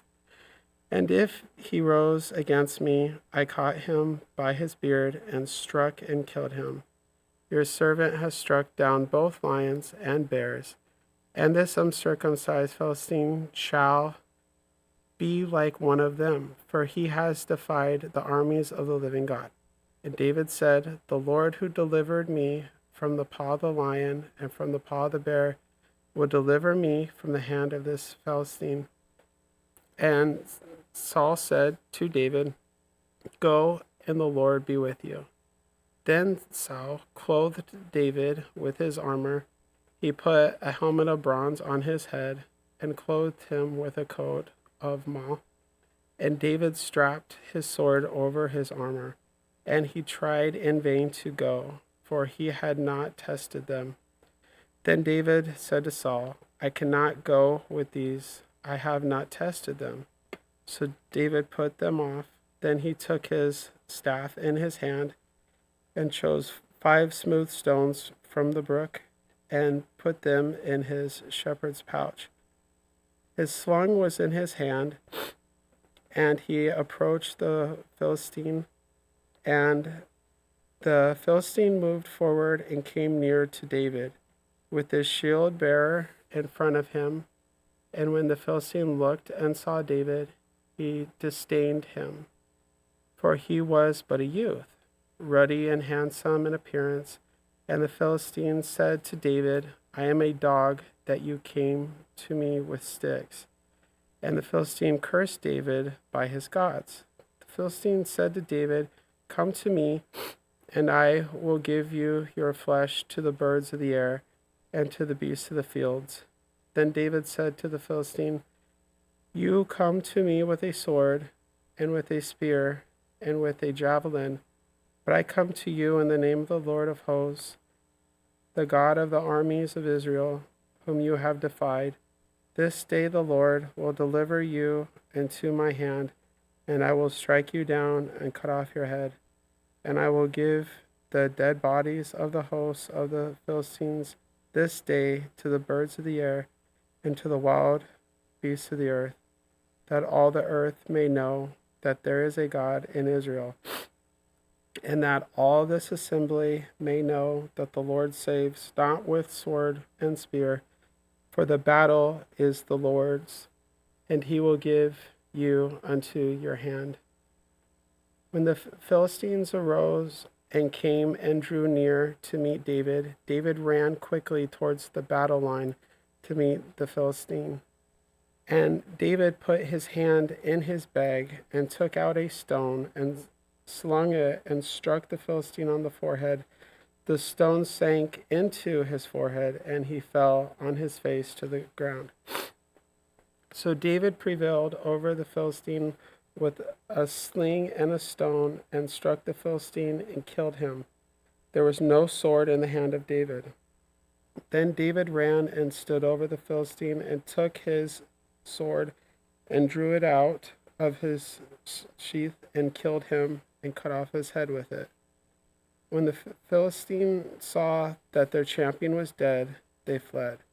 And the men of Israel and Judah rose with a shout and pursued the Philistines as far as Gath and the gates of Ekron, so that the wounded Philistine fell on his way from Shurim as far as Gath and Ekron. And the people of Israel came back from chasing the Philistine, and they plundered their camp. And David took the head of the Philistine and brought it to Jerusalem, but he put his armor in his tent. As soon as Saul saw David go against the Philistine, he said to Abner, the commander of the army, "Abner, whose son is this youth?" And Abner said, "As your soul lives, O king, I do not know." And the king said, "Inquire those whose son the boy is."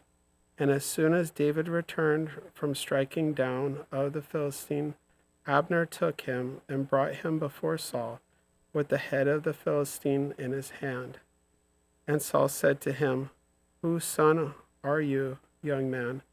And David answered, "I am the son of your servant Jesse the Bethlehemite." Samuel 18. As soon as he had finished speaking to Saul, the soul of the Jonathan was knit to the soul of David, and Jonathan loved him as his own soul. And Saul took him that day and would not let him return to his father's house. Then Jonathan made a covenant with David, because he loved him as his own soul. And Jonathan stripped himself of the robe that was on him and gave it to David, and his armor, and even his sword, and his bow, and his belt. And David went out and was successful wherever Saul sent him, so that Saul sent him over the men of war, and this was good in the sight of all the people, and also in the sight of Saul's servants. As they were coming home, when David returned from striking down the Philistine, the woman came out of all the cities of Israel, singing and dancing to meet King Saul, with timbrels and songs of joy, with musical instruments. And the women sang to one another as they celebrated. Saul has struck down his thousands, and David his 10,000s. And Saul was very angry, and this saying displeased him. He said, "They have ascribed to David 10,000s, and to me they have ascribed thousands. And what more can he have but the kingdom?"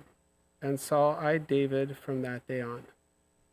The next day a harmful spirit from God rushed upon Saul, and he raved within his house while David was playing the lyre. As he did day by day, Saul had his spear in his hand, and Saul hurled the spear, for he thought, "I will pin David to the wall." But David evaded him twice. Saul was afraid of David because the Lord was with him, but had departed from Saul. So Saul removed him from his presence and made him a commander of 1,000. And he went out and came in before the people, and David had success in all his undertakings, for the Lord was with him. And when Saul saw that he had great success, he stood in fearful awe of him. But all Israel and Judah loved David, for he went out and came in before them. Then Saul said to David, "Here is my elder granddaughter, Merab. I will give her to you for a wife. Only be valiant for me and fight for the Lord's battles. For Saul thought, let not my hand be against him, but let the hand of the Philistines be against him. And David said to Saul, who am I, and who are my relatives, my father's clan in Israel, that I should be son-in-law to the king? But at the time when Merab, Saul's daughter, should have been given to David, she was given to Adriel, the Mahonelite, for a wife. Now Saul's daughter, Michal, loved David, and they told Saul, and the thing pleased him. Saul thought, let me give her to him, that she may be a snare for him, and that the hand of the Philistines may be against him. Therefore Saul said to David a second time, you shall now be my son-in-law. And Saul commanded his servants, speak to David in private and say, behold, the king has delight in you, and all his servants love you. Now then become a king's son-in-law. And Saul's servants spoke, whose words in the ears of David. And David says, does it seem to you a little thing to become the king's son-in-law, since I am a poor man and have no reputation? And the servants of Saul told him, thus and so David speak. Then Saul said, thus shall you say to David, the king desires no bride price except 100 foreskins of the Philistines, that he may be avenged of the king's enemies. Now Saul thought to make David fall by the hand of the Philistines. And when his servants told David these words, it pleased David well to be the king's son-in-law before the time had expired. David arose and went along with his men and killed 200 of the Philistines, and David brought their foreskins, which were given in full number to the king, that he might become the king's son-in-law. And Saul gave him a daughter, Michal, for a wife. But when Saul saw and knew that the Lord was with David, and that Michal, Saul's daughter, loved him, Saul was even more afraid of David. So Saul was David's enemy continually. Then the commanders of the Philistines came out to battle, and as often as they came out, David had more success than all the servants of Saul, so that his name was highly esteemed. Samuel 19.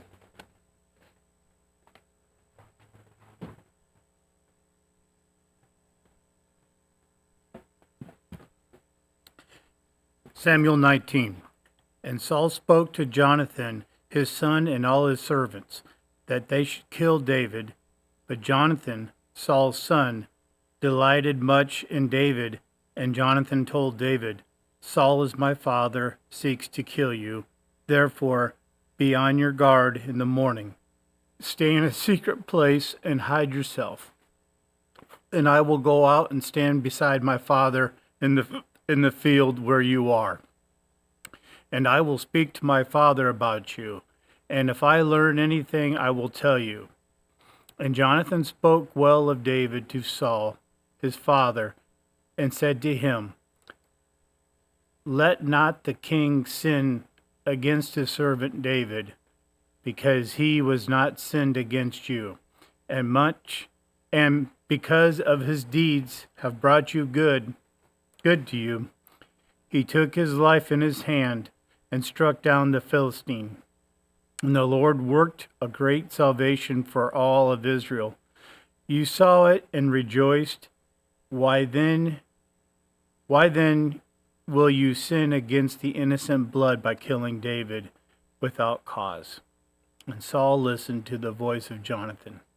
And Saul swore, as the Lord lives, he shall not be put to death. And Jonathan called David, and Jonathan reported all these things. And Jonathan brought David to Saul, and he was in the presence as before. And there was war again, and David went out and fought the Philistines and struck him with a great blow, so that they fled before him. And then a harmful spirit from the Lord came upon Saul, and he sat in his house with his spear in his hand, and David was playing the lyre. And Saul sought to pin David to the wall with the spear, but he eluded Saul, so that he struck the spear into the wall. And David fled and escaped that night. Saul sent messengers to David's house to watch him, that he might kill him in the morning. But Michal, David's wife, told him, if you do not escape with your life tonight, tomorrow you will be killed. So Michal let David down through the window, and he fled away and escaped. Michal took an image and laid it on the bed, and put a pillow of goat's hair at its head and covered it with the clothes. And when Saul sent messengers to take David, she said, "He is sick." Then Saul sent messengers to see David, saying, "Bring him up to me in the bed, that I may kill him." And when the messengers came in, behold, the image was in his bed, with pillows of goat's hair at its head. Saul said to Michal, "Why have you deceived me thus, and let my enemy go, so that he has escaped?" And Michal answered Saul, "He said to me, 'Let me go, why should I kill you?'" Now David fled and escaped, and he came to Samuel at Ramah, and told him all that Saul had done to him. And he and Samuel went and lived in Noathah. And it was told to Saul, "Behold, David's at Noathah in the Ramkah." When Saul sent a messenger to take David, and they saw the company of the prophets prophesying, and Samuel was standing as head over them, the Spirit of God came upon the messengers of Saul, and they also prophesied. When it was told to Saul, he sent other messengers, and they also prophesied. And Saul sent messengers again the third time, and they also prophesied. Then he himself went to Ramah, and came to the great well that is in Sinu, and he asked, "Where are Samuel and David?" One said, "Behold, they are at Naioth and Ramah." And he went there to not in Ramah, and the Spirit of God came upon him also. As he went, he prophesied until he came to Naioth and Ramah. And he too stripped off his clothes, and he too prophesied before Samuel, and lay naked all that day and all that night. Thus said, "Is Saul among the prophets?" Samuel chapter 20. Then David fled from Naioth in Ramah, and came and said before Jonathan, "What have I done? What is my guilt? And what is my sin before your father, that he seeks my life?" And he said to him, "Far from it, you shall not die. Behold, my father does nothing, either in great or small, without disclosing it to me. And why should my father hide this from me? It is not so." But David vowed again, saying, "Your father knows well, and I have found favor in your eyes."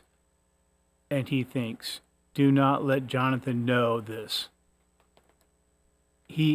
lest he be grieved." But truly, as the Lord lives and your soul lives, there is but a step between me and death. And when Jonathan said to David, whatever you say, I will do for you.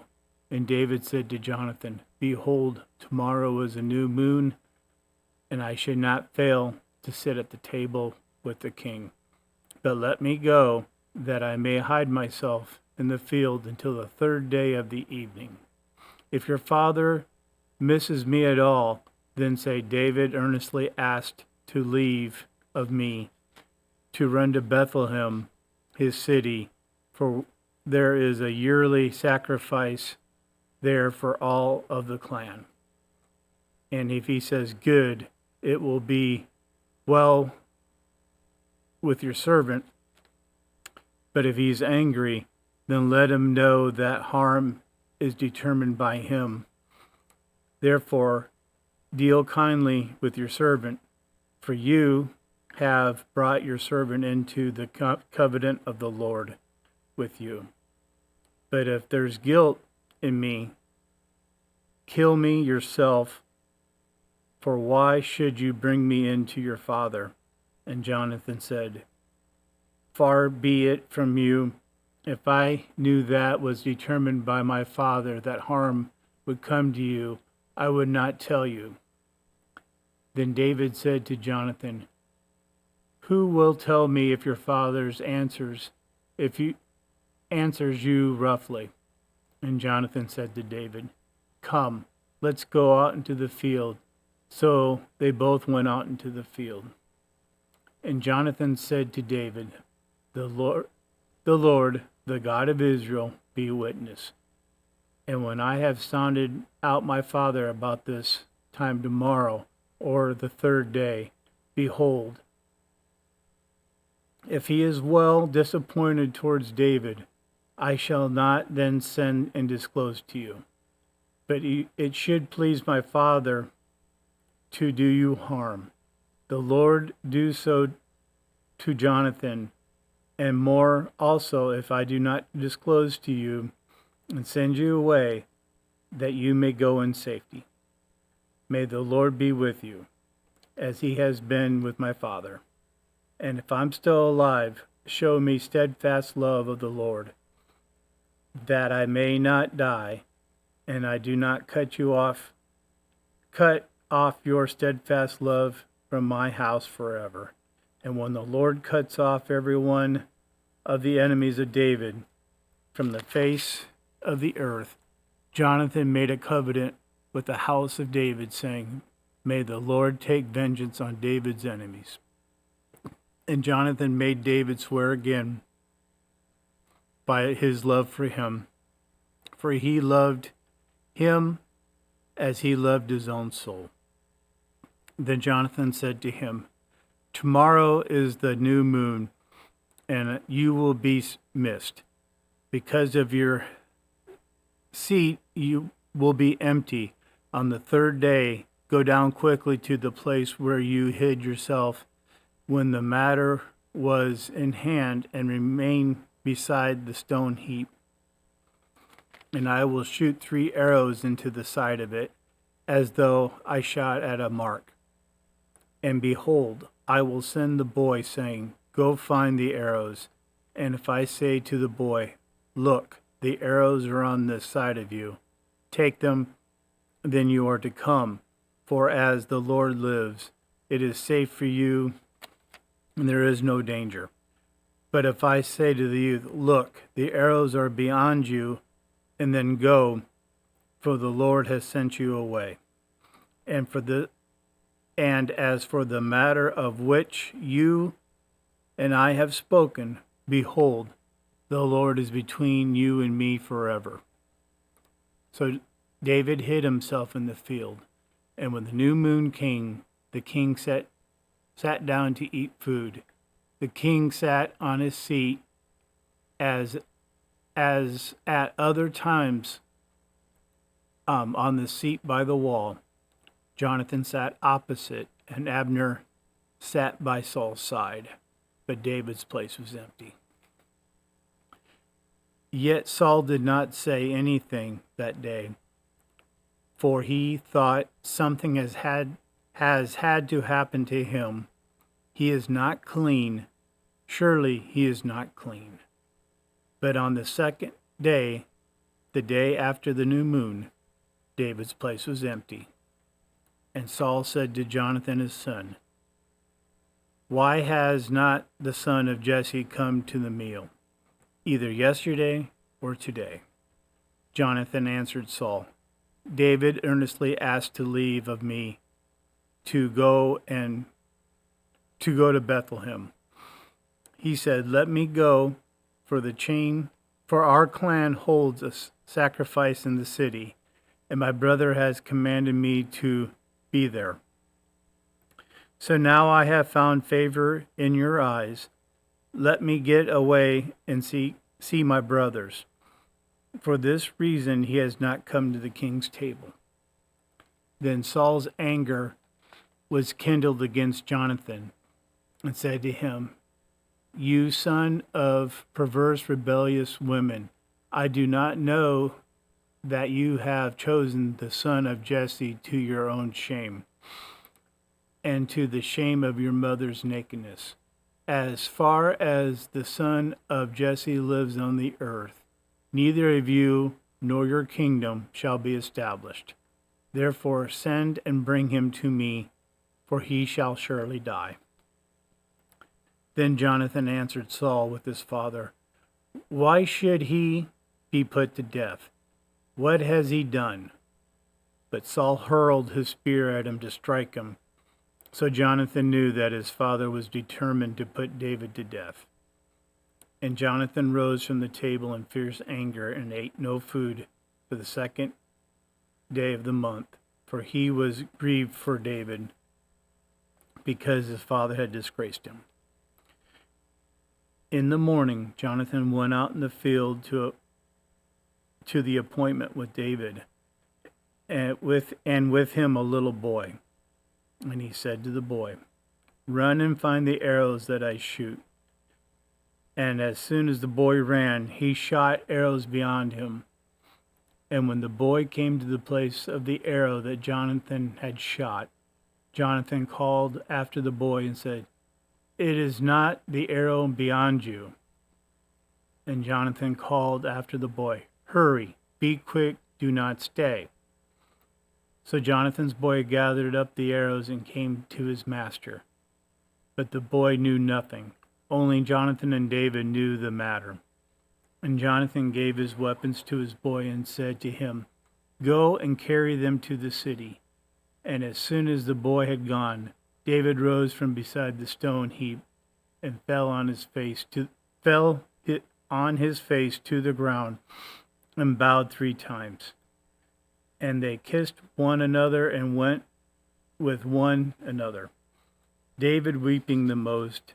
And Jonathan said to David, "Go in peace, because we have sworn both of us in the name of the Lord, saying, 'The Lord shall be between me and you, and between my offspring and your offspring forever.'" And he rose and departed, and Jonathan went to the city. Samuel 21. Then David came to Nob and Agmedesh, the priest, and Agmedesh came to David, trembling, and said to him, "Why are you alone, and why no one with you?" And David said to Agmedesh, the priest, "The king has charged me with a matter, and said to me, 'Let no one know anything of the matter about which I send you, and with which I have challenged you. I have made an appointment with the young men for such and such a place. And now then, what do you have on your hand? Give me 5 loaves of bread, or whatever's there." And the priest answered David, "I have no common bread on hand, but there is holy bread. If the young men have kept themselves from women," and David answered the priest, "Truly women have been kept kept from us, as always, when I go on an expedition. The vessels of the young men are holy, even when it's an ordinary journey. How much more today will their vessels be holy?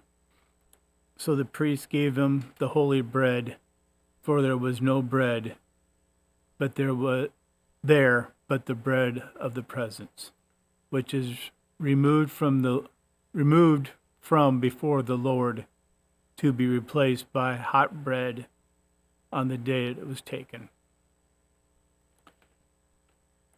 Now a certain man of the servants of Saul was there that day, detained before the Lord. His name was Doeg the Ammonite, the chief of Saul's herdmen. And then David said to Achimath, Then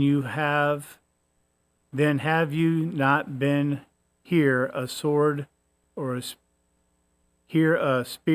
a sword at hand? For I have brought neither my sword nor my weapons with me, because of the king's business required haste.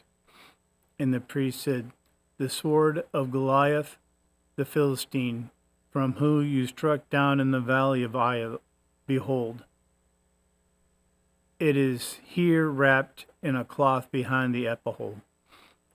If you will take that, take it, for there is none but that here. And David said, There is none like that, give it to me. And David rose and fled that day from Saul and went to Achish, the king of Gath. And the servants of Achish said to him, Is this not David, the king of the land? Did they not sing to one another and find him in his dances? Saul struck down thousands and David his 10,000s. David took these words to heart and is much afraid of Achish, the king of Gath. So he changed his behavior before them and pretended to be insane in their hands and made marks on the doors of the gate and let his spittle run down his beard. And then Achish said to his servants, Behold, you see the man is mad. And why have you brought him to me? I do lack madmen, that you have brought his fellows to behave as madmen in my presence. Shall this fellow come into my house? Samuel 22.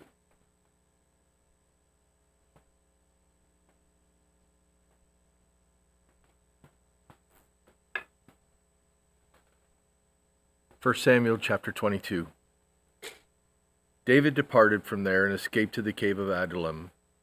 And when his brothers and all his father's house heard it, they went down there to him, and everyone who was in distress, and everyone who was in debt, and everyone who was bitter in soul gathered to him.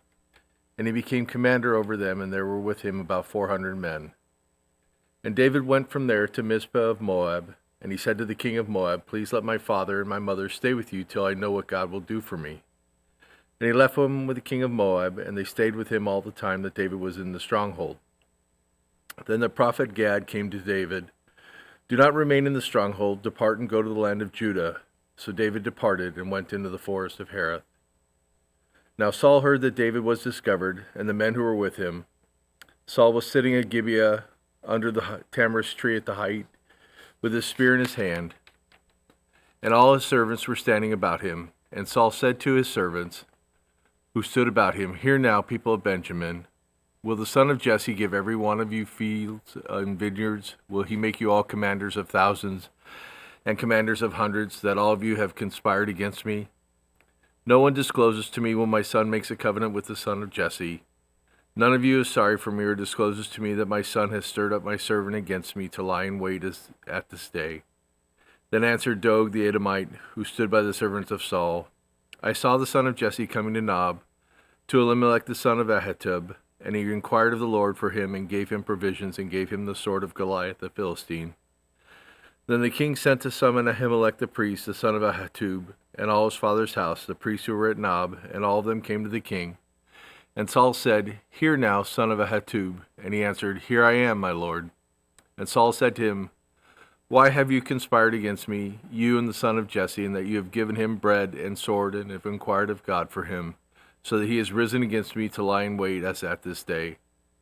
Then Ahimelech answered the king, And who among all your servants is so faithful as David, who is the king's son-in-law, and captain over your bodyguard, and honored in your house? Is today the first time that I've inquired of God for him? No. Let not the king impute anything to his servant or to all the house of my father, for your servant has known nothing of all this, much or little. And the king said, You shall surely die, Ahimelech, you and all your father's house. And the king said to the guard who stood about him, Turn and kill the priests of the Lord, because their hand is also with David. And they knew that he fled, and did not disclose it to me. But the servants of the king would not put out their hand to strike the priests of the Lord. Then the king said to Dog, You turn and strike the priests. And Dog the Edomite turned and struck down the priests, and he killed on that day 85 people who wore the linen ephod. And Nob, the city of the priests, he put to the sword, both man and woman, child and infant, ox, donkey, and sheep he put to the sword. But one of the sons of Ahimelech, the son of Ahitub, named Abiathar, escaped and fled after David. And Abiathar told David that Saul had killed the priests of the Lord. And David said to Abiathar, I knew on that day, when Dog the Edomite was there, that he would surely tell Saul, I have occasioned the death of all the persons of your father's house. Stay with me, do not be afraid, for he who seeks my life seeks your life. With me you shall be in safekeeping. Chapter 23. Now they told David, Behold, the Philistines are fighting against Keilah, and are robbing the threshing floors. Therefore David inquired of the Lord, Shall I go and attack these Philistines? And the Lord said to David, Go and attack the Philistines and save Keilah. But David's men said to him, Behold, we are afraid here in Judah. How much more then if we go to Keilah against the armies of Philistines? Then David inquired of the Lord again, and the Lord answered him, Arise, go down to Keilah, for I will give the Philistines into your hand. And David and his men went to Keilah and fought with the Philistines, and brought away their livestock, and struck them with a great blow. So David saved the inhabitants of Keilah. When Abiathar the son of Elimelech had fled to David to Keilah, he had come down with an ephod in his hand. Now it was told Saul that David had come to Keilah, and Saul said, God has given him into my hand, for he has shut himself in by entering a town that has gates and bars. And Saul summoned all the people to war to go down to Keilah to besiege David and his men. David knew that Saul was plotting harm against him, and he said to Abiathar the priest, Bring that ephod here. Then David said, O Lord, the God of Israel, your servant has surely heard that Saul seeks to come to Keilah to destroy the city on my account. Will the men of Keilah surrender me into his hand? Will Saul come down as your servant was heard?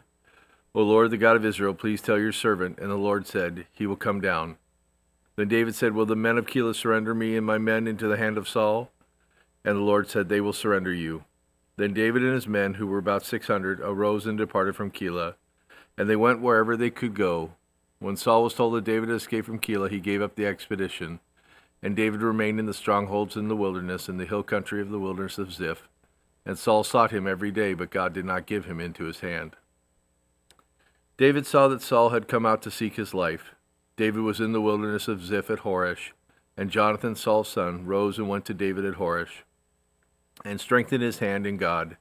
And he said to him, Do not fear for the hand of Saul, my father shall not find you. You shall be king over Israel, and I shall be next to you. Saul my father also knows this. And the two of them made a covenant before the Lord. David remained at Horesh, and Jonathan went home. Then the Ziphites went up to Saul at Gibeah, saying, Is not David hiding among us in the strongholds at Horesh, on the hill of Hakilah, which is south of Jeshimon? Now come down, O king, according to all your heart's desire to come down, and our part shall be to surrender him into the king's hand. And Saul said, May you be blessed by the Lord, for you have had compassion on me. Go make yet more sure, know and see the place where his foot is, and who has seen him there, for it is told me that he is very cunning. See therefore and take note of all the lurking places where he hides, and come back to me with some sure information.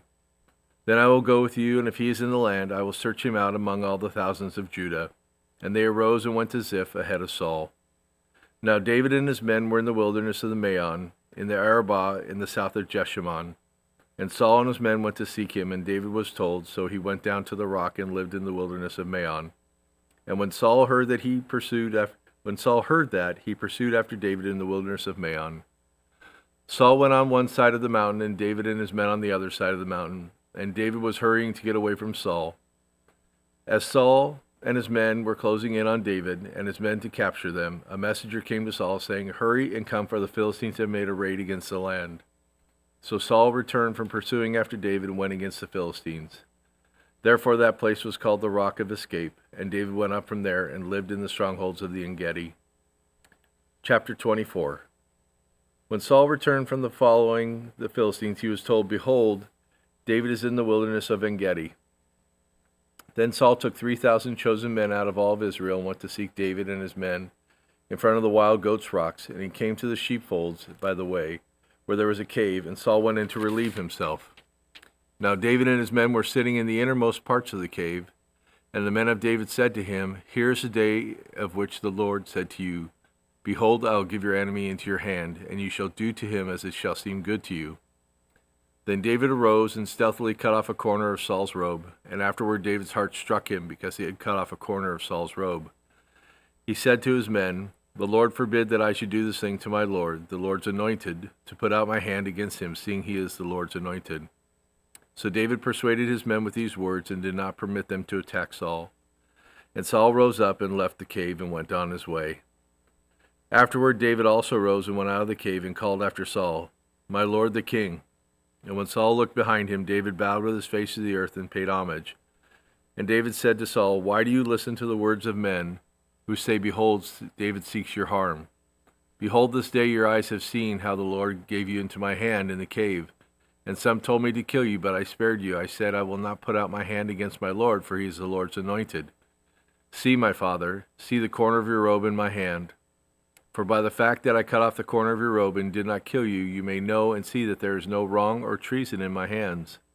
I have not sinned against you, though you hunt my life to take it. May the Lord judge between me and you. May the Lord avenge me against you. But my hand shall not be against you. As the proverb of the ancient says, out of the wicked comes wickedness. But my hand shall not be against you. After whom has the king of Israel come out? After whom do you pursue? After a dead dog? After a flea? May the Lord therefore be judge and give sentence between me and you, and see to it, and plead my cause, and deliver me from your hand." As soon as David had finished speaking these words to Saul, Saul said, "Is this your voice, my son David?" And Saul lifted up his voice and wept. He said to David, "You are more righteous than I, for you have repaid me good, whereas I have repaid you evil. And you have declared this day how you have dealt well with me, in that you did not kill me when the Lord put me into your hands. For if a man finds his enemy, will he let him go away safe? So may the Lord reward you with good for what you have done to me this day. And now behold, I know that you shall surely be king, and that the kingdom of Israel shall be established in your hand. Swear to me, therefore, by the Lord, that you will not cut off my offspring after me, and that you will not destroy my name out of my father's house." And David swore this to Saul. Then Saul went home, but David and his men went up to the stronghold. Chapter 25. Now Samuel died, and all Israel assembled and mourned for him, and they buried him in the house at Ramah. Then David rose and went down to the wilderness of Paran, and there was a man in Maon whose business was in Carmel. The man was very rich. He had 3,000 sheep and 1,000 goats. He was shearing his sheep in Carmel. Now the name of the man was Nabal, and the name of his wife Abigail. The woman was discerning and beautiful, but the man was harsh and badly behaved. He was a Calebite. David heard in the wilderness that Nabal was shearing his sheep. So David sent 10 young men, and David said to the young men, "Go up to Carmel, and go to Nabal, and greet him in my name, and thus you shall greet him. Peace be to you, and peace be to your house, and peace be to all that you have. I hear that you have shearers. Now your shepherds have been with us, and we did them no harm, and they missed nothing all the time they were in Carmel. Ask your young men, and they will tell you. Therefore let my young men find favor in your eyes, for if we come on a feast day, please give us whatever you have at hand to your servants and to your son David." When David's young men came, they said all this to Nabal in the name of David, and then they waited. And Nabal answered David's servants, "Who is David? Who is the son of Jesse?" There are many servants these days who are breaking away from their masters. Shall I take my bread and my water and my meat that I have killed for my shearers and give it to men who come from I do not know where? So David's young men turned away and came back and told him all this. And David said to his men, "Every man strap on his sword," and every man of them strapped on his sword. David also strapped on his sword. And about 400 men went up after David, while 200 men remained with the baggage. But one of the young men told Abigail, Nabal's wife, "Behold, David sent messengers out of the wilderness to greet our master, and he railed at them. Yet the men were very good to us, and we suffered no harm. We did not miss anything when we were in the fields, as long as we went with them. They were a wall to us, both by night and by day, all the while we were with them, keeping the sheep. Now therefore know this, and consider what you should do, for harm is determined against our master and against all his house, and he is such a worthless man that one cannot speak to him."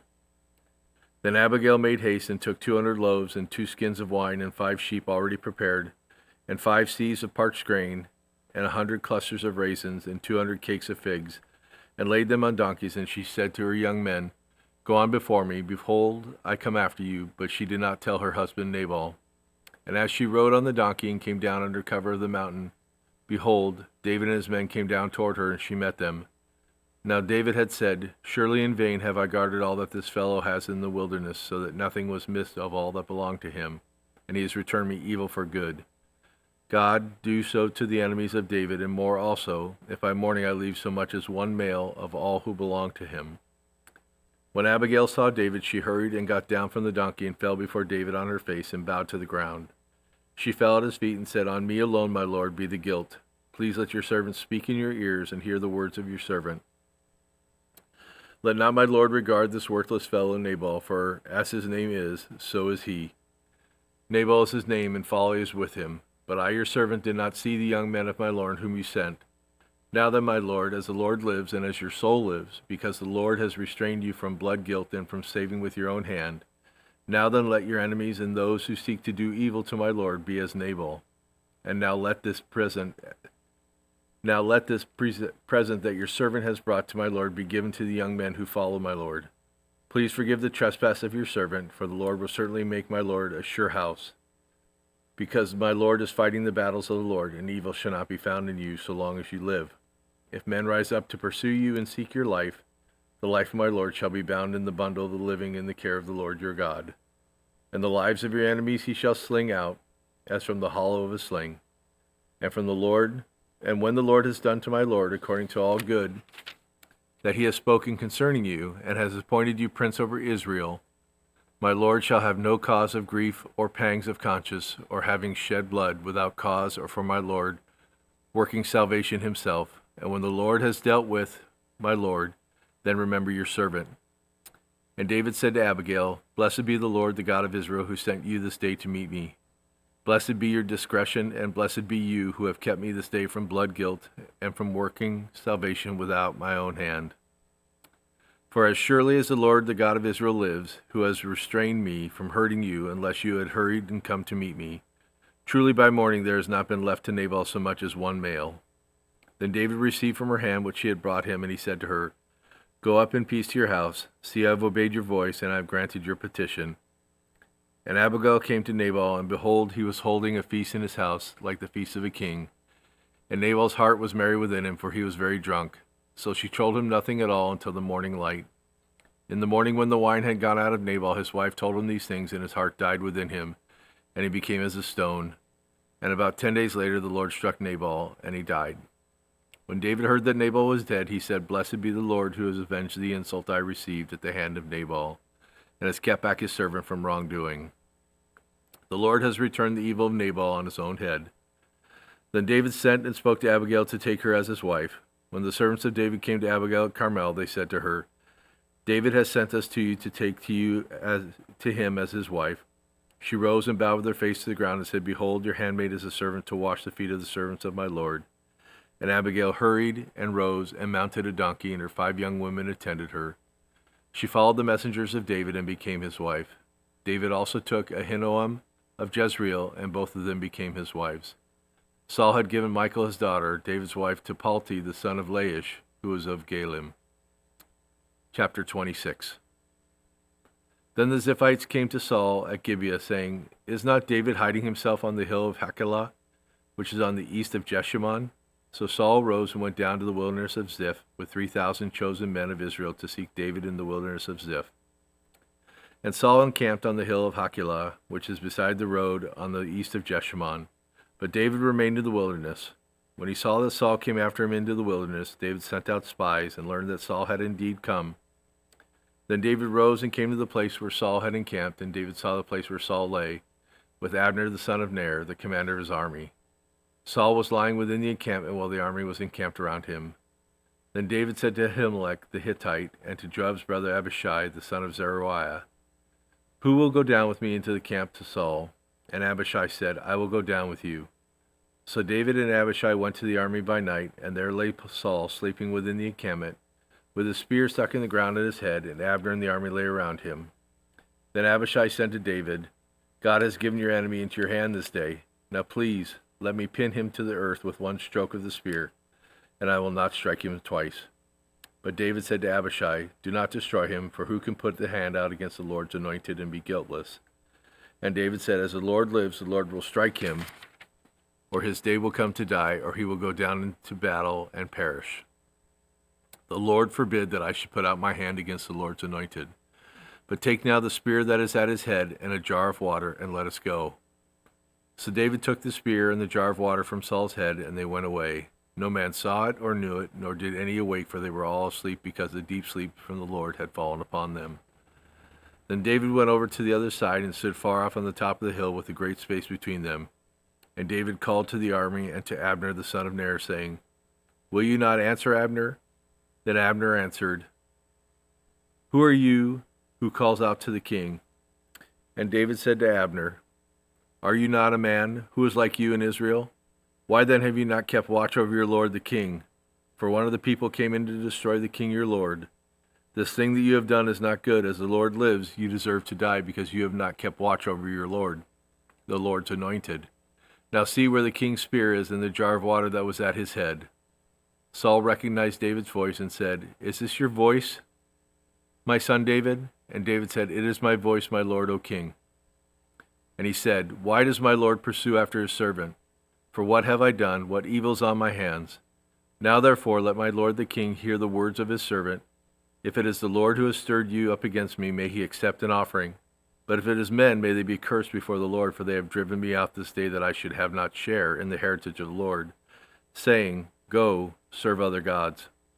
Now therefore let not my blood fall to the earth away from the presence of the Lord, for the king of Israel has come out to seek a single flea, like one who hunts a partridge in the mountains. Then Saul said, I have sinned. Return, my son David, for I will be no more do you harm, because my life was precious in your eyes this day. Behold, I have acted foolishly, and have made a great mistake. And David answered and said, Here is the spear, O king. Let one of the young men come over and take it. The Lord rewards every man for his righteousness and his faithfulness, for the Lord gave you into my hand today, and I would not put out my hand against the Lord's anointed. Behold, as your life was precious this day in my sight, so may my life be precious in the sight of the Lord, and may he deliver me out of all tribulation. Then Saul said to David, Bless you, my son. You will do many things and will succeed in them. So David went his way, and Saul returned to his place. 1 Samuel chapter 27.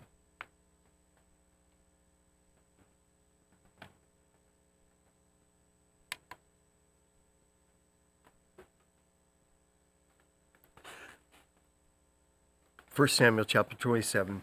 Then David said in his heart, Now I shall perish one day by the hand of Saul.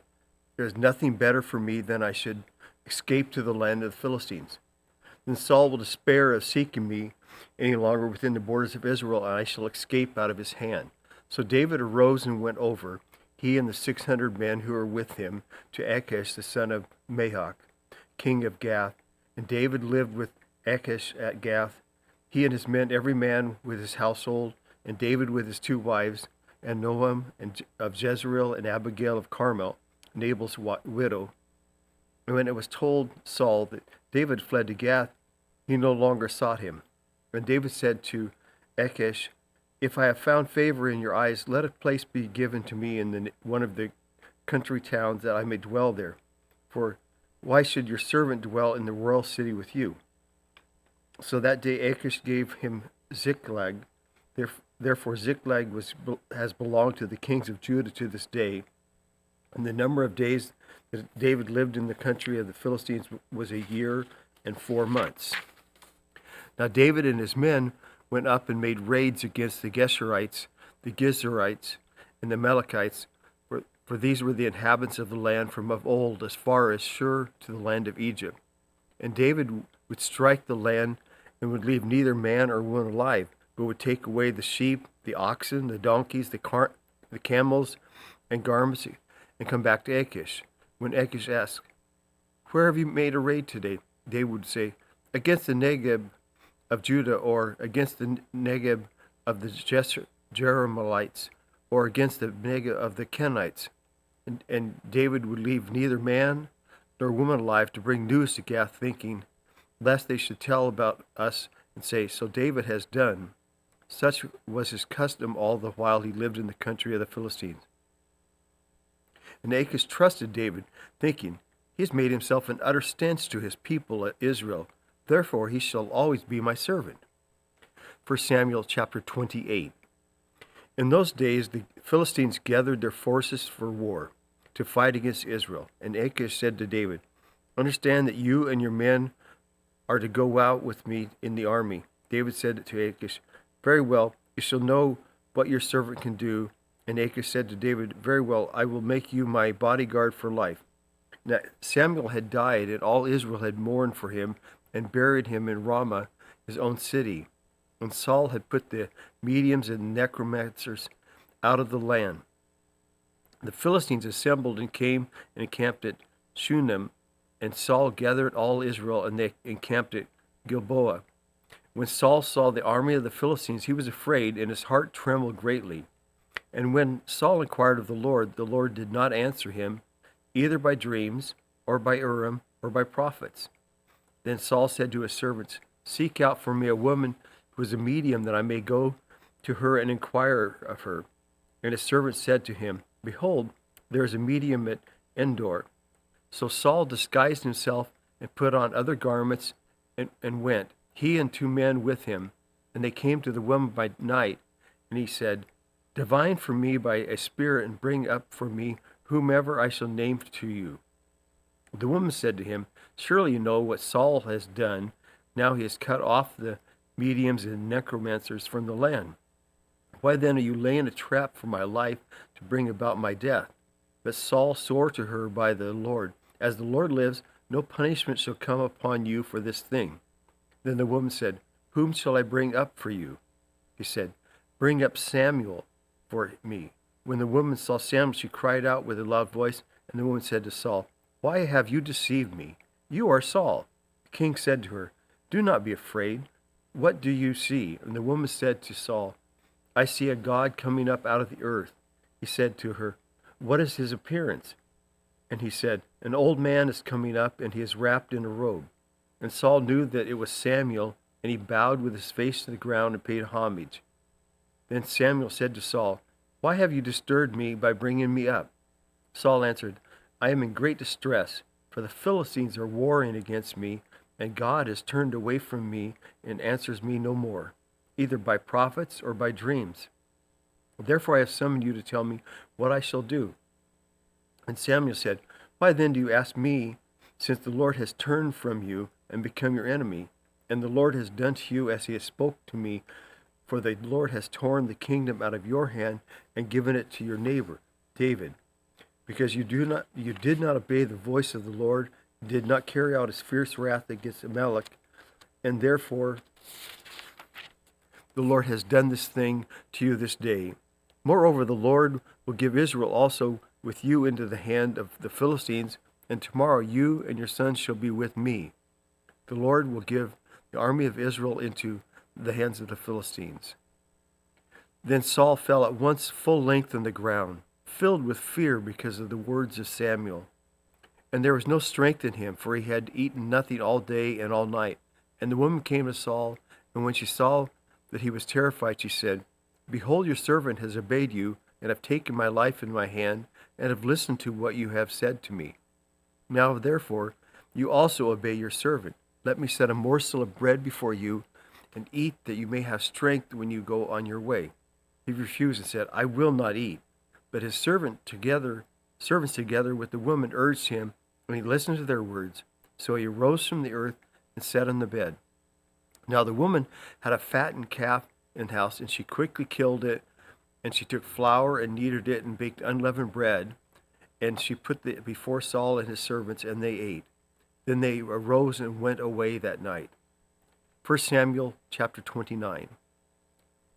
Now the Philistines had gathered all their forces at Aphek, and the Israelites were encamped by the spring that is in Jezreel.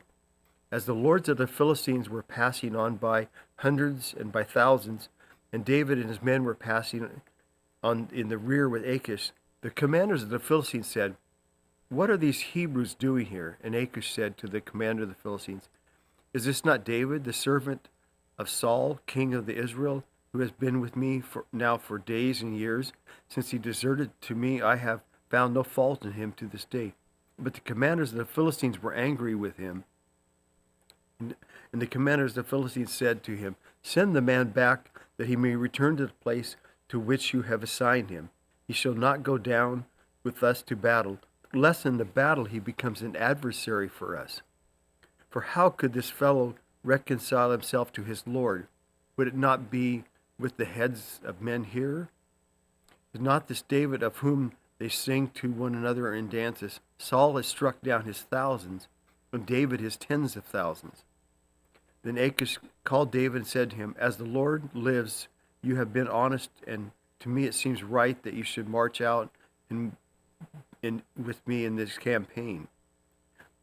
For I have found nothing wrong in you from the day of your coming to me to this day. Nevertheless, the lords do not approve of you, so go back now and go peaceably, that you may not displease the lords of the Philistines. And David said to Achish, But what have I done? What have you found in your servant from the day I entered your service until now, that I may not go and fight against the enemies of my lord the king? And Achish answered David and said, I know that you are as blameless in my sight as an angel of God. Nevertheless, the commanders of the Philistines have said, He shall not go up with us to the battle. Now then, rise early in the morning with the servants of your Lord who come with you, and start early in the morning and depart as soon as you have light. So David set out with his men early in the morning to return to the land of the Philistines, but the Philistines went up to Jezreel. 1 Samuel chapter 30. Now when David and his men came to Ziklag on the third day, the Amalekites had made a raid against the Negeb and against Ziklag. They had overcome Ziklag and burned it with fire, and taken captive the women. All who were in it, both small and great, they killed. They killed no one, but carried them off and went their way. And when David and his men came to the city, they found it burned with fire, and their wives and sons and daughters taken captive. Then David and the people who were with him raised their voices and wept until they had no more strength to weep. David's two wives also had been taken captive, Anominham of Jezreel, and Abigail the widow of Nabal of Carmel. And David was greatly distressed, for the people spoke of stoning him, because of all the people were bitter in soul, each for his sons and daughters. But David strengthened himself in the Lord his God. And David said to Abiathar the priest and the son of Ahimelech, Bring me the ephod. So Abiathar brought the ephod to David, and David inquired of the Lord, Shall I pursue after this band? Shall I overtake them? He answered him, Pursue, for you shall surely overtake and surely rescue. So David set out, and the 600 men who were with him, and they came to the brook Besor, where those who were left behind stayed. But David pursued, he and 400 men. 200 men stayed behind, who were too exhausted to cross the brook Besor. They found an Egyptian in the open country and brought him to David, and they gave him bread, and he ate. They gave him water to drink, and they gave him a piece of a cake of figs and 2 clusters of raisins. And when he had eaten, his spirit revived, for he had not eaten bread or drunk water for 3 days and 3 nights. And David said to him, "To whom do you belong? And where are you from?" He said, "I am a young man of Egypt, servant to an Amalekite, and my master left me behind because I fell sick 3 days ago. When we had made a raid against Negeb of the Jeshurites, and against that which belonged to Judah, and against Negeb of Caleb, and against Ziklag with fire." And David said to him, "Will you take me down to this band?" And he said, "Swear to me by God that you will not kill me or deliver me into the hands of my master, and I will take you down to this band."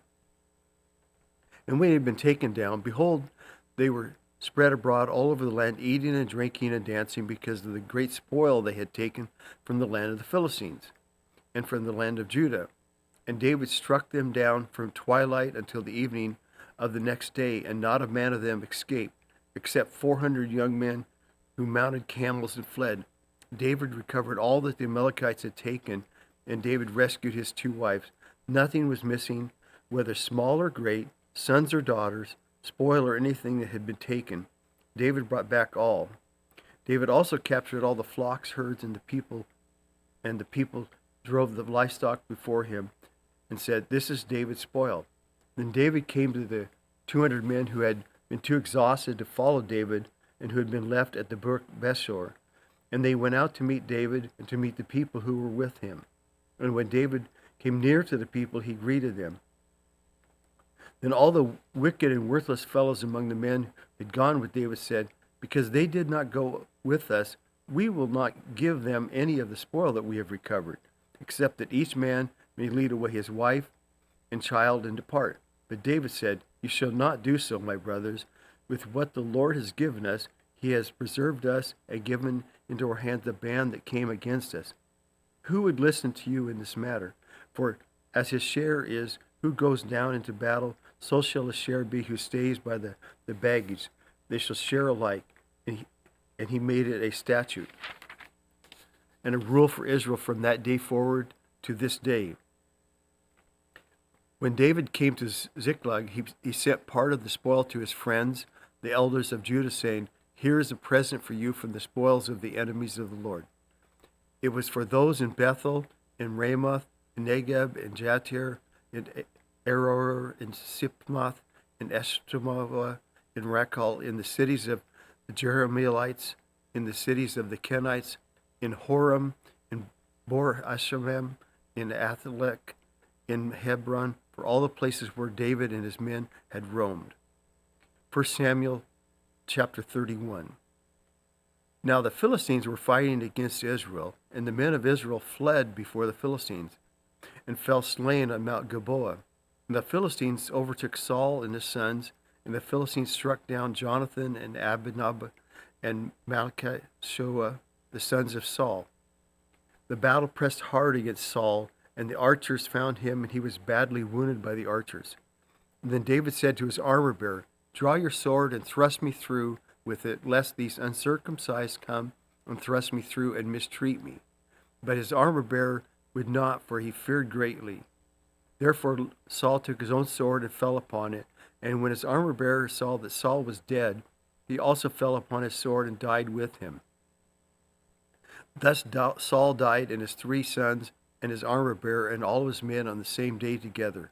When the men of Israel who were on the other side of the valley and those beyond the Jordan saw that the men of Israel had fled, and that Saul and his sons were dead, they abandoned their cities and fled, and the Philistines came and lived in them. The next day, when the Philistines came to strip the slain, they found Saul and his 3 sons fallen on Mount Gilboa. So they cut off his head and stripped off his armor and sent messengers throughout the land of the Philistines to carry the good news to the house of their idols and to the people. They put his armor in the temple of Asheroth, and they fastened his body to the wall of Bethshem.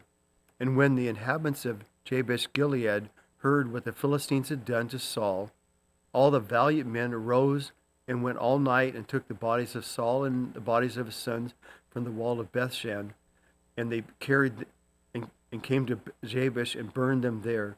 And they took their bones and buried them under the tamarack tree in Jabesh and fasted 7 days. 2 Samuel chapter 1. David hears of Saul's death. After the death of Saul, when David had returned from striking down the Amalekites, David remained 2 days in Ziklag. And on the third day, behold, a man came from Saul's camp with his clothes torn and dirt on his head. And when he came to David, he fell to the ground and paid homage. David said to him, "Where do you come from?"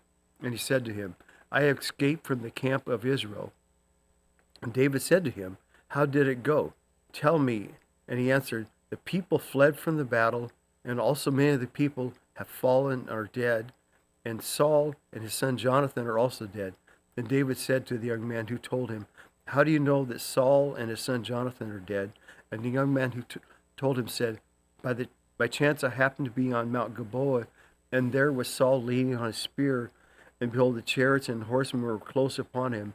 And when he looked behind him, he saw me and called to me, and I answered, "Here am I." And he said to me, "Who are you?" I answered, "I am an Amalekite." And he said to me, "Stand beside me and kill me, for anguish has seized me, and yet my life still lingers." So I stood beside him and killed him, because I was sure that he would not live after he had fallen. And I took the crown that was on his head and the armlet that was on his arm, and I brought them here to my Lord. And then David took hold of his clothes and tore them. So did all the men who were with him. And they mourned and wept and fasted until the evening for Saul and for Jonathan his sons and for the people of the Lord. For the house of Israel, because they had fallen by the sword. And David said to the young man who told him, "Where do you come from?" And he said, "I am the son of a sojourner, a Amalekite." David said to him, "How is it you were not afraid to put out your hand to destroy the Lord's anointed?" Then David called one of the young men and said, "Go, execute him." And he struck him down so that he died. And David said to him, "Your blood be on your head, for by your own mouth you have testified against you, saying, 'I have killed the Lord's anointed.'" And David lamented with this lamentation over Saul and Jonathan his son. And he said, "It should be taught to the people of Judah, behold, it is written in the book of Jasher," he said, "Your glory, old Israel, is slain on your high places. How the mighty have fallen. Tell it not in Gath, publish it not in Ashkelon, lest the daughters of the Philistines rejoice, lest the daughters of the uncircumcised exult. You mountains of Gilboa, let there be no dew or rain upon you, nor the fields of offering. For there the shield of the mighty was defiled, and the shield of Saul not anointed with oil. From the blood of the slain, from the fat of the mighty, the bow of Jonathan turned not back, and the sword of Saul returned not empty. Saul and Jonathan, beloved and lovely, in life and in death, they were not divided. They were swifter than eagles, they were stronger than lions. You daughters of Israel, weep over Saul, who clothed you luxuriously in scarlet, who put ornaments of gold on your apparel. How the mighty have fallen in the midst of the battle. Jonathan lies slain on your high places. I am distressed for you, my brother Jonathan. Very pleasant have you been to me. Your love to me was extraordinary, surpassing the love of women. How the mighty have fallen, and the weapons of war perished. 2 Samuel chapter 2. After this, David inquired of the Lord, "Shall I go up into the cities of the Judah?" And the Lord said to him, "Go up." David said, to which shall I go up? And he said, to Hebron. 2 Samuel chapter 2, verse 2.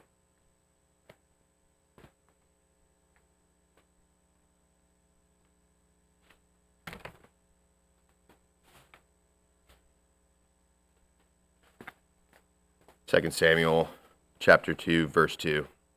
So David went up there, and his 2 wives also, Ahinoam of Jezreel, and Abigail the widow of Nabal of Carmel. And David brought up his men who were with him, everyone with his household, and they lived in the towns of Hebron. And the men of Judah came, and there they anointed David king over the house of Judah. When they told David, it was the men of Jabesh Gilead who buried Saul, David sent messengers to the men of Jabesh Gilead and said to them, May you be blessed by the Lord, because you have showed this loyalty to Saul your Lord and buried him. Now may the Lord show steadfast love and faithfulness to you, and I will do good to you because you have done this thing. Now therefore let your hands be strong and be valiant, for Saul your Lord is dead, and the house of Judah has anointed me king over them. Ishbosheth made king of Israel. But Abner, the son of Ner, commander of Saul's armies, took Ishbosheth, the son of Saul, and brought him over to Mahanaim. And he made him king over Gilead, and the Asherites, and Jezreel, and Ephraim, and Benjamin, and all Israel. Ishbosheth, Saul's son, was 40 years old when he began to reign over Israel, and he reigned 2 years. But the house of Judah followed David. And the time that David was king in Hebron over the house of Judah was 7 years and 6 months. The battle of Gibeon.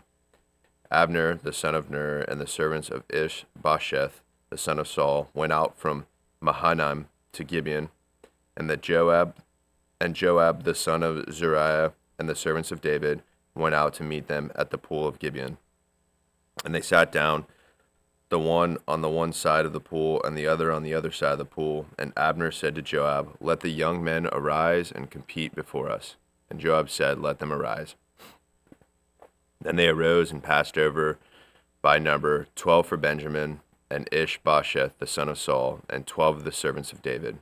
And each caught his opponent by the head and thrust his sword in the opponent's side, so they fell down together. Therefore that place was called Helkath Hazarim, which is at Gibeon. And the battle was very fierce that day, and Abner and the men of Israel were beaten before the servants of David. And the 3 sons of Zeruiah were there, Joab, Abishai, and Asahel. Now Asahel was as swift of foot as a wild gazelle. And Asahel pursued Abner, and as he went, he turned neither to his right hand nor to the left from following Abner. Then Abner looked behind him and said, "Is that you, Asahel?" And he answered, "It is I." Abner said to him, "Turn aside to your right hand or to your left, and seize one of the young men and take his spoil." But Asahel would not turn aside from following him. And Abner said again to Asahel, "Turn aside from following me. Why should I strike you to the ground? How then could I lift up my face to your brother Joab?" But he refused to turn aside. Therefore Abner struck him in the stomach with the butt of his spear, so that the spear came out his back, and he fell there and died where he was. And all who came to the place where Asahel had fallen had died, stood still. But Joab and Abishai pursued Abner. And as the sun was going down, they came to the hill of Ammah, which lies before Giah, on the way to the wilderness of Gibeon. And the people of Benjamin gathered themselves together behind Abner and became one group, and took their stand on the top of a hill. Then Abner called to Joab, "Shall the sword devour forever? Do you not know that the end will be bitter? How long will it be before you tell your people to turn from the pursuit of their brothers?" And Joab said, "As God lives, if you had not spoken, surely the men would not have given up the pursuit of their brothers until the morning." So Joab blew the trumpet, and all the men stopped and pursued Israel no more, nor did they fight any more. And Abner and his men went all that night through the Arabah. They crossed the Jordan, and marching the whole morning they came to Mahanaim. Joab returned from the pursuit of Abner. And when he had gathered all the people together, there were missing from David's servants 19 men besides Asahel. But when the servants of David had struck down of Benjamin 360 of Abner's men, and they took up Asahel and buried him in the tomb of his father, which was at Bethlehem.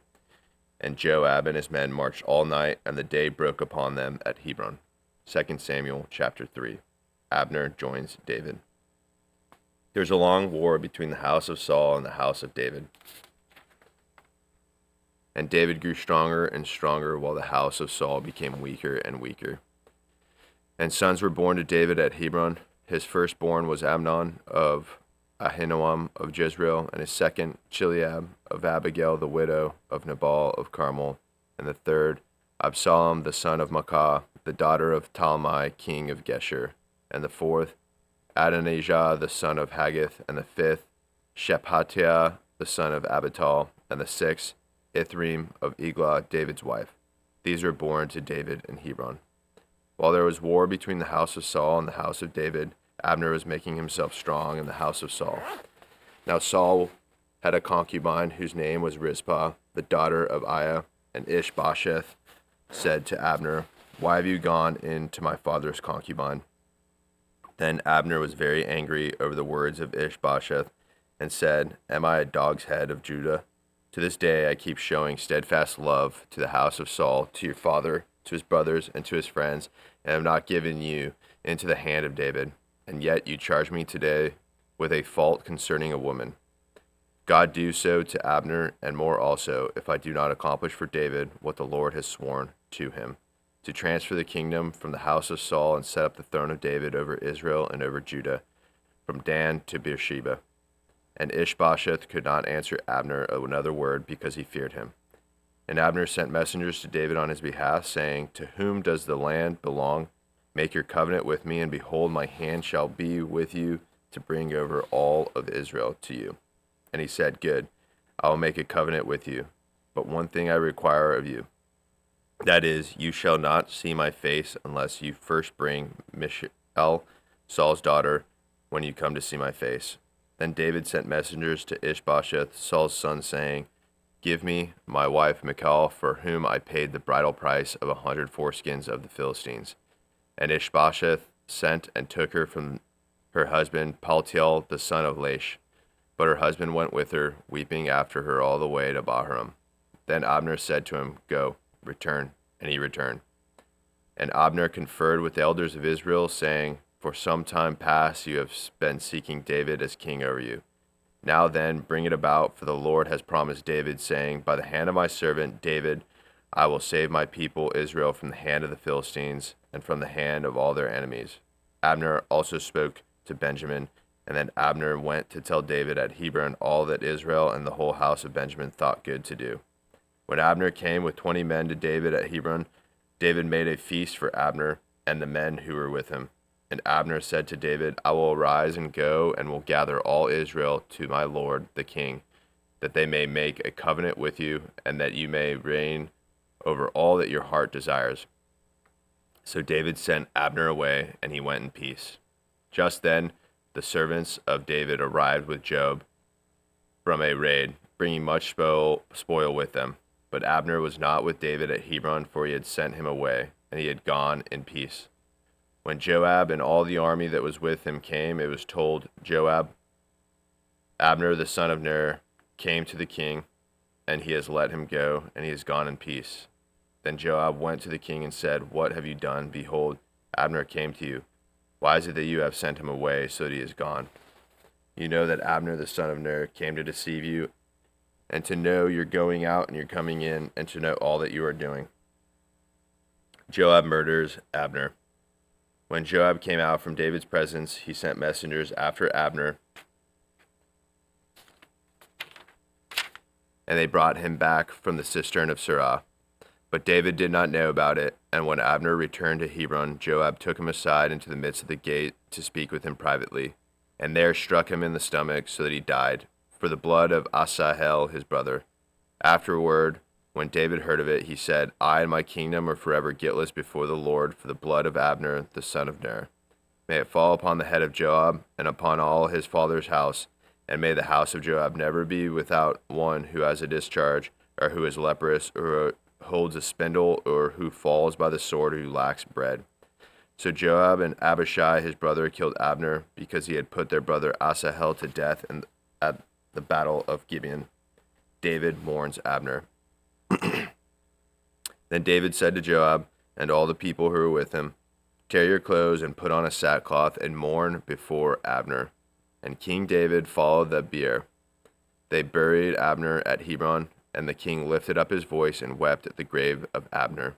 And all the people wept, and the king lamented for Abner, saying, "Should Abner die as a fool dies? Your hands were not bound, your feet were not fettered. As one falls before the wicked, you have fallen." And all the people wept again over him. Then all the people came to persuade David to eat bread while it was yet day, but David swore, saying, "God do so to me, and more also, if I taste bread or anything else till the sun goes down." And all the people took notice of it, and it pleased them, as everything that the king did pleased all the people. So all the people and all Israel understood that day that it had not been the king's will to put to death Abner the son of Ner. And the king said to his servants, Do you not know that a prince and a great man has fallen this day in Israel? And I was gentle today, though anointed king. These men, the sons of Zeruiah, are more severe than I. The Lord repays evildoers according to his wickedness. 2 Samuel chapter 4. Ishbosheth murdered. When Ishbosheth, Saul's son, heard that Abner had died at Hebron, his courage failed, and all Israel was dismayed. Now Saul's son had 2 men who were captains of raiding bands. The names of one was Banah, and the name of the other Rechab, sons of Rimmon, a man of Benjamin from Beeroth, for Beeroth also is counted part of Benjamin. The Beerothites fled to Gittaim and have been sojourners there to this day. Jonathan, the son of Saul, had a son who was crippled in his feet. He was 5 years old when the news about Saul and Jonathan came from Jezreel, and his nurse took him up and fled. And as she fled in her haste, he fell and became lame, and his name was Misabethboth. Now the sons of Rimmon, the Beerothite, Rechab, and Banah set out, and about the heat of the day they came to the house of Ishbosheth, as he was taking his noonday rest. And they came into the midst of the house, as if to get wheat, and they stabbed him in the stomach. Then Rechab and Banah, his brother, escaped. When they came into the house, as he lay on his bed in his bedroom, they struck him and put him to death and beheaded him. They took his head and went by the way of the Arabah all night, and brought the head of Ishbosheth to David at Hebron. And they said to the king, Here is the head of Ishbosheth, the son of Saul, your enemy who sought your life. The Lord has avenged my lord, the king, this day on Saul and his offspring.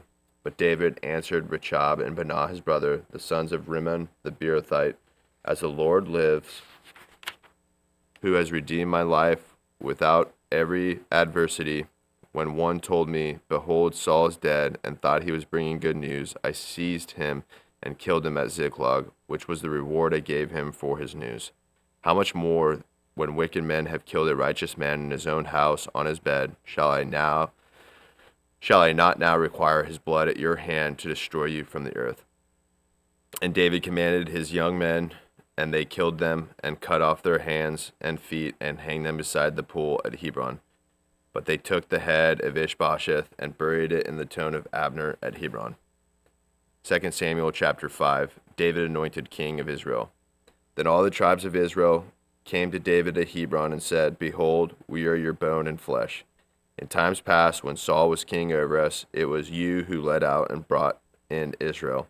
And the Lord said to you, You shall be shepherd of my people, Israel, and you shall be prince over Israel. So all the elders of Israel came to the king at Hebron, and King David made a covenant with them at Hebron before the Lord, and they anointed David king over Israel. David was 30 years old when he began to reign, and he reigned 40 years. At Hebron he reigned over Judah 7 years and 6 months, and at Jerusalem he reigned over all Israel and Judah 33 years. And the king and his men went to Jerusalem against the Jebusites, the inhabitants of the land, who said to David, You will not come in here, but the blind and the lame will ward you off, thinking, David cannot come in here. Nevertheless, David took the stronghold of Zion, that is, the city of David. And David said on that day, Whoever would strike the Jebusites, let him get up the water shaft to attack the lame and the blind, who are hated by David's soul. Therefore it is said, The blind and the lame shall not come into the house. And David lived in the stronghold and called it the city of David. And David built the city all around from the Millo inward. And David became greater and greater, for the Lord, the God of hosts, was with him.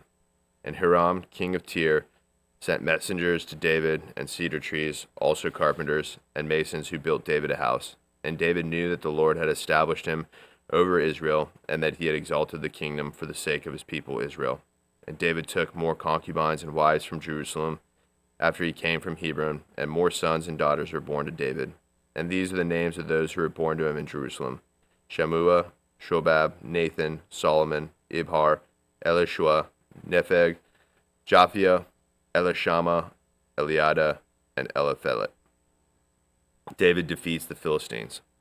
When the Philistines heard that David had been anointed king over Israel, all the Philistines went up to search for David. But David heard of it and went down to the stronghold.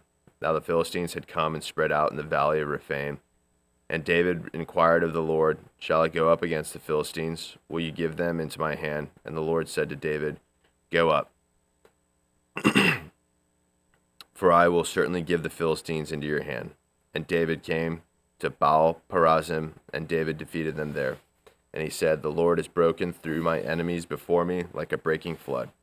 Therefore the name of that place is called Baal Perazim. And the Philistines left their idols there, and David and his men carried them away.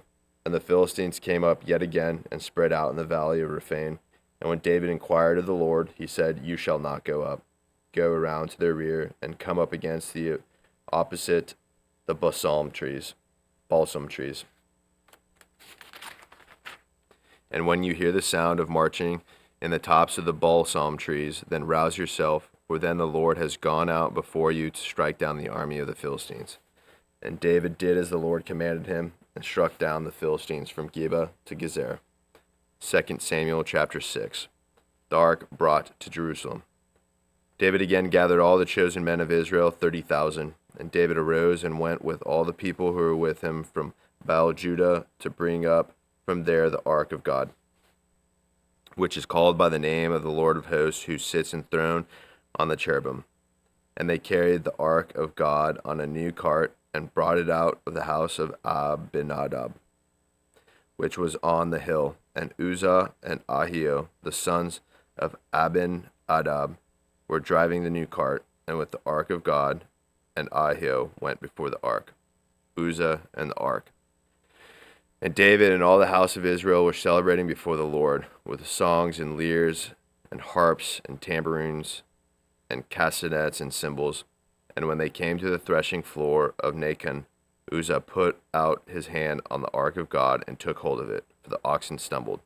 And the anger of the Lord was kindled against Uzzah, and God struck him down there because of his error, and he died there beside the ark of God. And David was angry because the Lord had broken out against Uzzah, and that place is called Perez Uzzah to this day.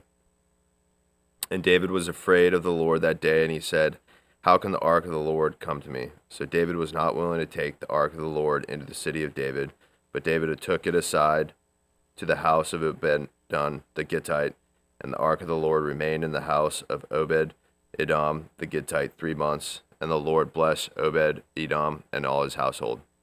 And it was told King David, The Lord has blessed the household of Obed-Edom and all that belongs to him, because the ark of God.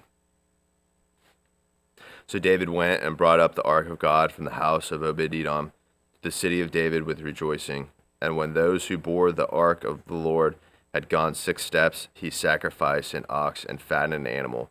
And David danced before the Lord with all his might, and David was wearing a linen ephod. So David and all the house of Israel brought up the ark of the Lord, and shouting with the sound of the horn. David and Michal. As the ark of the Lord came into the city of David, Michal, the daughter of Saul, looked out of the window and saw King David leaping and dancing before the Lord. And she despised him in her heart. And they brought in the ark of the Lord and set it in its place inside the tent that David had pitched for it. And David offered burnt offerings and peace offerings before the Lord.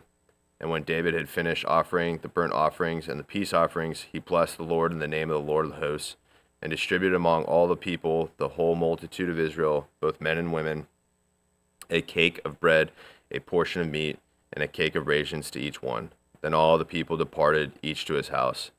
And David returned to bless his household.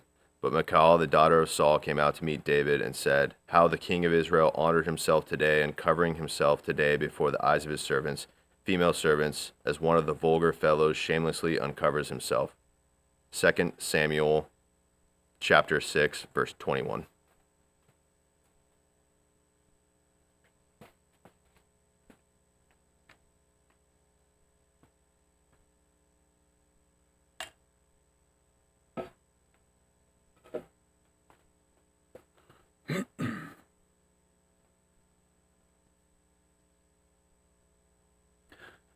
Second Samuel chapter 6, verse 21. And David said to Michal, It was before the Lord who chose me above your father and above all his house, to appoint me as prince over Israel, the people of the Lord, and I will celebrate before the Lord. I will make myself yet more contemptible than this, and I will be abased in your eyes. But by the female servants of whom you have spoken, By them I shall be held in honor. And Michal, the daughter of Saul, had no child to the day of her death. 2 Samuel chapter 7. The Lord's covenant with David.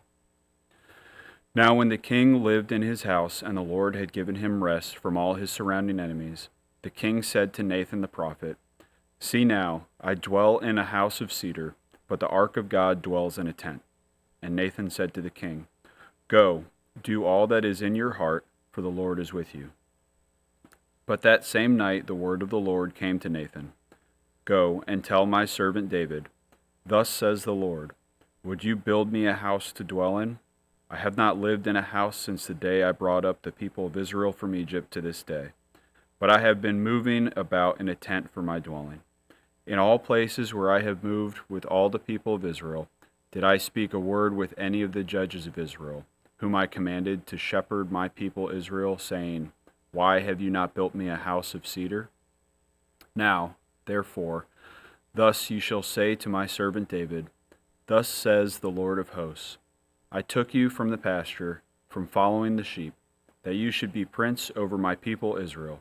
And I have been with you wherever you went, and have cut off all your enemies from before you. And I will make for you a great name, like the name of the great ones of the earth. And I will appoint a place for my people Israel, and will plant them, so that they may dwell in their own place and be disturbed no more.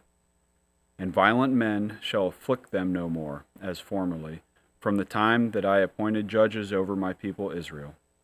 And I will give you rest from all your enemies.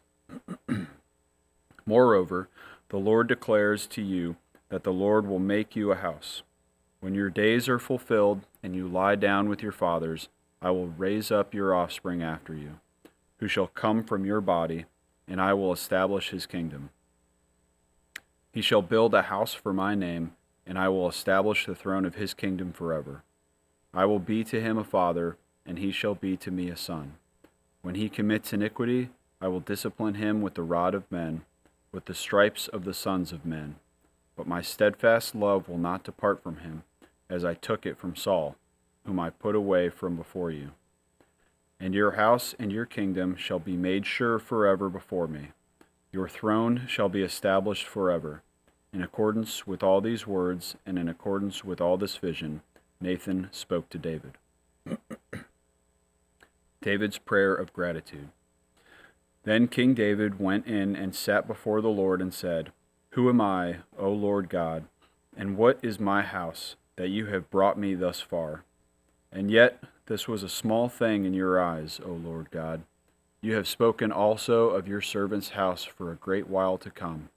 And this is instruction for mankind, O Lord God. And what more can David say to you? For you know your servant, O Lord God. Because of your promise, and according to your own heart, you have brought all this greatness to make your servant know it. Therefore you are great, O Lord God. For there is none like you, and there is no God besides you, according to all we have heard with our ears. And who is like your people Israel, the one nation on earth who God went to redeem to be his people, making himself a name and doing for them great and awesome things, by driving out before your people, whom you redeemed for yourself from Egypt, a nation and its gods. And you established for yourself your people Israel to be your people forever. And you, O Lord, became their God. And now, O Lord God, confirm forever the word that you have spoken concerning your servant and concerning his house, and do as you have spoken. And your name will be magnified forever, saying, The Lord of hosts is God over Israel, and the house of your servant David will be established before you. For you, O Lord of hosts, the God of Israel, have made this revelation to your servant, saying, I will build you a house. Therefore your servant has found courage to pray this prayer to you. And now, O Lord God, you are God, and your words are true, and you have promised this good thing to your servant. Now therefore may it please you to bless the house of your servant, so that it may continue forever before you. For you, O Lord God, have spoken, and with your blessing shall the house of your servant be blessed forever. 2 Samuel chapter 8, David's victories. After this, David defeated the Philistines and subdued them. And David took Megeth Ammah out of the hands of the Philistines. And he defeated Moab, and he measured them with a line, making them lie down on the ground. 2 lines he measured to be put to death, and 1 full line to be spared. And the Moabites became servants to David and brought tribute. David also defeated Hadadezer, the son of Rehob, king of Zobah, as he went to restore his power at the river Euphrates. And David took from him 1,700 horsemen and 20,000 foot soldiers. And David hamstrung all the chariot horses, but left enough for 100 chariots. And when the Syrians of Damascus came to help Hadadezer, king of Zobah, David struck down 22,000 men of the Syrians. Then David put garrisons in Aram of Damascus, and the Syrians became servants to David and brought tribute. And the Lord gave victory to David wherever he went. And David took the shields of gold that were carried by the servants of Hadadezer and brought them to Jerusalem. And from Betah and from Berothai, cities of Hadadezer, King David took very much bronze. When Toi, king of Hamath, heard that David had defeated the whole army of Hadadezer, Toi sent his son Joram to King David to ask about his health and to bless him, because he had fought against Hadadezer and defeated him, for Hadadezer had often been at war with Toi. And Joram brought with him articles of silver, of gold, and of bronze. These also King David dedicated to the Lord, together with the silver and gold that he dedicated from all the nations he subdued, from Edom, Moab, the Ammonites, the Philistines, Amalek, and from the spoil of Hadadezer, the son of Rehob, king of Zobah. And David made a name for himself when he returned from striking down 18,000 Edomites in the valley of Salt. Then he put garrisons in Edom. Throughout all Edom he put garrisons, and all the Edomites became David's servants. And the Lord gave victory to David wherever he went. David's officials. So David reigned over all Israel, and David administered justice and equity to all his people. Joab the son of Zeruiah was over the army, and Jehoshaphat the son of Ahilud was recorder, and Zadok the son of Ahitub and Ahimelech the son of Abiathar were priests, and Sariah was secretary, and Benaiah the son of Jehoiada was over the Cherethites, and the Pelethites, and David's sons were priests. 2 Samuel chapter 9, David's kindness to Mephibosheth. And David said, "Is there still anyone left of the house of Saul, that I may show him kindness for Jonathan's sake?" Now there was a servant of the house of Saul, whose name was Ziba, and they called him to David. And the king said to him, "Are you Ziba?" And he said, "I am your servant." And the king said, "Is there not still someone of the house of Saul, that I may show the kindness of God to him?" Ziba said to the king, "There is still a son of Jonathan. He is crippled in his feet." The king said to him, "Where is he?" And Ziba said to the king, "He is in the house of Machir, the son of Ammiel, at Lo-debar." Then King David sent and brought him from the house of Machir to the son of Ammiel at Lo-debar. And Mephibosheth, the son of Jonathan, son of Saul, came to David and fell on his face and paid homage. And David said, "Mephibosheth." And he answered, "Behold, I am your servant." And David said to him, "Do not fear, for I will show you kindness for the sake of your father Jonathan, and I will restore to you all the land of Saul your father, and you shall eat at my table always." And he paid homage and said, "What is your servant, that you should show regard for a dead dog such as I?" Then the king called Ziba, Saul's servant, and said to him, "All that belonged to Saul and to all his house I have given to your master's grandson. And you and your sons and your servants shall till the land for him and bring in the produce, that your master's grandson may have bread to eat. But Mephibosheth, your master's grandson, shall always eat at my table. Now Ziba had 15 sons and 20 servants. Then Ziba said to the king, According to all my lord the king commands his servant, so will your servant do. So Mephibosheth ate at David's table like one of the king's sons. And Mephibosheth had a young son whose name was Micah. And all who lived in Ziba's house became Mephibosheth's servants. So Mephibosheth lived in Jerusalem, for he ate always at the king's table. Now he was lame in both feet. 2 Samuel chapter 10. David defeats Ammon and Syria. After this, the king of the Ammonites died, and Hanun his son reigned in his place. And David said, I will deal loyally with Hanun the son of Nahash, as his father dealt loyally with me. So David sent by his servants to console him concerning his father. And David's servants came into the land of the Ammonites. But the princes of the Ammonites said to Hanun their lord, Do you think, because David has sent comforters to you, that he is honoring your father? Has not David sent his servants to you to search the city and to spy it out and to overthrow it? So Hanun took David's servants and shaved off half the beard of each and cut off the garments in the middle at their hips and sent them away. When it was told David, he sent to meet them, for the men were greatly ashamed. And the king said, Remain at Jericho until your beards have grown, and then return.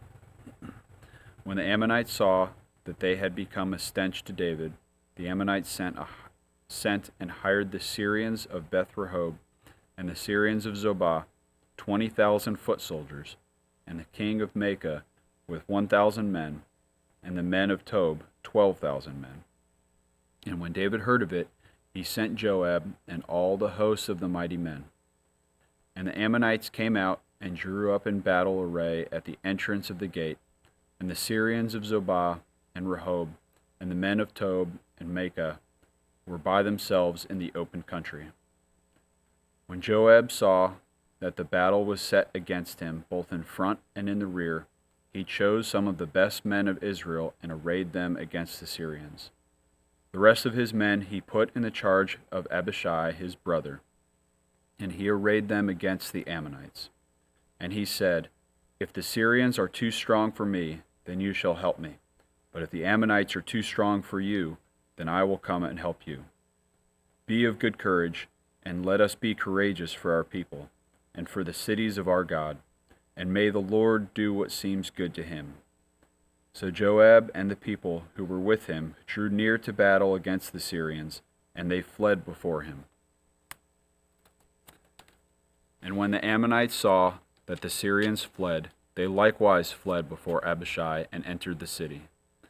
Then Joab returned from fighting against the Ammonites and came to Jerusalem.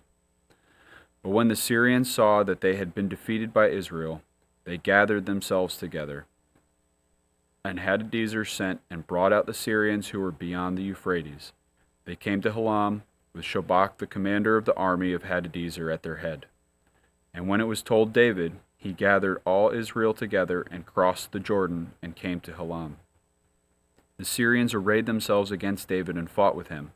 And the Syrians fled before Israel, and David killed of the Syrians the men of 700 chariots and 40,000 horsemen, and wounded Shobach the commander of their army, so that he died there.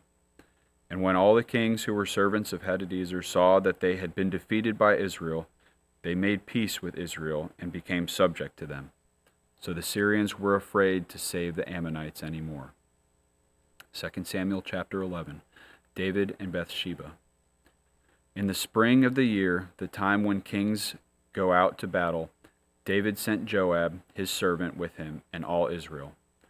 And they ravaged the Ammonites and besieged Rabbah, but David remained at Jerusalem. It happened late one afternoon, when David arose from his couch and was walking on the roof of the king's house, that he saw from the roof a woman bathing, and the woman was very beautiful. And David sent and inquired about the woman, And one said, Is not this Bathsheba, the daughter of Eliam, the wife of Uriah the Hittite? So David sent messengers and took her, and she came to him, and he lay with her. Now she had been purifying herself from her uncleanness. Then she returned to her house, and the woman conceived, and she sent and told David, I am pregnant. So David sent word to Joab, Send me Uriah the Hittite. And Joab sent Uriah to David.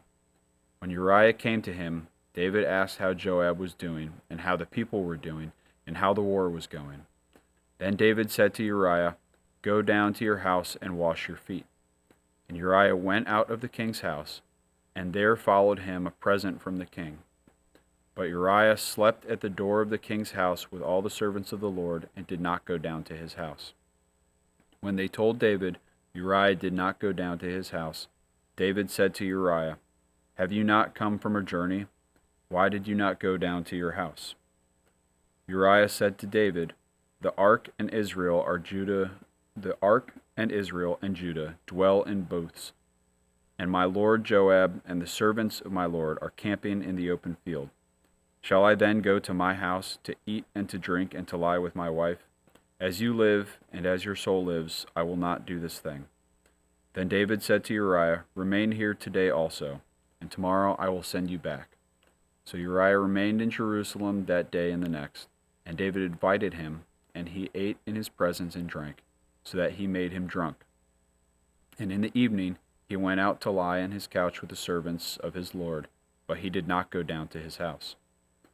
In the morning David wrote a letter to Joab and sent it by the hand of Uriah.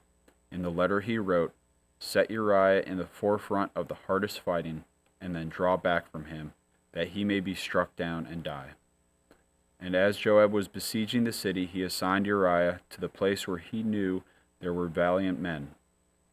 And the men of the city came out and fought with Joab, and some of the servants of David among the people fell.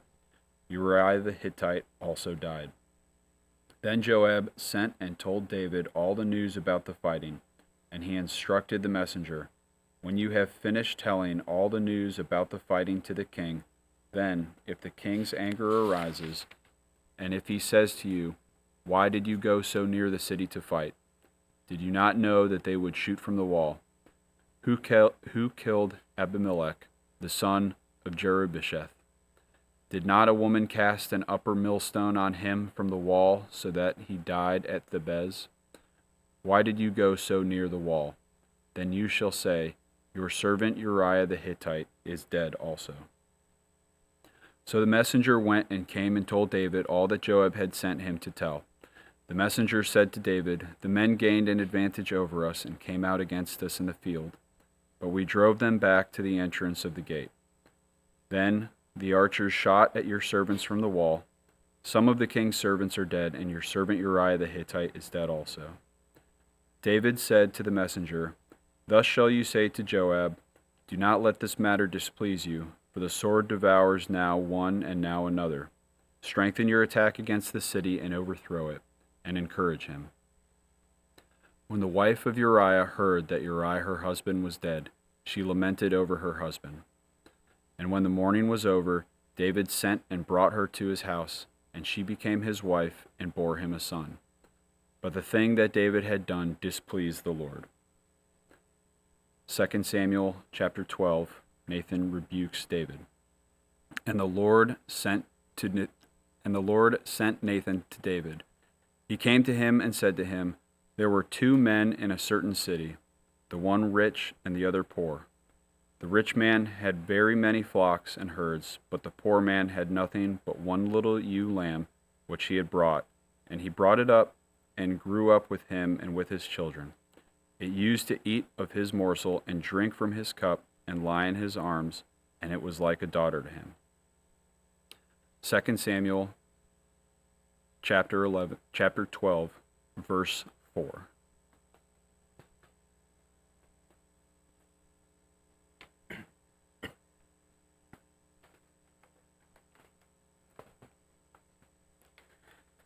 Second Samuel chapter 12, verse 4. Now there came a traveler to the rich man, and he was unwilling to take one of his own flock or herd to prepare for the guest who had come to him. But he took the poor man's lamb and prepared it for the man who had come to him. Then David's anger was greatly kindled against the man, and he said to Nathan, "As the Lord lives, the man who has done this deserves to die, and he shall restore the lamb fourfold, because he did this thing, and because he had no pity." Nathan said to David, "You are the man. Thus says the Lord, the God of Israel, I anointed you king over Israel, and I delivered you out of the hand of Saul. And I gave you your master's house and your master's wives into your arms, and gave you the house of Israel and of Judah. And if this were too little, I would add to you as much more. Why have you despised the word of the Lord, to do what is evil in his sight? You have struck down Uriah and Hittite with the sword, and have taken his wife to be your wife, and have killed him with the sword of the Ammonites. Now therefore the sword shall never depart from your house, because you have despised me, and have taken the wife of Uriah the Hittite to be your wife. Thus says the Lord, Behold, I will raise up evil against you out of your own house, and I will take your wives before your eyes, and give them to your neighbor, and he shall lie with your wives in the sight of this sun. For you did it secretly, but I will do this thing before all Israel and before the sun." David said to Nathan, "I have sinned against the Lord." And Nathan said to David, "The Lord has put away your sin. You shall not die. Nevertheless, because by this deed you have utterly scorned the Lord, the child who is born to you shall die." Then Nathan went to his house. 2 Samuel chapter 12, verse 16. David's child dies. And the Lord afflicted the child that Uriah's wife bore to David, and he became sick. David therefore sought God on behalf of the child. And David fasted and went in and lay all night on the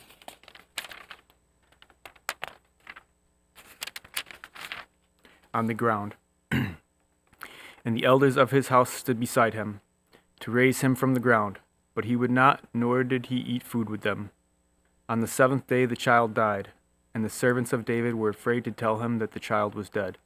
For they said, "Behold, while the child was yet alive, we spoke to him, and he did not listen to us. How then can we say to him the child is dead? He may do himself some harm." But when David saw that his servants were whispering together, David understood that the child was dead. And David said to his servants, "Is the child dead?" They said, "He is dead." Then David arose from the earth, and washed and anointed himself, and changed his clothes. And he went into the house of the Lord and worshipped.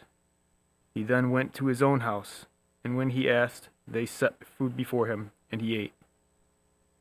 Then his servants said to him, "What is this thing that you have done?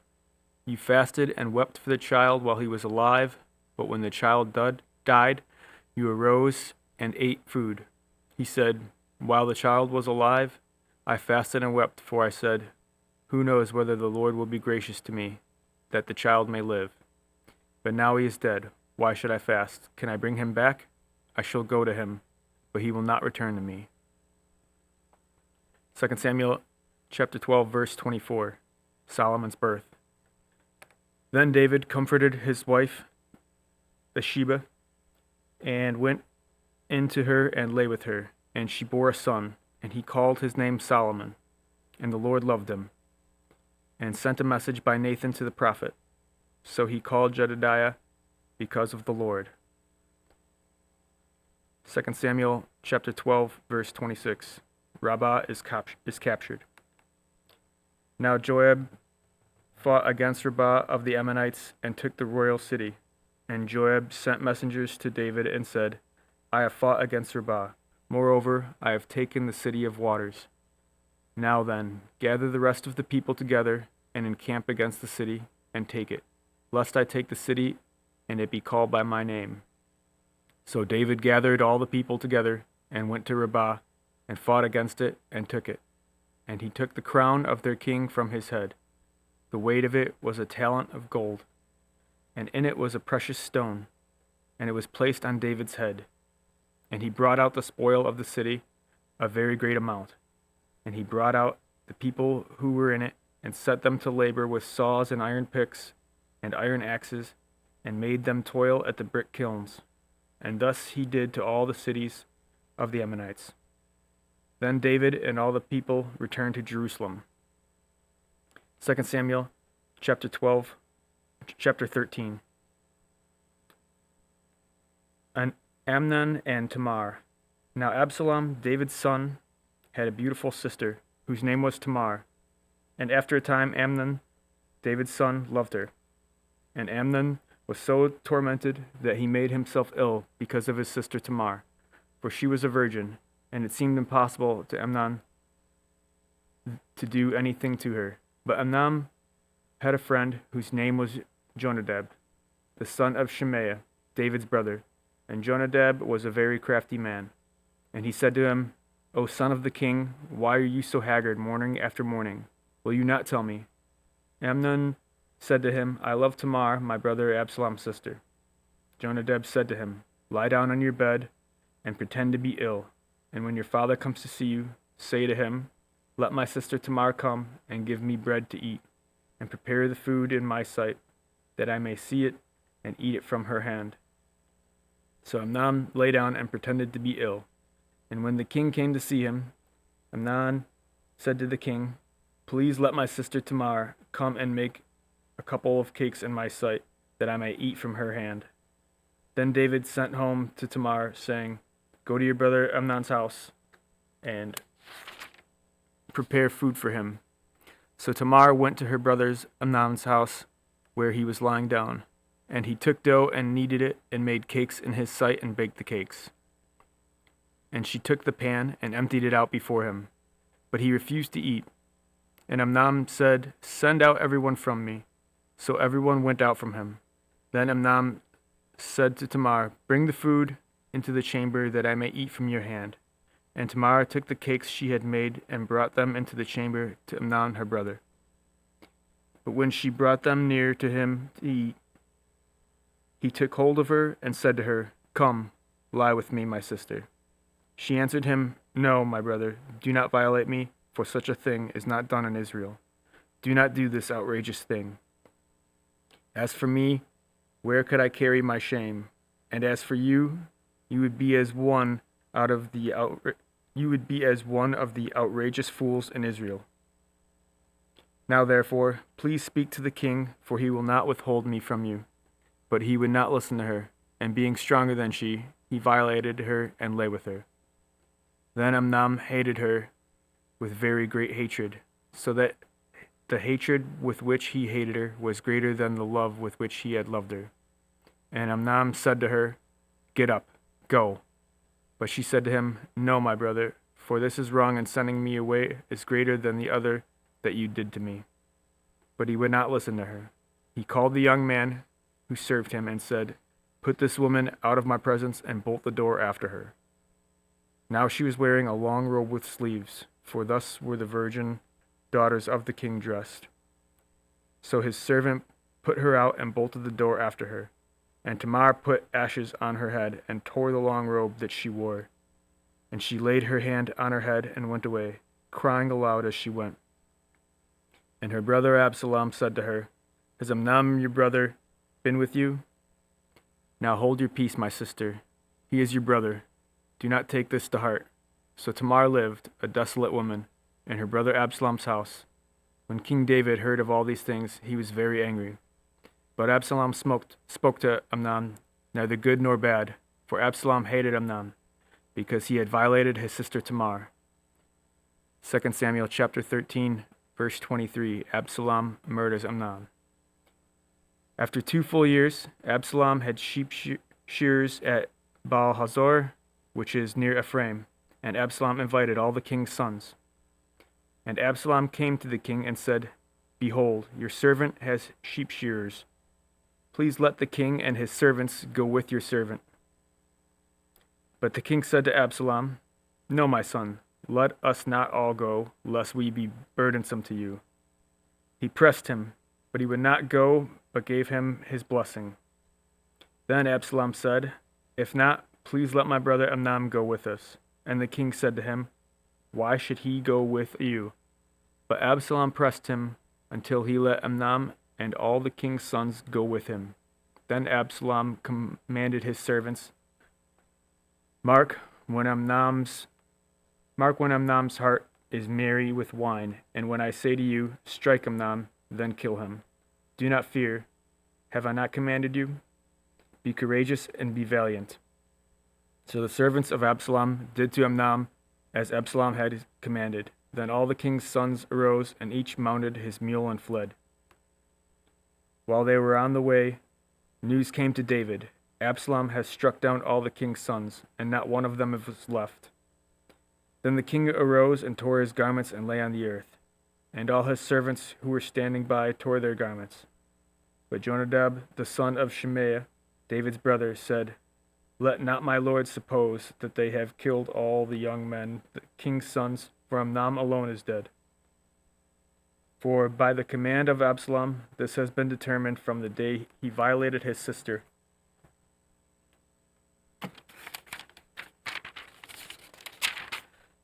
His sister Tamar.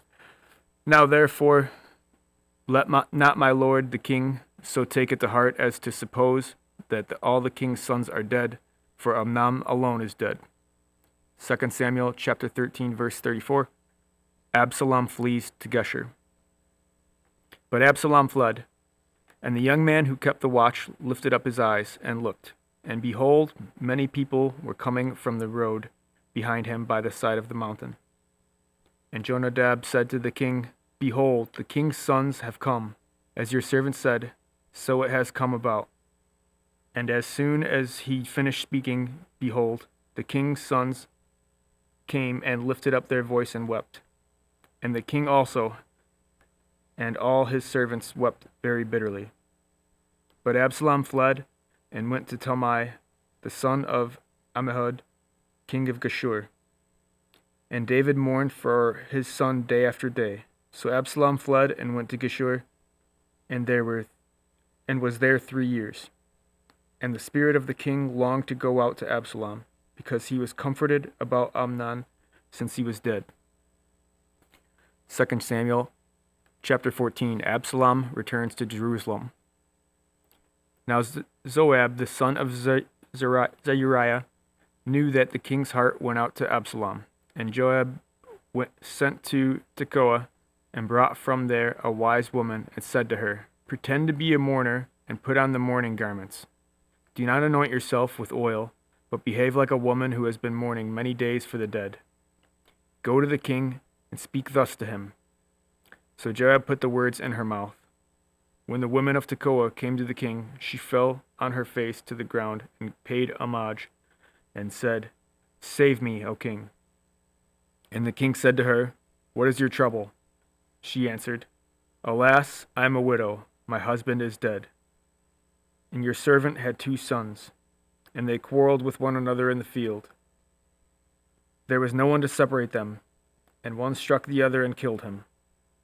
And now the whole clan has risen against your servant, and they say, 'Give up the man who struck his brother, that we may put him to death for the life of his brother whom he killed.' And so they would destroy the heir also. Thus they would quench my coal that is left, and leave to my husband neither name nor remnant on the face of the earth." Then the king said to the woman, "Go to your house, and I will give you orders concerning you." And the woman of Tekoa said to the king, "On me be the guilt, my lord the king, and on my father's house. Let the king and his throne be guiltless." The king said, "If anyone says anything to you, bring him to me, and he shall never touch you again." Then he said, "Please let the king invoke the Lord your God, that the avenger of blood kill no more, and my son be not destroyed." He said, "As the Lord lives, not one hair of your son shall fall to the ground." Then the woman said, "Please let your servant speak a word to my lord the king." He said, "Speak." And the woman said, "Why then have you planned such a thing against the people of God? For in giving this decision, the king convicts himself, inasmuch as the king does not bring his banished one home again. We must all die. We are like water spilled on the ground, which cannot be gathered up again. But God will not take away life, and he devises means so that the banished one will not remain an outcast. Now I have come to say this to my lord, the king, because the people have made me afraid, and your servant thought, I will speak to the king. It may be that the king will perform the request of his servant. For the king will hear and deliver his servant from the hand of the man who would destroy me and my son together from the heritage of God. And your servant thought, the word of my lord the king will set me at rest. For my lord the king is like the angel of God to discern good and evil. The Lord your God be with you. Then the king answered the woman, do not hide from me anything I ask you. And the woman said, Let my lord the king speak.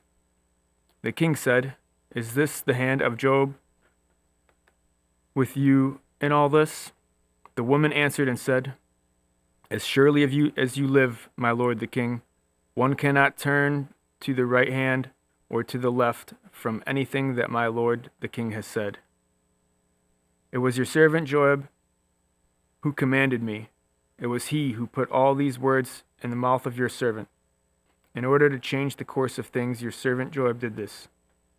But my lord has wisdom like the wisdom of the angel of God to know all the things that are on the earth. Then the king said to Joab, Behold now, I grant this. Go, bring back the young man Absalom. And Joab fell on his face to the ground and paid homage and blessed the king.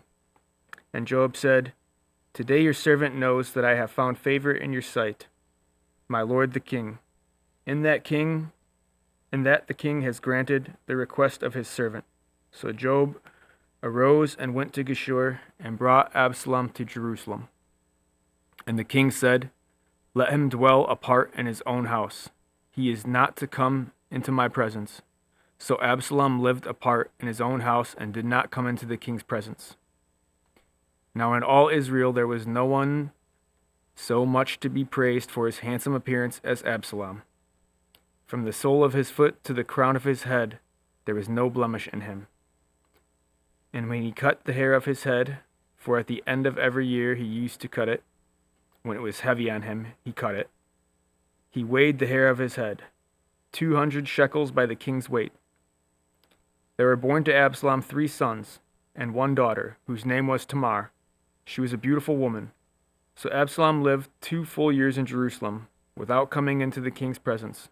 Then Absalom sent for Joab to send him to the king. But Joab would not come to him, and he sent a second time, but Joab would not come. Then he said to his servants, See, Joab's field is next to mine, and he has barley there. Go and set it on fire. So Absalom's servants set the field on fire. Then Joab arose and went to Absalom and his house and said to him, Why have your servants set my field on fire? Absalom answered Joab, Behold, I sent word to you, Come here, that I may send you to the king to ask, Why have I come from Geshur? It would be better for me to be there still. Now, therefore, let me go into the presence of the king, and if there is guilt in me, let him put me to death. Then Joab went to the king and told him, and he summoned Absalom. So he came to the king and bowed himself on his face to the ground before the king, and the king kissed Absalom. 2 Samuel chapter 15.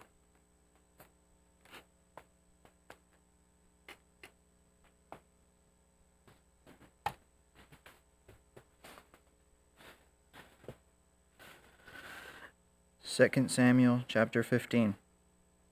After this, Absalom got himself a chariot and horses, and 50 men to run before him. And Absalom used to rise early and stand beside the way of the gate. And when any man had a dispute to come before the king for judgment, Absalom will call to him and say, From what city are you? And when he said, Your servant is of such and such a tribe in Israel, Absalom would say to him, See, your claims are good and right, but there is no man designated by the king to hear you. Then Absalom would say, Oh, that I were judge in the land, then every man with a dispute or cause may come to me, and I would give him justice. Whenever a man came near to pay homage to him, he would put out his hand and take hold of him and kiss him.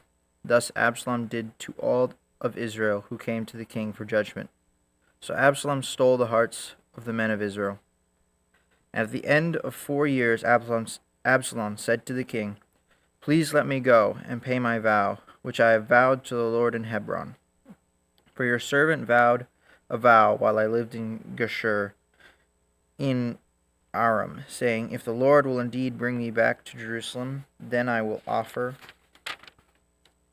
worship to the Lord. The king said to him, Go in peace. So he arose and went to Hebron. But Absalom sent secret messengers throughout all the tribes of Israel, saying, As soon as you hear the sound of the trumpet, then say, Absalom is king at Hebron. With Absalom went 200 men from Jerusalem, who were invited guests, and they went in there innocent and knew nothing. And while Absalom was offering sacrifices, he sent for Ahithophel, the Gilonite, David's counselor, from his city Gilo. And the conspiracy grew strong, and the people with Absalom kept increasing. And a messenger came to David, saying, The hearts of the men of Israel have gone after Absalom. Then David said to all his servants who were with him in Jerusalem, Arise, let us flee, or else there will be no escape for us from Absalom. Go quickly, lest he overtake us quickly, and bring down ruin on us, and strike the city with the edge of the sword. And the king's servant said to the king, Behold, your servants are ready to do whatever my lord the king decides. So the king went out, and all his household after him. And the king left 10 concubines to keep the house. And the king went out, and all the people after him, and they halted at the last house.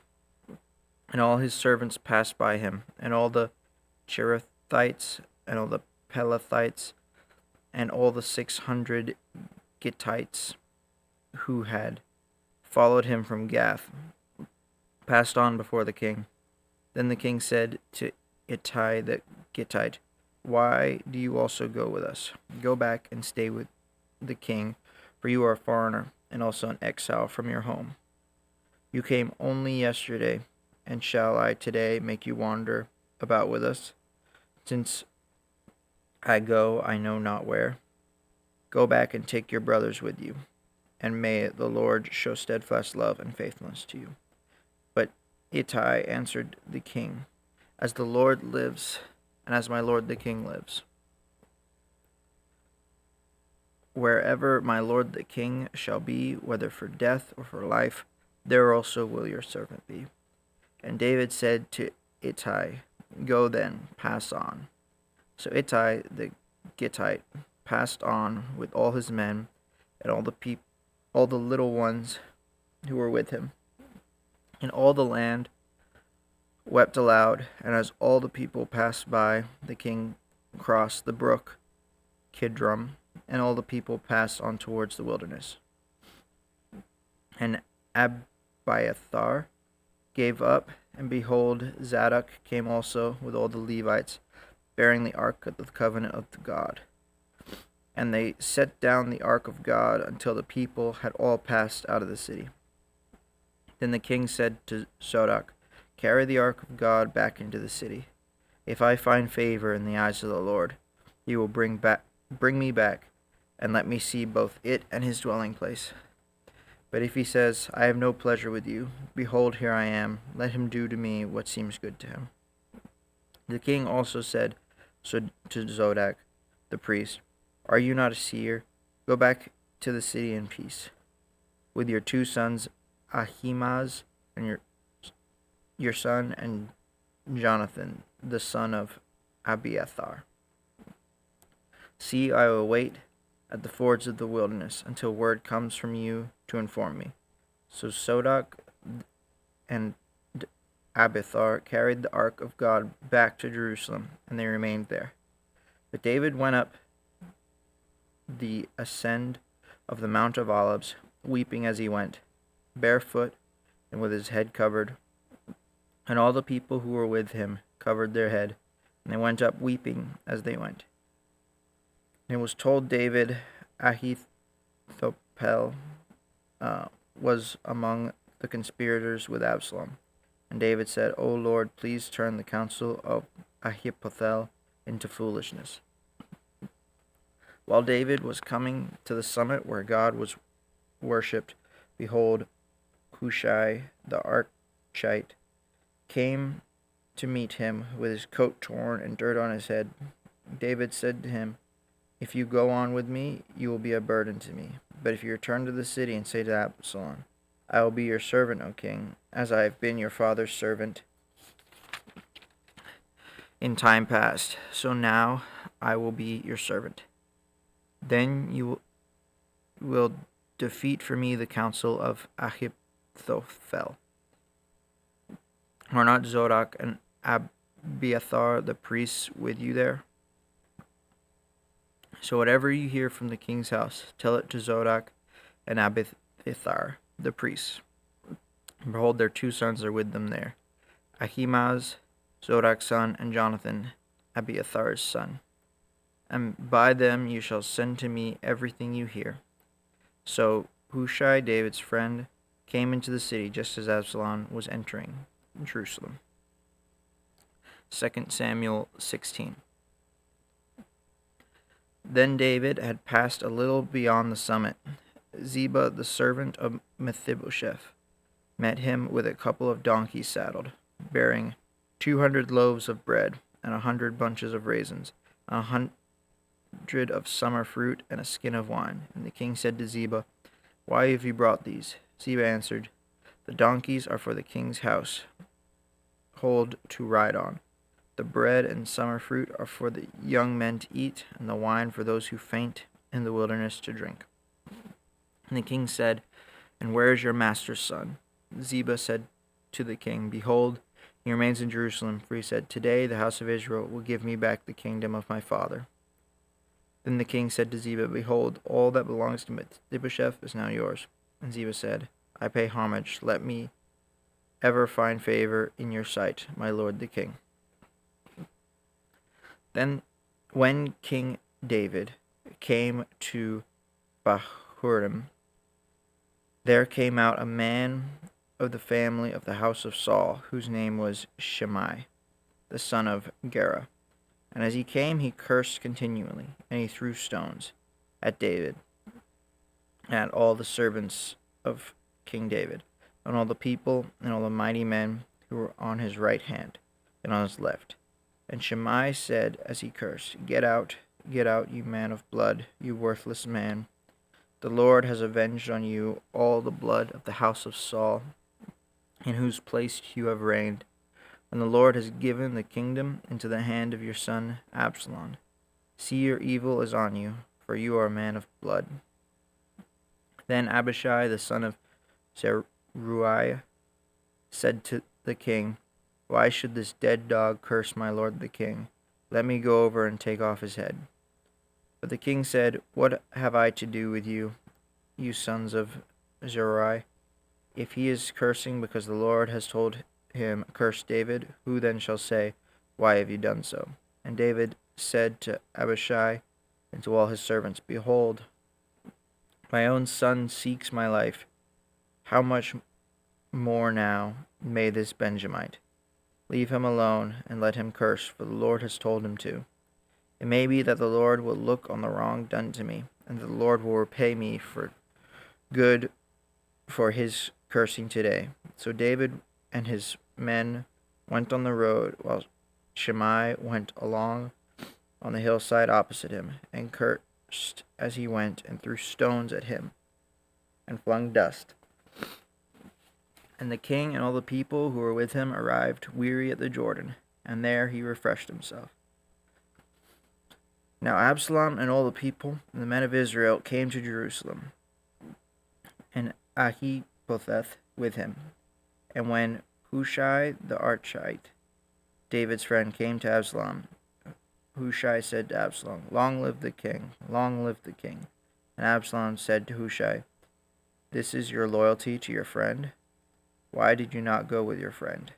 And Hushai said to Absalom, "No, for whom the Lord and his people and all the men of Israel have chosen, his I will be, and with him I will remain. And again, whom should I serve? Should it not be his son? As I have served your father, so I will serve you." Then Absalom said to Ahithophel, "Give your counsel. What should we do?" Ahithophel said to Absalom, "Go in to your father's concubines, whom he has left, to keep the house, and all Israel will hear that you have made yourself a stench to your father, and the hands of all who are with him will be strengthened." So they pitched a tent for Absalom on the roof, and Absalom went in to his father's concubines in the sight of all Israel. Now in those days the counsel of Ahithophel gave was as if one consulted the word of God. So was all the counsel of Ahithophel esteemed, both by David and by Absalom. 2 Samuel 17. Moreover, Ahithophel said to Absalom, "Let me choose 12,000 men, and I will arise and pursue David tonight. I will come upon him while he is weary and discouraged, and throw him into a panic, and all the people who are with him will flee. I will strike down only the king, and I will bring all the people back to you, as a bride comes home to her husband. You seek the life of only one man, and all the people will be at peace." And the advice seemed right in the eyes of Absalom and all the elders of Israel. When Absalom said, "Call Hushai the Archite also, and let us hear what he has to say." And when Hushai came to Absalom, Absalom said to him, "Thus has Ahithophel spoken. Shall we do as he says? If not, you speak." Then Hushai said to Absalom, "This time the counsel that Ahithophel has given is not good." Hushai said, "You know that your father and his men are mighty men, and they are enraged, like a bear robbed of her cub in the field. Besides, your father is expert in war. He will not spend the night with the people. Behold, even now he has hidden himself in one of the pits or in some other place. And as soon as some of the people fall at the first attack, whoever hears it will say, 'There's been a slaughter among the people who follow Absalom.' Then even the valiant men, whose hearts are like the heart of lions, will utterly melt with fear. For all Israel knows that your father is a mighty man, and that those who are with him are valiant men. But my counsel is that all Israel will be gathered to you, from Dan to Beersheba, as the sand by the sea for multitude, and that you go to battle in person. So we shall come upon him in some place where he is to be found, and he shall light upon him as the dew falls on the ground, and of him and all the men with him not one will be left. If he withdraws into a city, then all Israel will bring ropes to that city, and we shall drag it into the valley until not even a pebble is to be found there." And Absalom and all the men of Israel said, "The counsel of Hushai the Archite is better than the counsel of Ahithophel. For the Lord has ordained to defeat the good counsel of Ahithophel, so that the Lord might bring harm upon Absalom." Then Hushai said to Zadok and Abiathar the priests, "Thus and so do Ahithophel counsel. So did Ahithophel counsel Absalom and the elders of Israel, and thus and so have I counseled. Now therefore send quickly and tell David, do not stray tonight at the fords of the wilderness, but by all means pass over, lest the king and all the people who are with him be swallowed up." Now Jonathan and Ahimaaz were waiting at En Rogel, a female servant, was to go and tell them, and they were to go and tell King David, for they were not to be seen entering the city. But a young man saw them and told Absalom. So both of them went away quickly and came to the house of a man at Bahurim, who had a well in his courtyard. And they came down into it. And the woman took and spread a covering over the well's mouth and scattered grain on it, and nothing was known of it. When Absalom's servant came to the woman at the house, they said, "Where are Ahimaaz and Jonathan?" And the woman said to them, "They have gone over the brook of water."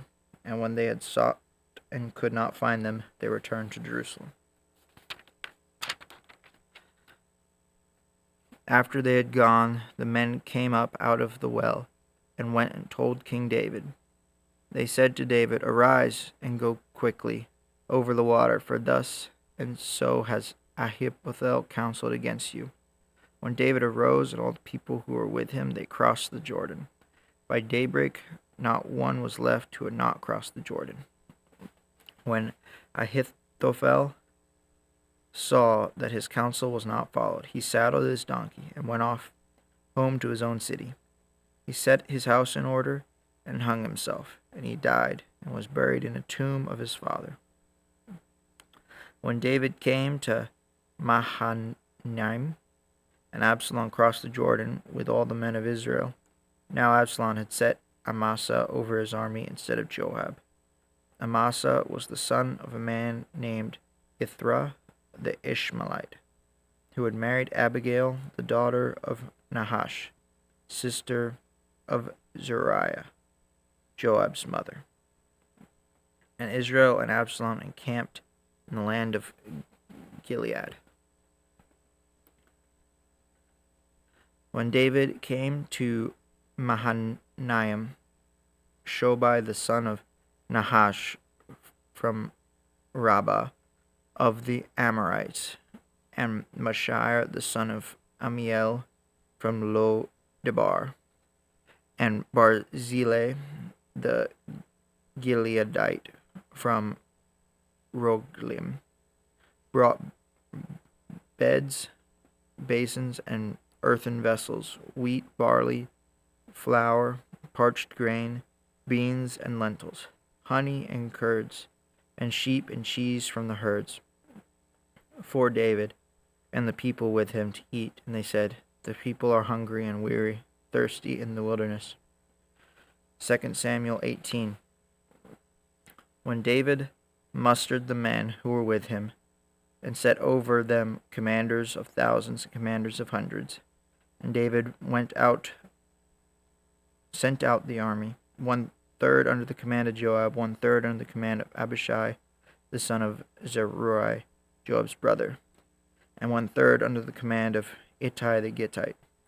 The king said to the men, "I myself will also go out with you." But the men said, "You shall not go out. For if we flee, they will not care about us. If half of us die, they will not care about us.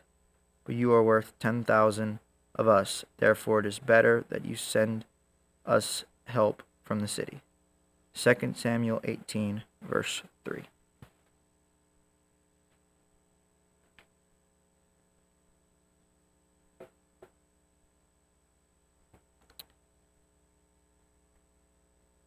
Second Samuel 18, verse 3. But the men said, "You shall not go out, for if we flee, they will not care about us. If half of us die, they will not care about us. But you are worth 10,000 of us. Therefore it is better that you send us help from the city." The king said to them, "Whatever seems best to you, I will do."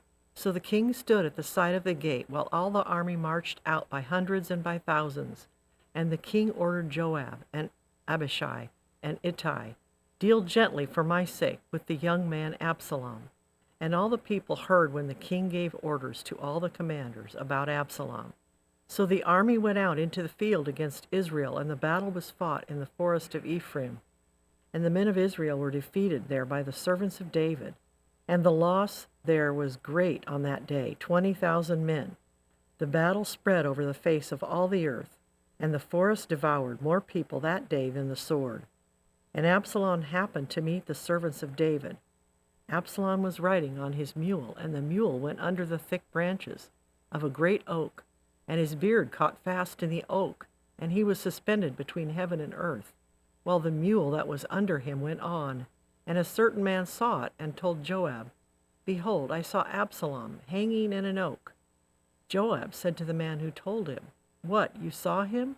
Then why did you not strike him there to the ground? I would have been glad to give you 10 pieces of silver and a belt. But the man said to Joab, Even if I felt in my hand the weight of 1,000 pieces of silver, I would not reach out my hand against the king's son. For in our hearing the king commanded you and Abishai and Ittai, for my sake, protect the young man Absalom. On the other hand, if I had dealt treacherously against his life, and there is nothing hidden from the king, then you yourself would have stood aloof. Joab said, I will not waste time like this with you. And he took 3 javelins in his hand and thrust them into the heart of Absalom while he was still alive in the oak. And 10 young men, Joab's armor-bearers, surrounded Absalom and struck him and killed him. Then Joab blew the trumpet, and the troops came back from pursuing Israel, for Joab restrained them. And they took Absalom and threw him into the great pit in the forest, and raised him over a very great heap of stones. And all Israel fled every one to his own home. Now Absalom in his lifetime had taken and set up for himself the pillar that is in the king's valley, for he said, I have no son to keep my name in remembrance. He called the pillar after his own name, and it is called Absalom's monument to this day. Then Ahimaaz, the son of Zodak, said, Let me run and carry the news to the king that the Lord has delivered him from the hand of his enemies. And Joab said to him, You are not to carry news today. You may carry news another day, but today you shall carry no news, because the king's son is dead. Then Joab said to the Cushite, Go tell the king what you have seen. The Cushite bowed before Joab and ran. Ahimaaz, the son of Zadok, said again to Joab, Come, that we may. Let me also run after the Cushite. And Joab said, Why will you run, my son, seeing that you have no reward for the news? Come that you may, he said, I will run. So he ran to him, Run. Then the Ahimaaz ran to the way of the plain and outran the Cushite. Now David was sitting between the 2 gates, and the watchman went up to the roof of the gate by the wall. And when he lifted up his eyes and looked, he saw a man running alone. The watchman called out and told the king, and the king said, If he is alone, there is news in his mouth. And he drew nearer and nearer. The watchman saw another man running. And the watchman called to the gate and said, See, another man running alone? The king said, He also brings news. The watchman said, I think the running of the first is like the running of Ahimaaz, the son of Zadok. And the king said, He is a good man and comes with good news. Then Ahimaaz cried out to the king, All is well. And he bowed before the king with his face to the earth, and he said, Blessed be the Lord your God, who delivered up men who raised their hand against my lord and the king. And the king said, It is well with the young man. Is it well with the young man, Absalom?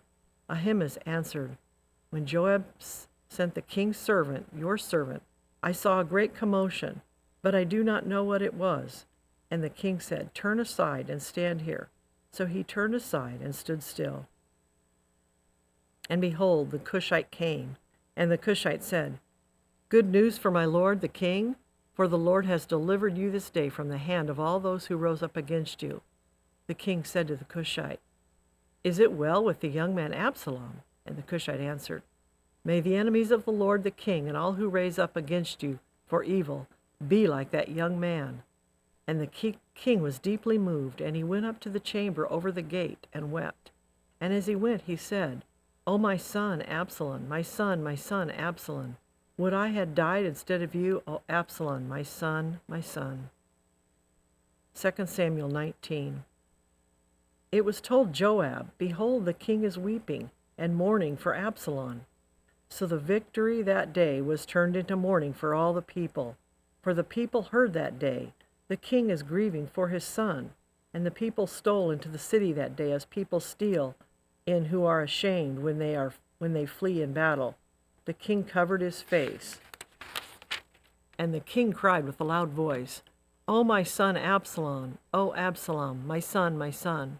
Then Joab came into the house to the king and said, "You have today covered with shame the faces of all your servants who have this day saved your life, and the lives of your sons and your daughters, and the lives of your wives and your concubines, because you love those who hate you and hate those who love you. For you have made it clear today that commanders and servants are nothing to you. For today I know that if Absalom were alive and all of us were dead today, then you would be pleased. Now therefore arise, go out, and speak kindly to your servants. For I swear by the Lord, if you do not go, not a man will stay with you this night. And this will be worse for you than all the evil that has come upon you from your youth until now." Then the king arose and took his seat in the gate. And the people were all told, "Behold, the king is sitting in the gate." And all the people came before the king. Now Israel fled every man to his own home, and all the people were arguing throughout all the tribes of Israel, saying, "The king delivered us from the hand of our enemies and saved us from the hand of the Philistines, and now he has fled out of the land from Absalom. Now Absalom, whom we anointed over us, is dead in battle. Now therefore, why do you say nothing about bringing the king back?" And King David sent this message to Zadok and Abiathar the priests, saying, "To the elders of Judah, why should you be the last to bring the king back to his house, when the word of all Israel has come to the king? You are my brothers, you are my bone and my flesh. Why then should you be the last to bring back to the king? And say to Amasa, are you not my bone and my flesh? God, do so to me and more also, if you are not commander of my army from now on in place of Joab." And he swayed the heart of all the men of Judah as one man, so that they sent word to the king, "Return, both you and your servants," so that the king came back to the Jordan, and Judah came to Gilgal and meet the king, and to bring the king over the Jordan. And Shimei, the son of Gera, the Benjamite, from Bahurim, hurried to come down with the king of Judah to meet King David, and with him were 1,000 men from Benjamin. And Zimmah, the servant of the house of Saul, with his 15 sons and his 20 servants, rushed down to the Jordan before the king. And they crossed the ford to bring over the king's household and to do his pleasure. And Shimei, the son of Gera, fell down before the king as he was about to cross the Jordan. And he said to the king, "Let not my lord hold me guilty, or remember how your servant did wrong on the day my lord the king left Jerusalem. Do not let the king take it to heart, for your servant knows that I have sinned.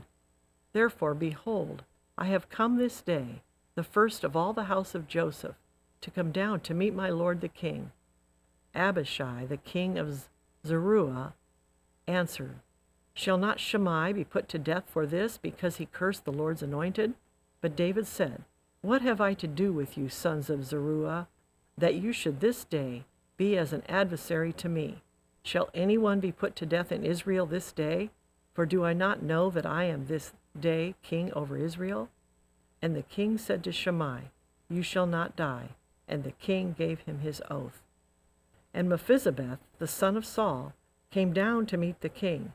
He had neither taken care of his feet, nor trimmed his beard, nor washed his clothes, from the day the king departed until the day he came back in safety.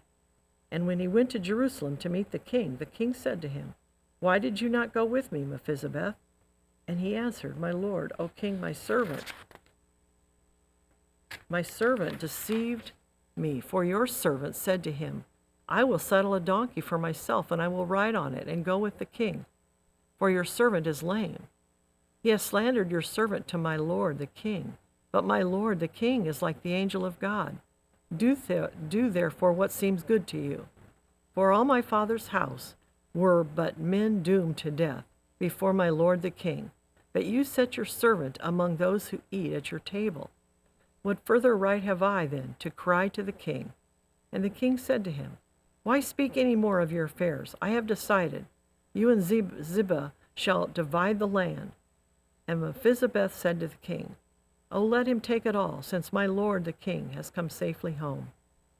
Now Barzillai the Gileadite had come down from Rogelim, and he went on with the king to Jordan to escort him over the Jordan. Barzillai was a very aged man, 80 years old. He had provided the king with food while he stayed at Mahanaim, for he was a very wealthy man. And the king said to Barzillai, Come over with me, and I will provide for you with me in Jerusalem. But Barzillai said to the king, How many years have I still to live that I should go up with the king to Jerusalem? I am this day 80 years old. Can I discern what is pleasant and what is not? Can your servant taste what he eats or what he drinks? Can I still listen to the voice of singing men and singing women? Why then should your servant be an added burden to my lord the king? Your servant will go a little way over the Jordan with the king. Why should the king repay me with such a reward? Please let your servant return, that I may die in my own city, near the grave of my father and my mother. But here is your servant, Chimham. Let him go over with the Lord my king, and do for him whatever seems good to you. And the king answered, Chimham shall go over with me, and I will do for him whatever seems good to you. And all that you desire of me I will do for you. Then all the people went over the Jordan, and the king went over. And the king kissed Barzillai and blessed him, and he returned to his own home. The king went on to Gilgal, and Chimham went on with him. All the people of Judah, and also half the people of Israel, brought the king on his way. Then all the men of Israel came to the king and said to the king, Why have our brothers, the men of Judah, stolen you away and brought the king and his household over to the Jordan, and all the king's men with him? All the men of Judah answered the men of Israel, Because the king is our close relative. Why then are you angry over this matter? Have we eaten at all at our king's expense, or has he given us any gift? And the men of Israel answered the men of Judah, We have 10 shares in the king, and in David also we have more than you. Why then did you despise us? Were we not the first to speak of bringing back our king? But the words of the men of Judah were fiercer than the words of the men of Israel. 2 Samuel chapter 20. Now there it happened to be a worthless man whose name was Sheba, the son of Bichri, a Benjamite.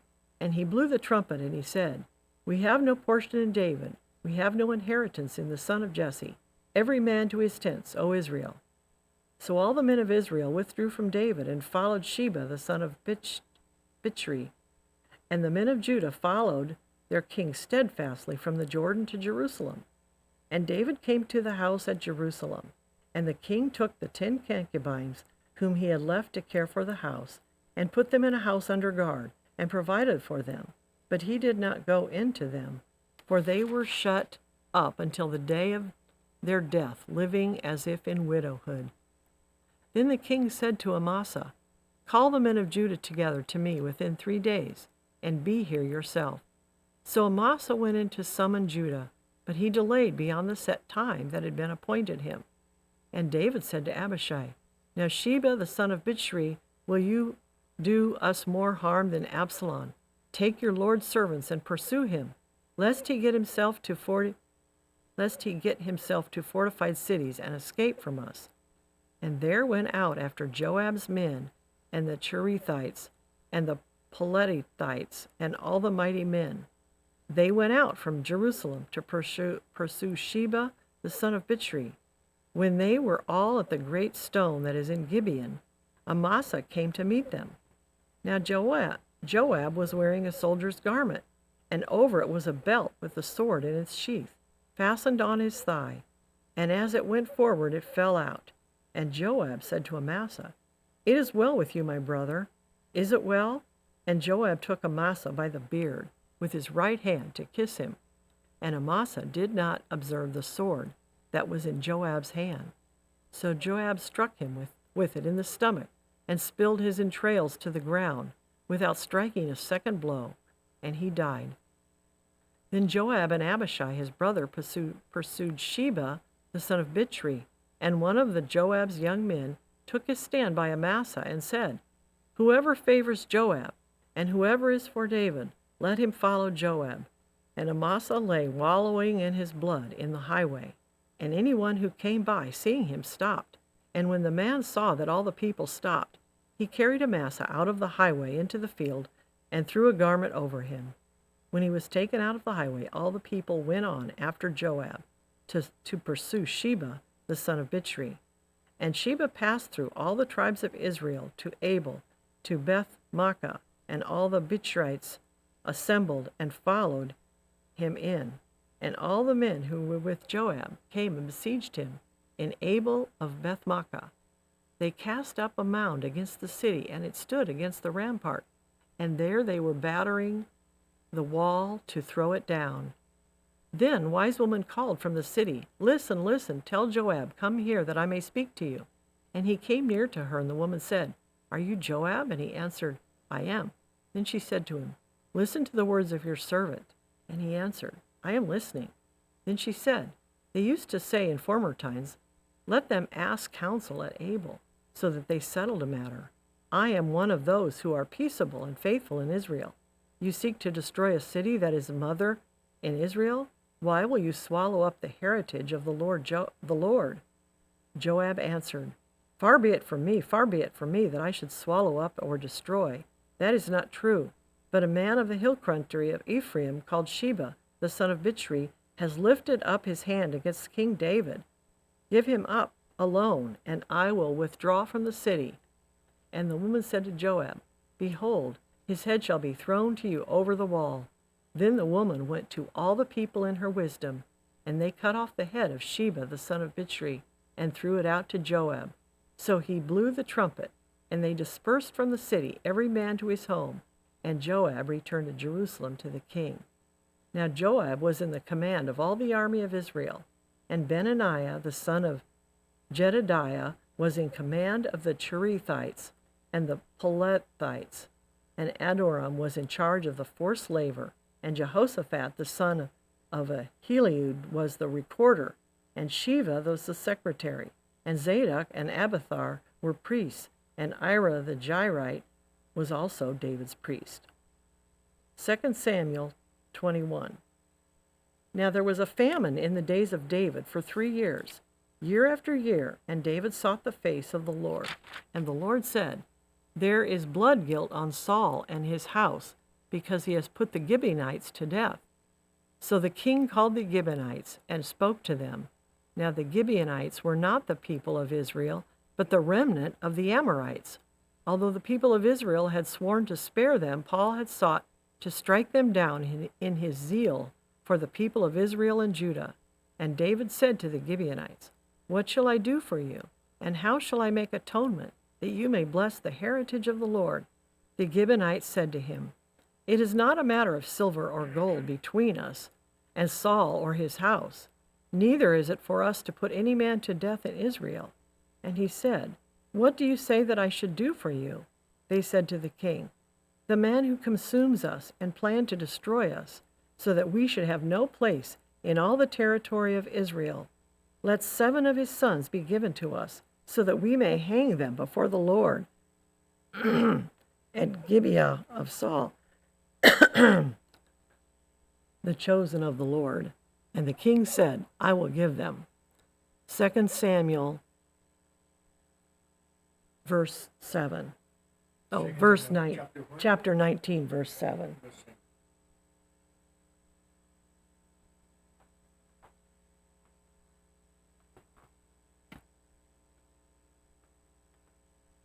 Well, this is chapter 21. Oh, I'm sorry. What are you doing? Yeah, no, I messed up. It's 21. No, you're right. 21 what? 7. 7, okay. 2 Samuel 21:7. But the king spared Mephibosheth, the son of Saul's son Jonathan, because of the oath of the Lord that was between David and Jonathan, the son of Saul. The king took the 2 sons in Rizpah, the daughter of Aiah, whom she bore to Saul, Amoni, and Mephibosheth, and the 5 sons of Merab, the daughter of Saul, whom she bore to Adriel, the son of Bezaniah, the Metholathite. And he gave them into the hands of the Gibeonites, and they hanged them on the mountain before the Lord, and the 7 of them perished together. They were put to death in the first day of the harvest, at the beginning of the barley harvest. Then Rizpah and the daughter of Ai took sackcloth and spread it for herself on the rock from the beginning of the harvest until rain fell upon them from the heavens. And she did not allow the birds of the air to come upon them by day, and the beasts of the field by night. When David was told what Rizpah, the daughter of Ai, the concubine of Saul, has done, David went and took the bones of Saul and the bones of his son Jonathan from the man of Jabesh Gilead, who had stolen them from the public square of Beshan, where the Philistine had hanged them on the day the Philistine killed Saul on Gilboa. And he brought up from there the bones of Saul and the bones of his son Jonathan, and they gathered the bones of those who were hanged, and they buried the bones of Saul and his son Jonathan in the land of Benjamin in Zelah, in the tomb of Kish, his father, and they did all that the king commanded. And after that, God responded to the plea for the land.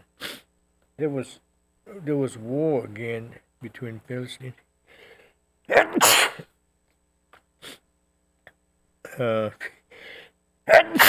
and Israel. And David went down together with his servant, and they fought against the Philistine. And David grew weary. And Ishbi-Benob, one of the descendants of the giants, whose spear weighs 300 shekel in bronze, and who was armed with a new sword, thought to kill David. But Abishai, the son of Zeruiah,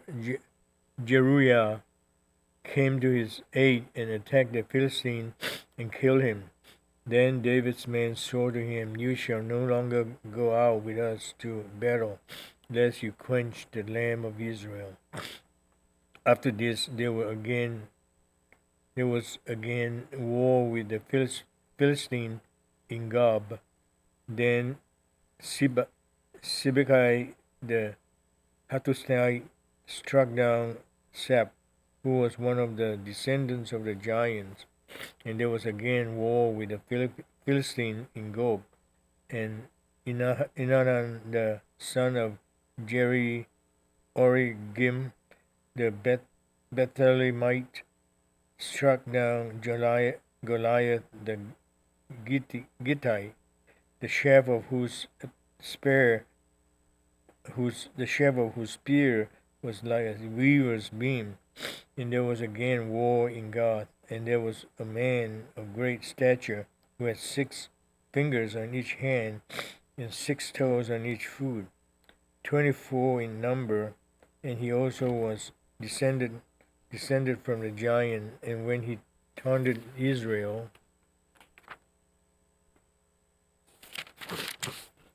Jonathan, the son of Shimei, David's brother, struck him down. These 4 were descended from the giants of God, and they fell by the hand of David and by the hand of his servants. Chapter 22, 2 Samuel. And David spoke to the Lord the word of the song on the day when the Lord delivered him from the hand of all his enemies and from the hand of Saul. He said, "The Lord is my rock and my fortress and my deliverer, my God, my rock, and in whom I take refuge, my shield and the horn of my salvation, my stronghold and my refuge. My Savior, you save me from violence. I call upon the Lord, who is worthy to be praised, and I am saved from my enemies. For the waves of death encompass me, the torrents of destruction assail me, the cord of Sheol entangled me, the snares of death confronted me. In my distress I call upon the Lord, to my God I call. From the temple he heard my voice, and my cry came to his ears. Then the earth railed and rocked, the foundations of the heaven trembled and quaked, because he was angry. Smoke went up from his nostril, and devouring fire from his mouth. Glowing coal flamed forth from him. He bowed the heavens and came down, and thick darkness was under his feet. He rode on cherub and flew. He was seen on the wings of the wind, and he made darkness around him his canopy, and thick clouds a gathering of water. Out of the brightness before him coals of fire flamed forth. The Lord thundered from heaven, and the Most High uttered his voice, and he sent out arrows and scattered them, lightning and routed them. Then the channels of the sea were seen, the foundation of the world were laid bare. At the rebuke of the Lord, at the blast of the breath of his nostril, he sent from on high, he took me, he drew me out of many waters. He rescued me from my strong enemy, from those who hated me, for they were too mighty for me. They confronted me in the day of my calamity, but the Lord was my support. He brought me out into a broad place. He rescued me because he delighted in me. The Lord dealt with me according to my righteousness, according to the cleanness of my hand. He rewarded me, for I have kept the ways of the Lord, and I have not wickedly departed from my God. For all his rules were before me, and from his statutes I did not turn aside. I was blameless before him, and I kept myself from guilt. And the Lord has rewarded me according to my righteousness, according to my cleanness in his sight. With the merciful you show yourself merciful. With a blameless man you show yourself blameless. And with the crooked you make yourself seem torturous. You save a humble people, but your eyes are on the haughty to bring them down. For you are my Lamb, O Lord, and my Lord, my God, lighten my darkness. For by you I can run against the troop, and by my God I can leap over the wall. This God, his way is perfect, and the word of the Lord proves true.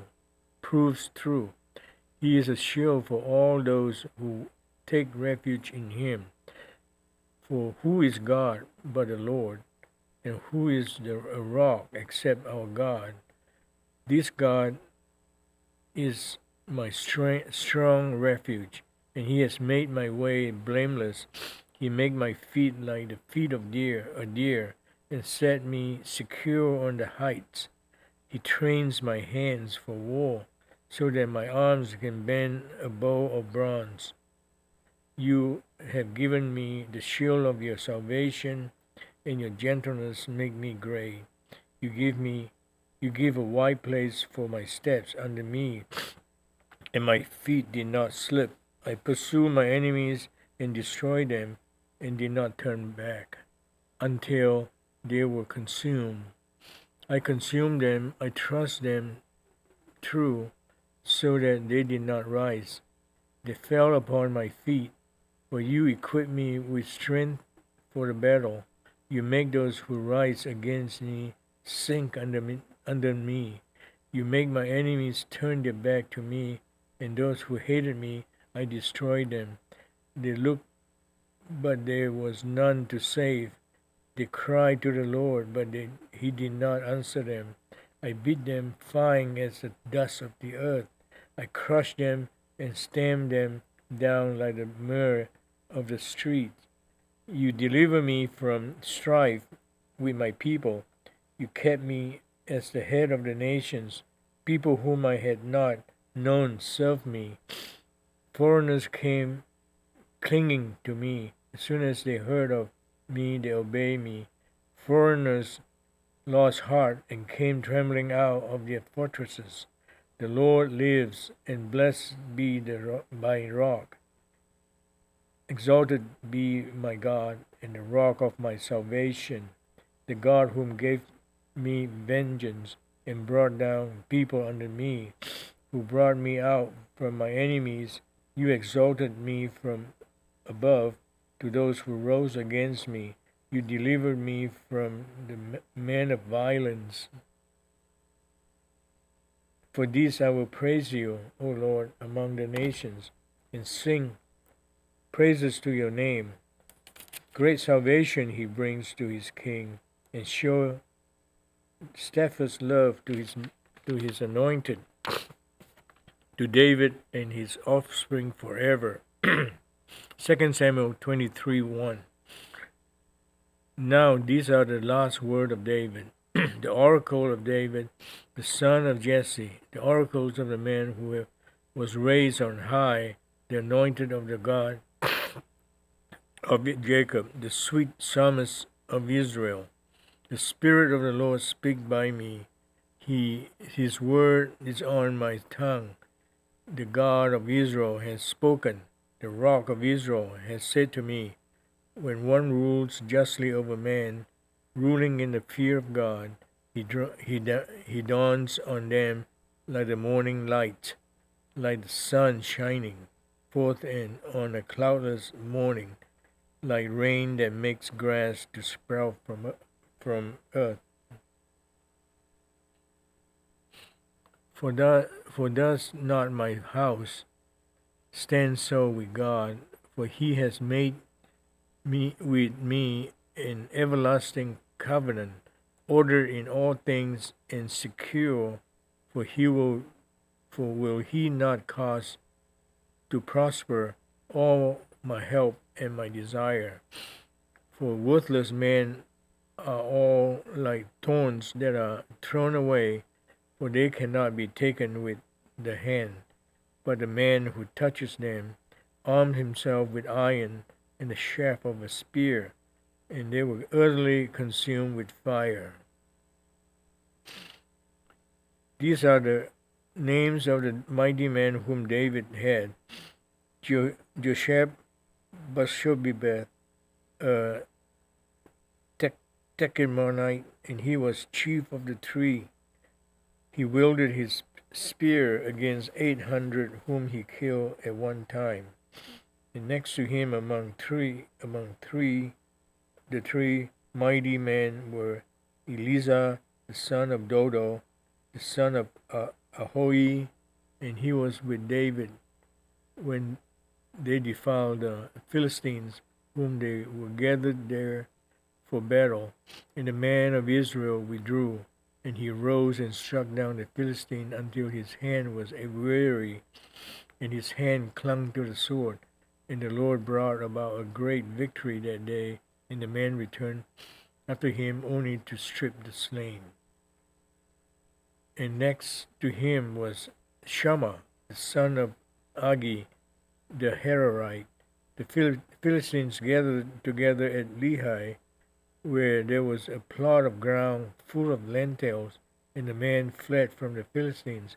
But he took his stand in the midst of the plot and defended it, and struck down the Philistines, and the Lord worked a great victory.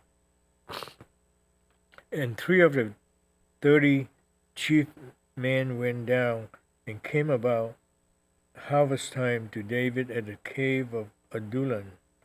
when a band of Philistines was encamped in the valley of Rephaim.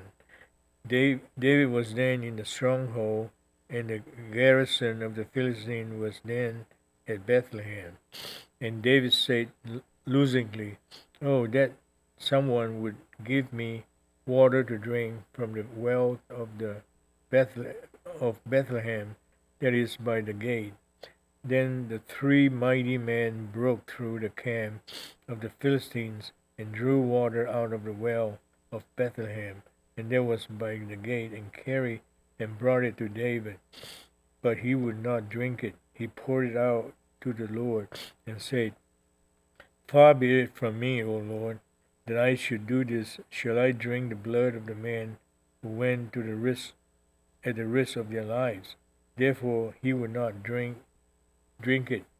These things the three mighty men did.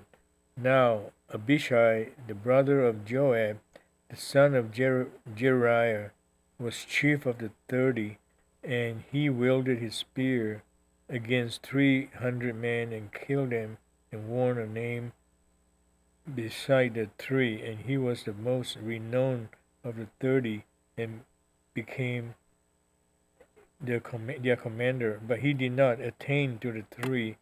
And Benaiah, the son of Jehoiada, was a valiant man of Kabzeel, the doer of a great deed. He struck down 2 Ariels of Moab. He also went down and struck down a lion in a pit on a day when snow had fallen. And he struck down an Egyptian, a handsome man. The Egyptian had a spear in his hand, but Benaiah went down to him with a staff and snatched the spear out of the Egyptian's hand and killed him with his own spear. These things did Benaiah, the son of Jehoiada, and won a name besides the three mighty men. He was renowned among the 30, but he did not attain to the three, and David set him over his bodyguard. Asahel, the brother of Joab, was one of the 30. Elhanan, the son of Dodo of Bethlehem, and Shammah of Herod, Elika of Herod, Hanez the Peltite, Ira the son of Ikesher and Tekoa, Abizar of Anathoa, Menonai and the Hashatite, Zaman the Ahohite, Maharai of the Neopha, Heleb the son of Bela, and Neophaite the son of Ribai and Gibeah, and the people of Benjamin, Benaiah of Pirathon, Hadai of the brooks of Gash, and Abiabon the Albertite, Amavet of Bahurim, Elibai the Salunbanite, the son of Jashem, Jonathan, Shammah the Hararite, Ehim the son of Shara the Hararite, Epithai the son of Abishai of Makkah, Elim the son of Athipar the Gilonite, Hisra of Kamel, Pirai the Albite, Egar the son of Nathan of Zobah, Beni and Girdite, Zilek the Ammonite, Aharai and Bero the armor bearer of Joab the son of Jeriah, Ira the Ithrite, Gareb the Ithrite, Uriah the Hittite, 37 in all. 2 Samuel chapter 24. I couldn't pronounce all this words.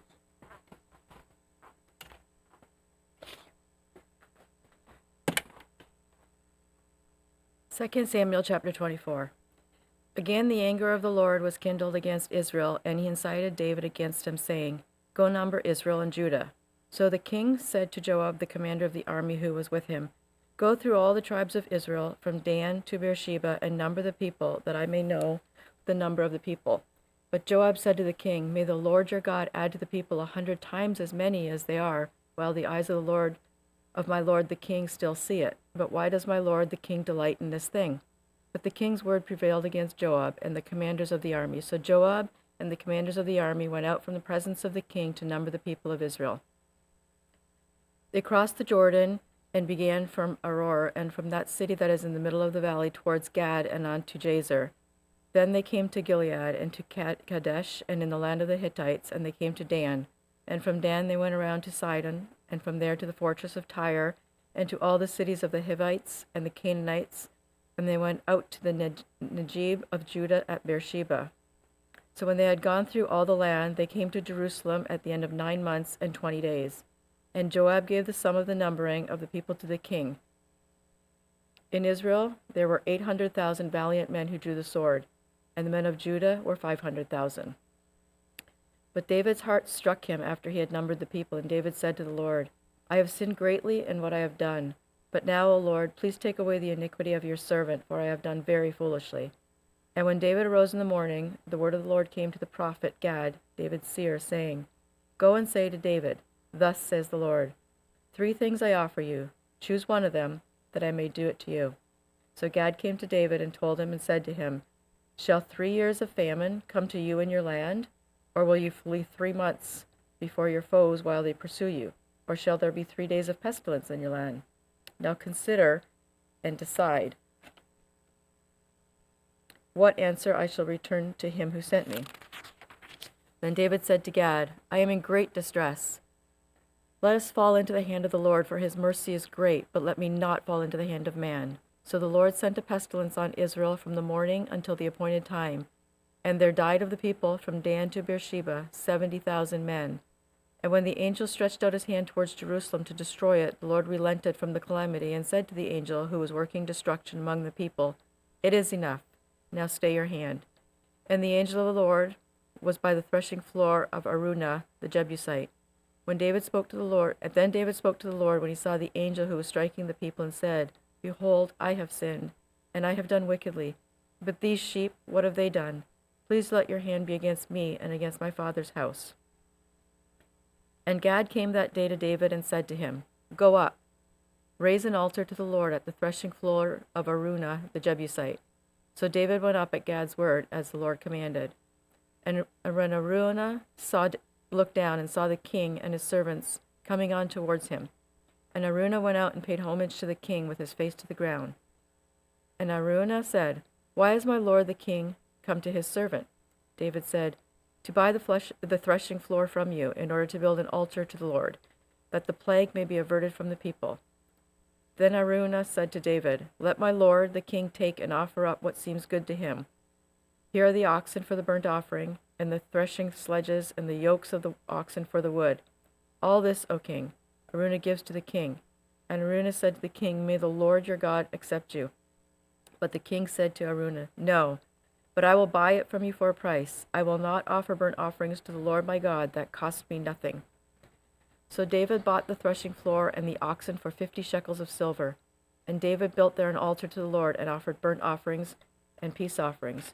So the Lord responded to the plea for the land, and the plague was averted from Israel. 1 Kings chapter 1. Now King David was old and advanced in years, and although they covered him with clothes, he could not get warm. Therefore his servants said to him, Let a young woman be sought for my lord the king, and let her wait on the king, and be in his service. Let her lie in your arms, that my lord the king may be warm.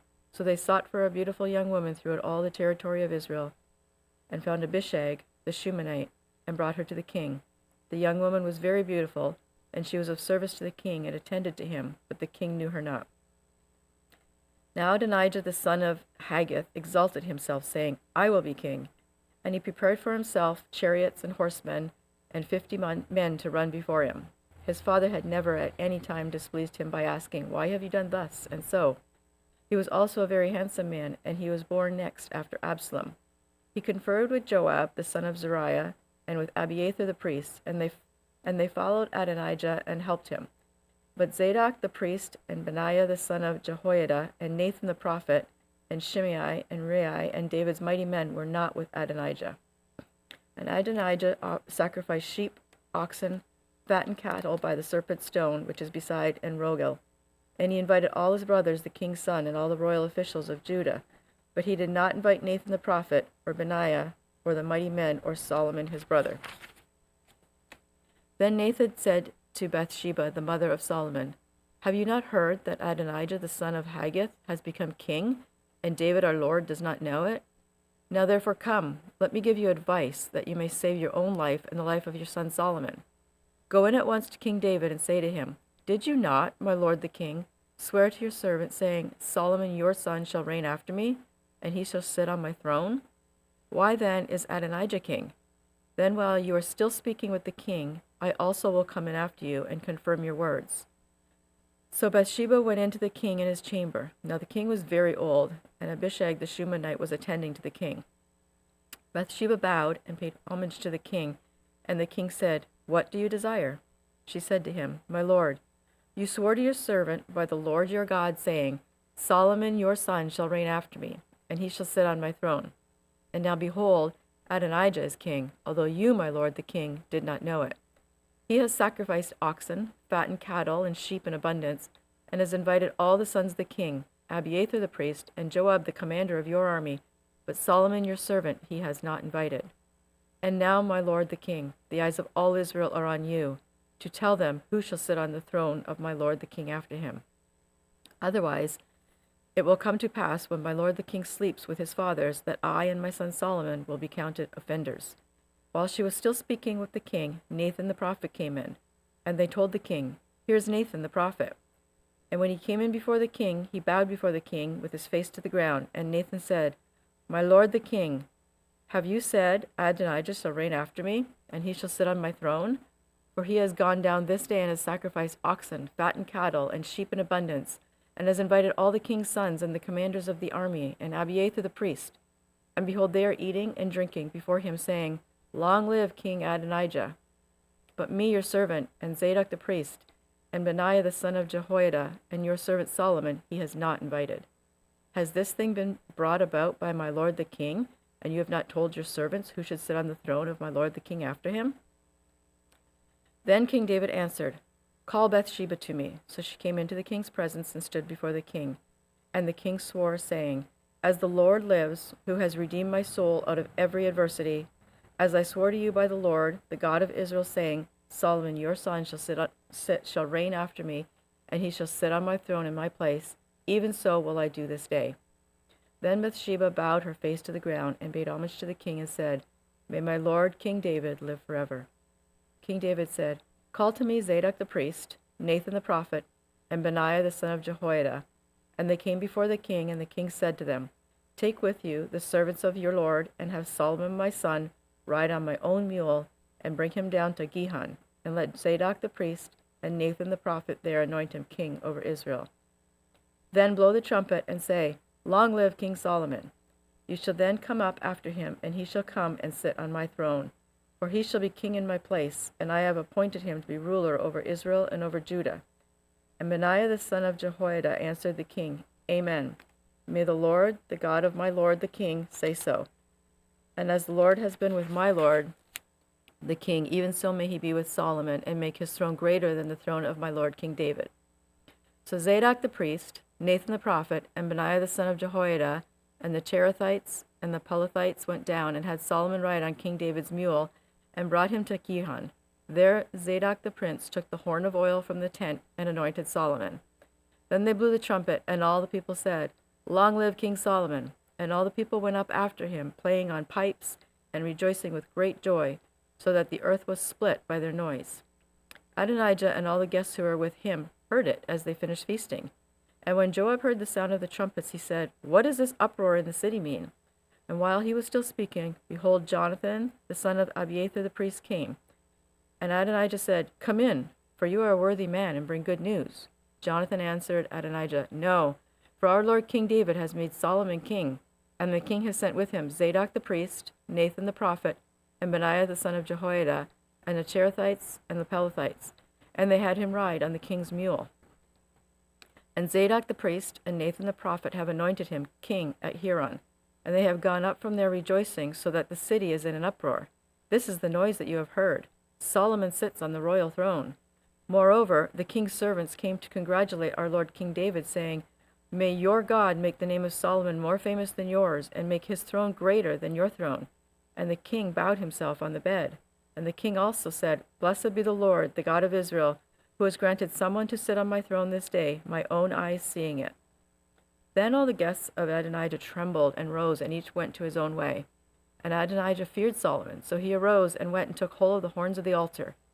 Then it was told Solomon, Behold, Adonijah fears King Solomon. Behold, he has laid hold of the horns of the altar, saying, Let King Solomon swear to me first that he will not put his servant to death with the sword. And Solomon said, If he will show himself a worthy man, not one of his hairs shall fall to the earth, but his wickedness is found in him, he shall die. So King Solomon sent, and they brought him down from the altar, and he came and paid homage to King Solomon, and Solomon said to him, Go to your house. 1 Kings chapter 2. When David's time to die drew near, he commanded Solomon his son, saying, I am about to go the way of all the earth.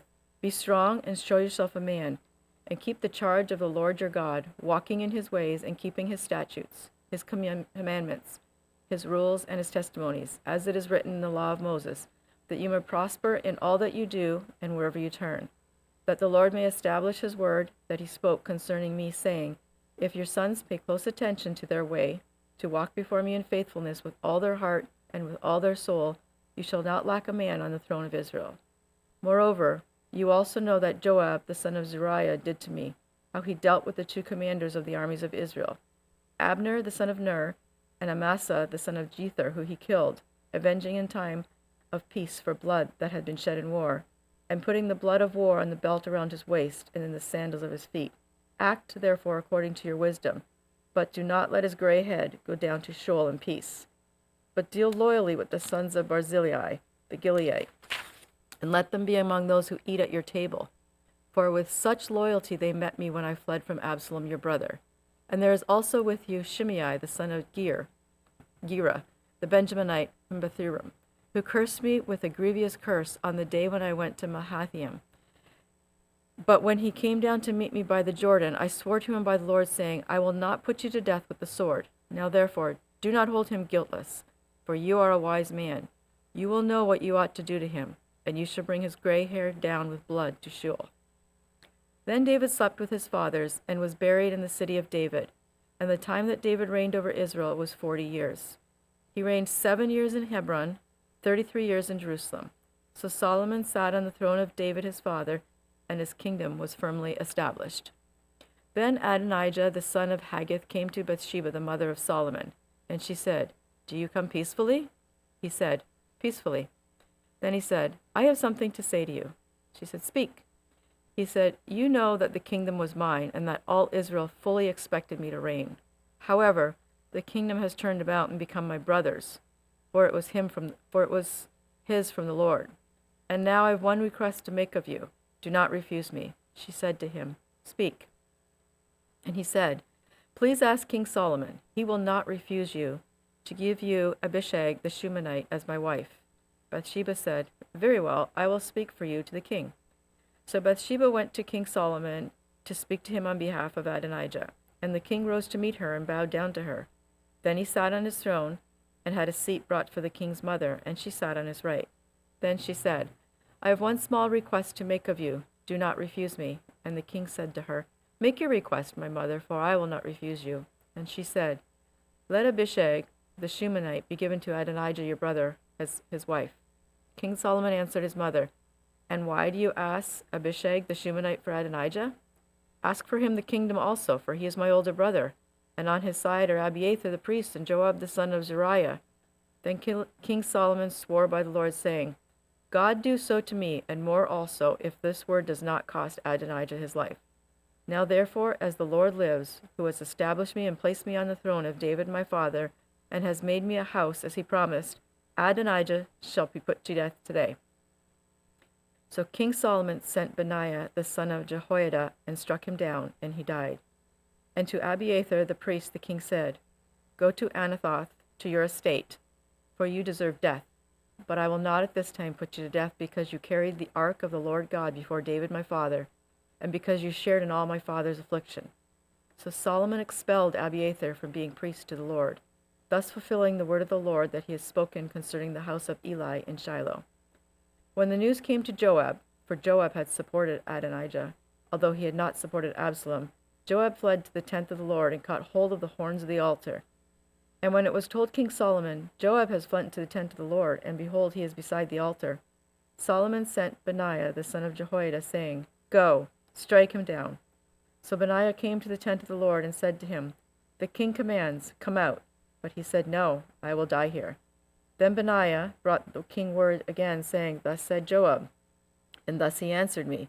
The king replied to him, "Do as he had said. Strike him down and bury him, and thus take away from me and from my father's house the guilt for the blood that Joab shed without cause.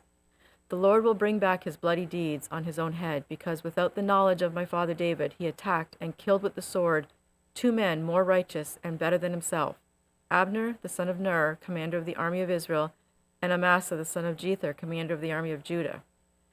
So shall their blood come back on the head of Joab and on the head of his descendants forever. But for David and for his descendants and for his house and for his throne there shall be peace from the Lord forever." Then Benaiah the son of Jehoiada went up and struck him down and put him to death, and he was buried in his own house in the wilderness. The king put Benaiah the son of Jehoiada over the army in place of Joab, and the king put Zadok the priest in place of Abiathar.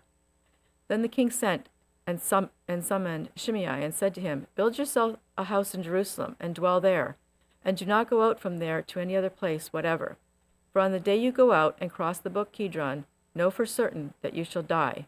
Your blood shall be on your own head." And Shimei said to the king, "What you say is good. As my lord the king has said, so will your servant do." So Shimei lived in Jerusalem many days. But it happened at the end of 3 years that 2 of Shimei's servants ran away to Achish, son of Maacah, king of Gath. And when it was told Shimei, "Behold, your servants are in Gath," Shimei arose and saddled a donkey and went to Gath to Achish to seek his servants. Shimei went and brought his servants from Gath. And when Solomon was told that Shimei had gone from Jerusalem to Gath and returned, the king sent and summoned Shimei and said to him, "Did I not make you swear by the Lord and solemnly warn you, saying, 'Know for certain that on the day you go out and go any place whatever, you shall die'? And you said to me, 'What you say is good, I will obey.'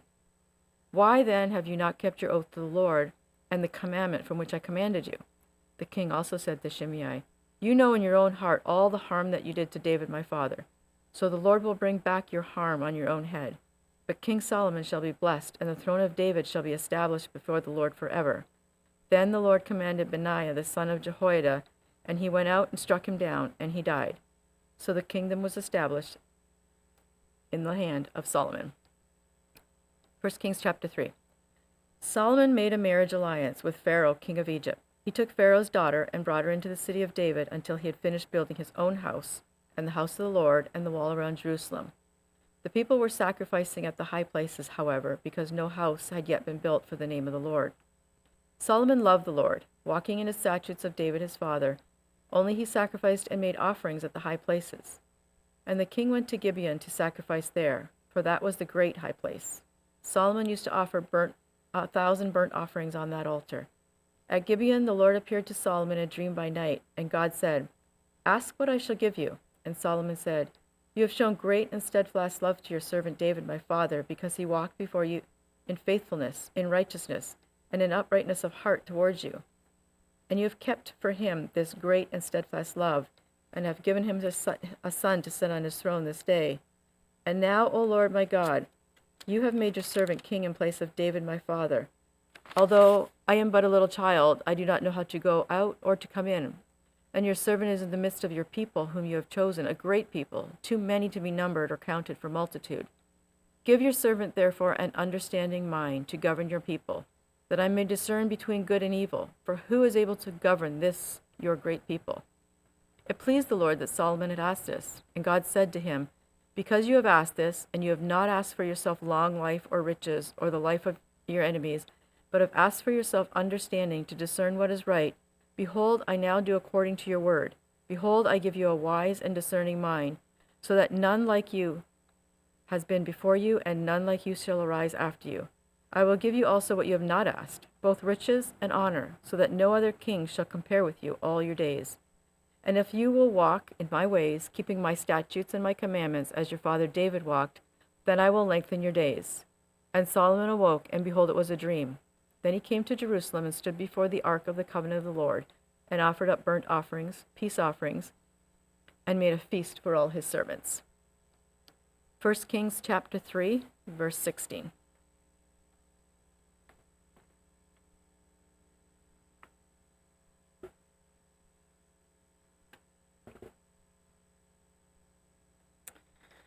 First Kings chapter 3, verse 16.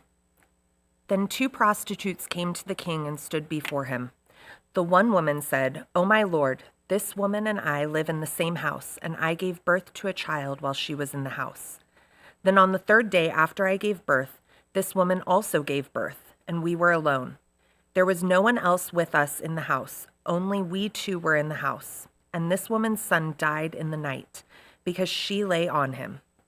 And she arose at midnight and took my son from beside me, while your servant slept, and laid him at her breast, and laid her dead son at my breast. When I rose in the morning to nurse my child, behold, he was dead. But when I looked at him closely in the morning, behold, he was not the child that I had borne. But the other woman said, No, the living child is mine, and the dead child is yours. The first said, No, the dead child is yours, and the living child is mine. Thus they spoke before the king. Then the king said, The one says, This is my son that is alive, and your son is dead. And the other says, No, but your son is dead, and my son is the living one. And the king said, Bring me a sword. So a sword was brought before the king. And the king said, Divide the living child in 2, and give half to the one and half to the other. Then the woman whose son was alive said to the king, because her heart yearned for her son, O my lord, give her the living child, and by no means put him to death. But the other said, He shall be neither mine nor yours. Divide him. Then the king answered and said, Give the living child to the first woman, and by no means put him to death. She is his mother. And all Israel heard of the judgment that the king had rendered, and they stood in awe of the king, because they perceived that the wisdom of God was in him to do justice. 1 Kings chapter 4. King Solomon was king over all Israel, and these were his high officials: Azariah, the king of Zadok, who was the priest; Elihophra and Ahijah, the son of Sisha, were secretaries; Jehoshaphat, the son of Ahilud, was recorder; Benaiah, the son of Jehoiada, was in command of the army; Zadok and Abiathar were priests; Azariah, the son of Nathan, was over the officers; Zabud, the son of Nathan, was priest and king's friend; Ahishar was in charge of the palace; and Adoniram, the son of Abda, was in charge of the forced labor. Solomon had 12 officers over all Israel, who provided food for the king and his household. Each man had to make provision for 1 month in the year.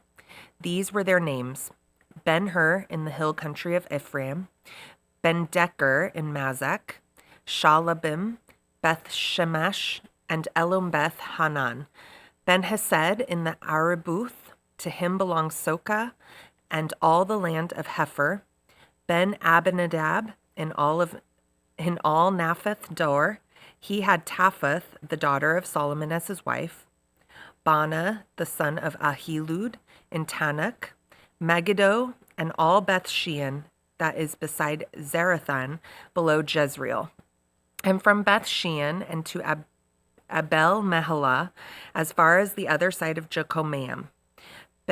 Ben-Geber and Ramoth-Gilead, he had the villages of Jair and the son Manasseh, which are in Gilead, and he had the region of Argob, which is in Bashan, 60 great cities with walls and bronze bars. Ahinadab and the son of Edu in Mahanaim; Ahimaaz in Naphtali, he had taken Basmath as the daughter of Solomon as his wife; Bana, the son of Hashai, in Asher and Beoloth; Jehoshaphat, the son of Paruah, in Iscar; Shimei, the son of Elah, in Benjamin; Geber the son of Uri in the land of Gilead, the country of Sihon king of the Amorites, and of Og king of Bashan. And there was one governor who was over the land. Judah and Israel were as many as the sand by the sea. They ate and drank and were happy. Solomon ruled over all the kingdoms from the Euphrates to the land of the Philistines and to the border of Egypt. They brought tribute and served Solomon all the days of his life. Solomon's provision for one day was 30 cores of fine flour and 60 cores of meal, 10 fat oxen and 20 pasture-fed cattle, 100 sheep, besides deer, gazelles, roebucks, and fattened fowl. For he had dominion over all the region west of the Euphrates, from Tipsah to Gaza, over all the kings west of the Euphrates. And he had peace on all sides around him. And Judah and Israel lived in safety from Dan even to Beersheba, every man under his vine and under his fig tree, all the days of Solomon. Solomon also had 40,000 stalls of horses for his chariots and 12,000 horsemen. And those officers supplied provisions for King Solomon and for all who came to King Solomon's table, each one in his month. They let nothing be lacking. Barley also, and straw for the horses, and swift steeds they brought to the place where they were required, each according to his duty. And God gave Solomon wisdom and understanding beyond measure, and breadth of mind like the sand on the seashore, so that Solomon's wisdom surpassed the wisdom of all the people of the East and all the wisdom of Egypt. For he was wiser than all other men, wiser than Ethan and the Ezrahite, and Heman, Calcol, and Darda, the sons of Mahol, and his fame was in all the surrounding nations. He also spoke 3,000 proverbs, and his songs were 1,005. He spoke of trees, from the cedar that is in Lebanon to the hyssop that grows out of the wall. He spoke also of beasts and of birds and of reptiles and of fish. And people of all nations came to hear the wisdom of Solomon, and from all the kings of the earth who had heard of his wisdom. 1 Kings chapter 5. Now Hiram, king of Tyre, sent his servants to Solomon when he heard that they had anointed him king in the place of his father, for Hiram always loved David. And Solomon sent word to Hiram, "You know that David my father could not build a house for the name of the Lord his God, because of the warfare with which his enemies surrounded him, until the Lord put them under the soles of his feet. But now the Lord my God has given me rest on every side. There is neither adversary nor misfortune. And so I intend to build a house for the name of the Lord my God, as the Lord said to David my father. Your son, whom I will set on your throne in your place, shall build the house for my name. Now, therefore, command that cedars of Lebanon be cut for me, and my servants will join your servants, and I will pay you for your servants such wages as you set.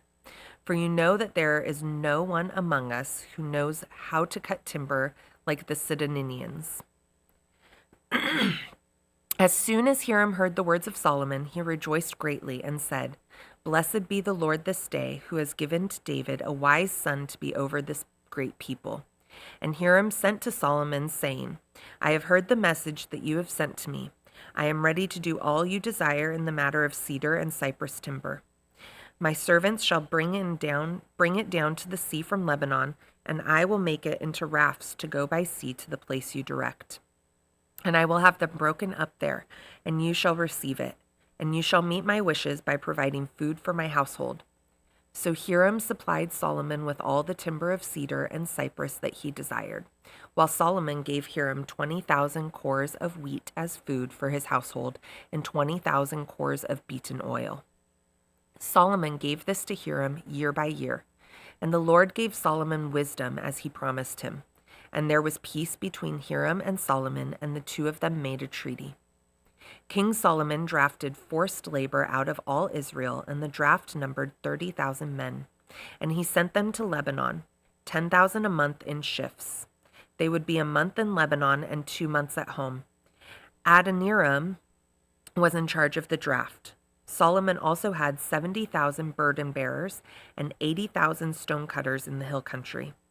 besides Solomon's 3,300 chief officers who were over the work, who had charge of the people who carried on the work. At the king's command, they quarried out great costly stones in order to lay the foundation of the house with dressed stones.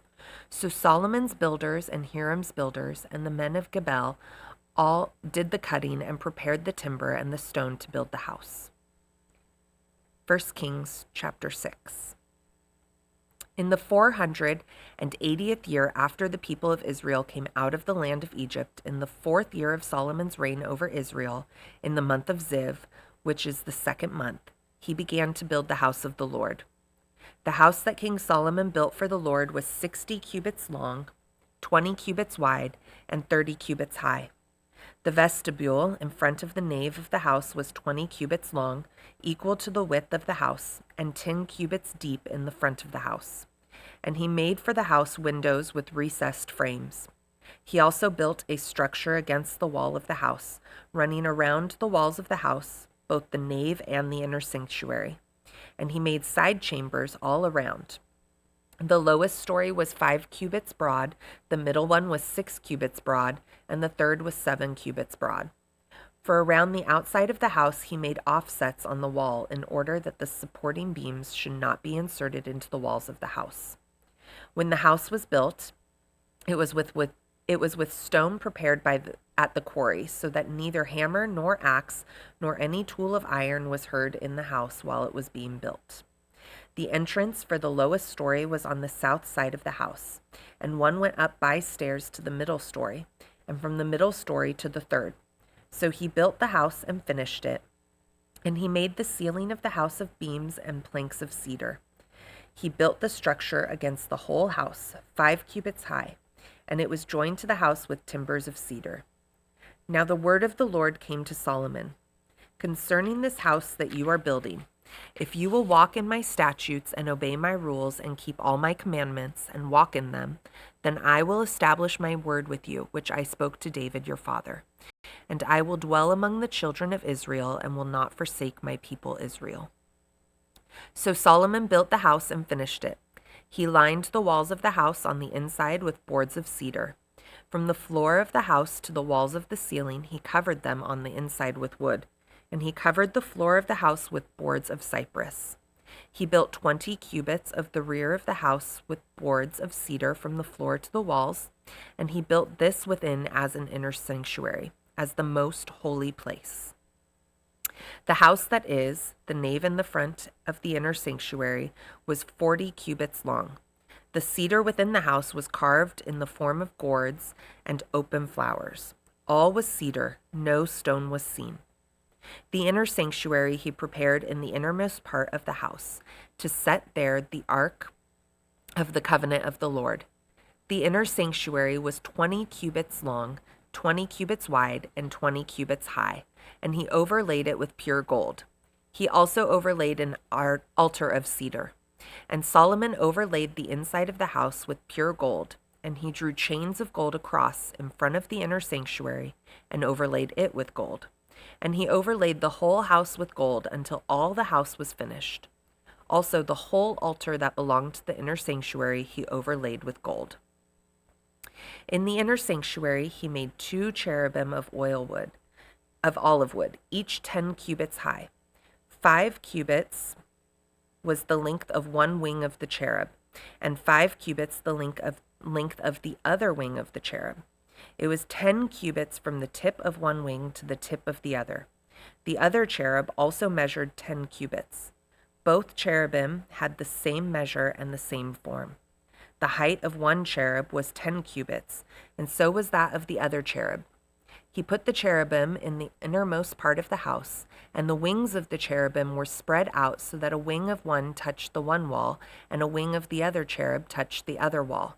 Their other wings touched each other in the middle of the house. And he overlaid the cherubim with gold.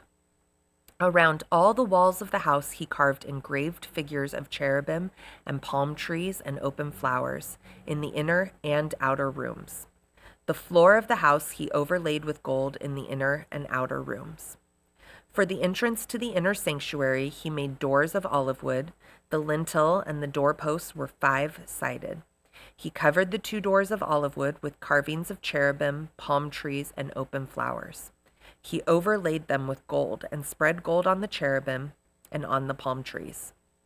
So also he made for the entrance to the nave doorposts of olive wood in the form of a square, and 2 doors of cypress wood. The 2 leaves of the one door were folding, and the 2 leaves of the other door were folding. On them he carved cherubim and palm trees and open flowers, and he overlaid them with gold evenly applied on the carved work. He built the inner court with 3 courses of cut stone and 1 course of cedar beams. In the 4th year, the foundation of the house of the Lord was laid in the month of Ziv. And in the 11th year, in the month of Bul, which was the 8th month, the house was finished in all its parts, and according to all its specifications. He was 7 years in building it. 1 Kings chapter 7. Solomon was building his own house 13 years, and he finished his entire house. He built the house of the forest of Lebanon. Its length was 100 cubits, and its breadth 50 cubits, and its height 30 cubits. And it was built on 4 rows of cedar pillars with cedar beams on the pillars. And it was covered with cedar above the chambers that were on the 45 pillars, 15 in each row. There were window frames in 3 rows, and window opposite window in 3 tiers. All the doors and windows were square frames, and window was opposite window in 3 tiers. And he made the hall of pillars. Its length was 50 cubits, and its breadth 30 cubits. There was a porch in the front with pillars, and a canopy in front of them. And he made the hall of the throne where he was to pronounce judgment, even the hall of judgment. It was finished with cedar from floor to rafters. His own house where he was to dwell in the other court back of the hall was of like workmanship. Solomon also made a house like this hall for Pharaoh's daughter, whom he had taken in marriage. All these were made of costly stones, cut according to measure, sawed with saws, back and front, even from the foundation of the coping, and had the outside to the great court. The foundation was of costly stones, huge stones, stones of 8 and 10 cubits, and above were costly stones cut according to measurement and cedar. The great court had 3 courses of cut stone all around, and a course of cedar beams. So had the inner court of the house of the Lord and the vestibule of the house. And King Solomon sent and brought Hiram from Tyre. He was the son of a widow of the tribe of Naphtali, and his father was a man of Tyre, a worker in bronze. And he was full of wisdom, understanding, and skill for making any work in bronze. He came to King Solomon and did all his work. He cast 2 pillars of bronze. 18 cubits was the height of one pillar, and a line of 12 cubits measured its circumference. It was hollow, and its thickness was 4 fingers. The second pillar was the same. He also made 2 capitals of cast bronze to set on the tops of the pillars. The height of the one capital was 5 cubits, and the height of the other capital was 5 cubits. There were lattices of checkerwork with wreaths of chain work for the capitals on the tops of the pillars, a lattice for the one capital and a lattice for the other capital. Likewise, he made pomegranates in 2 rows around the one lattice work to cover the capital that was on the top of the pillar, and he did the same with the other capital. Now the capitals that were on the tops of the pillars in the vestibule were of lily work, 4 cubits. The capitals were on the 2 pillars and also above the rounded projection which was beside the lattice work. There were 200 pomegranates in 2 rows all around, and so with the other capital. He set up the pillars at the vestibule of the temple. He set up the pillar on the south and called its name Jachin, and he set up the pillar on the north and called its name Boaz.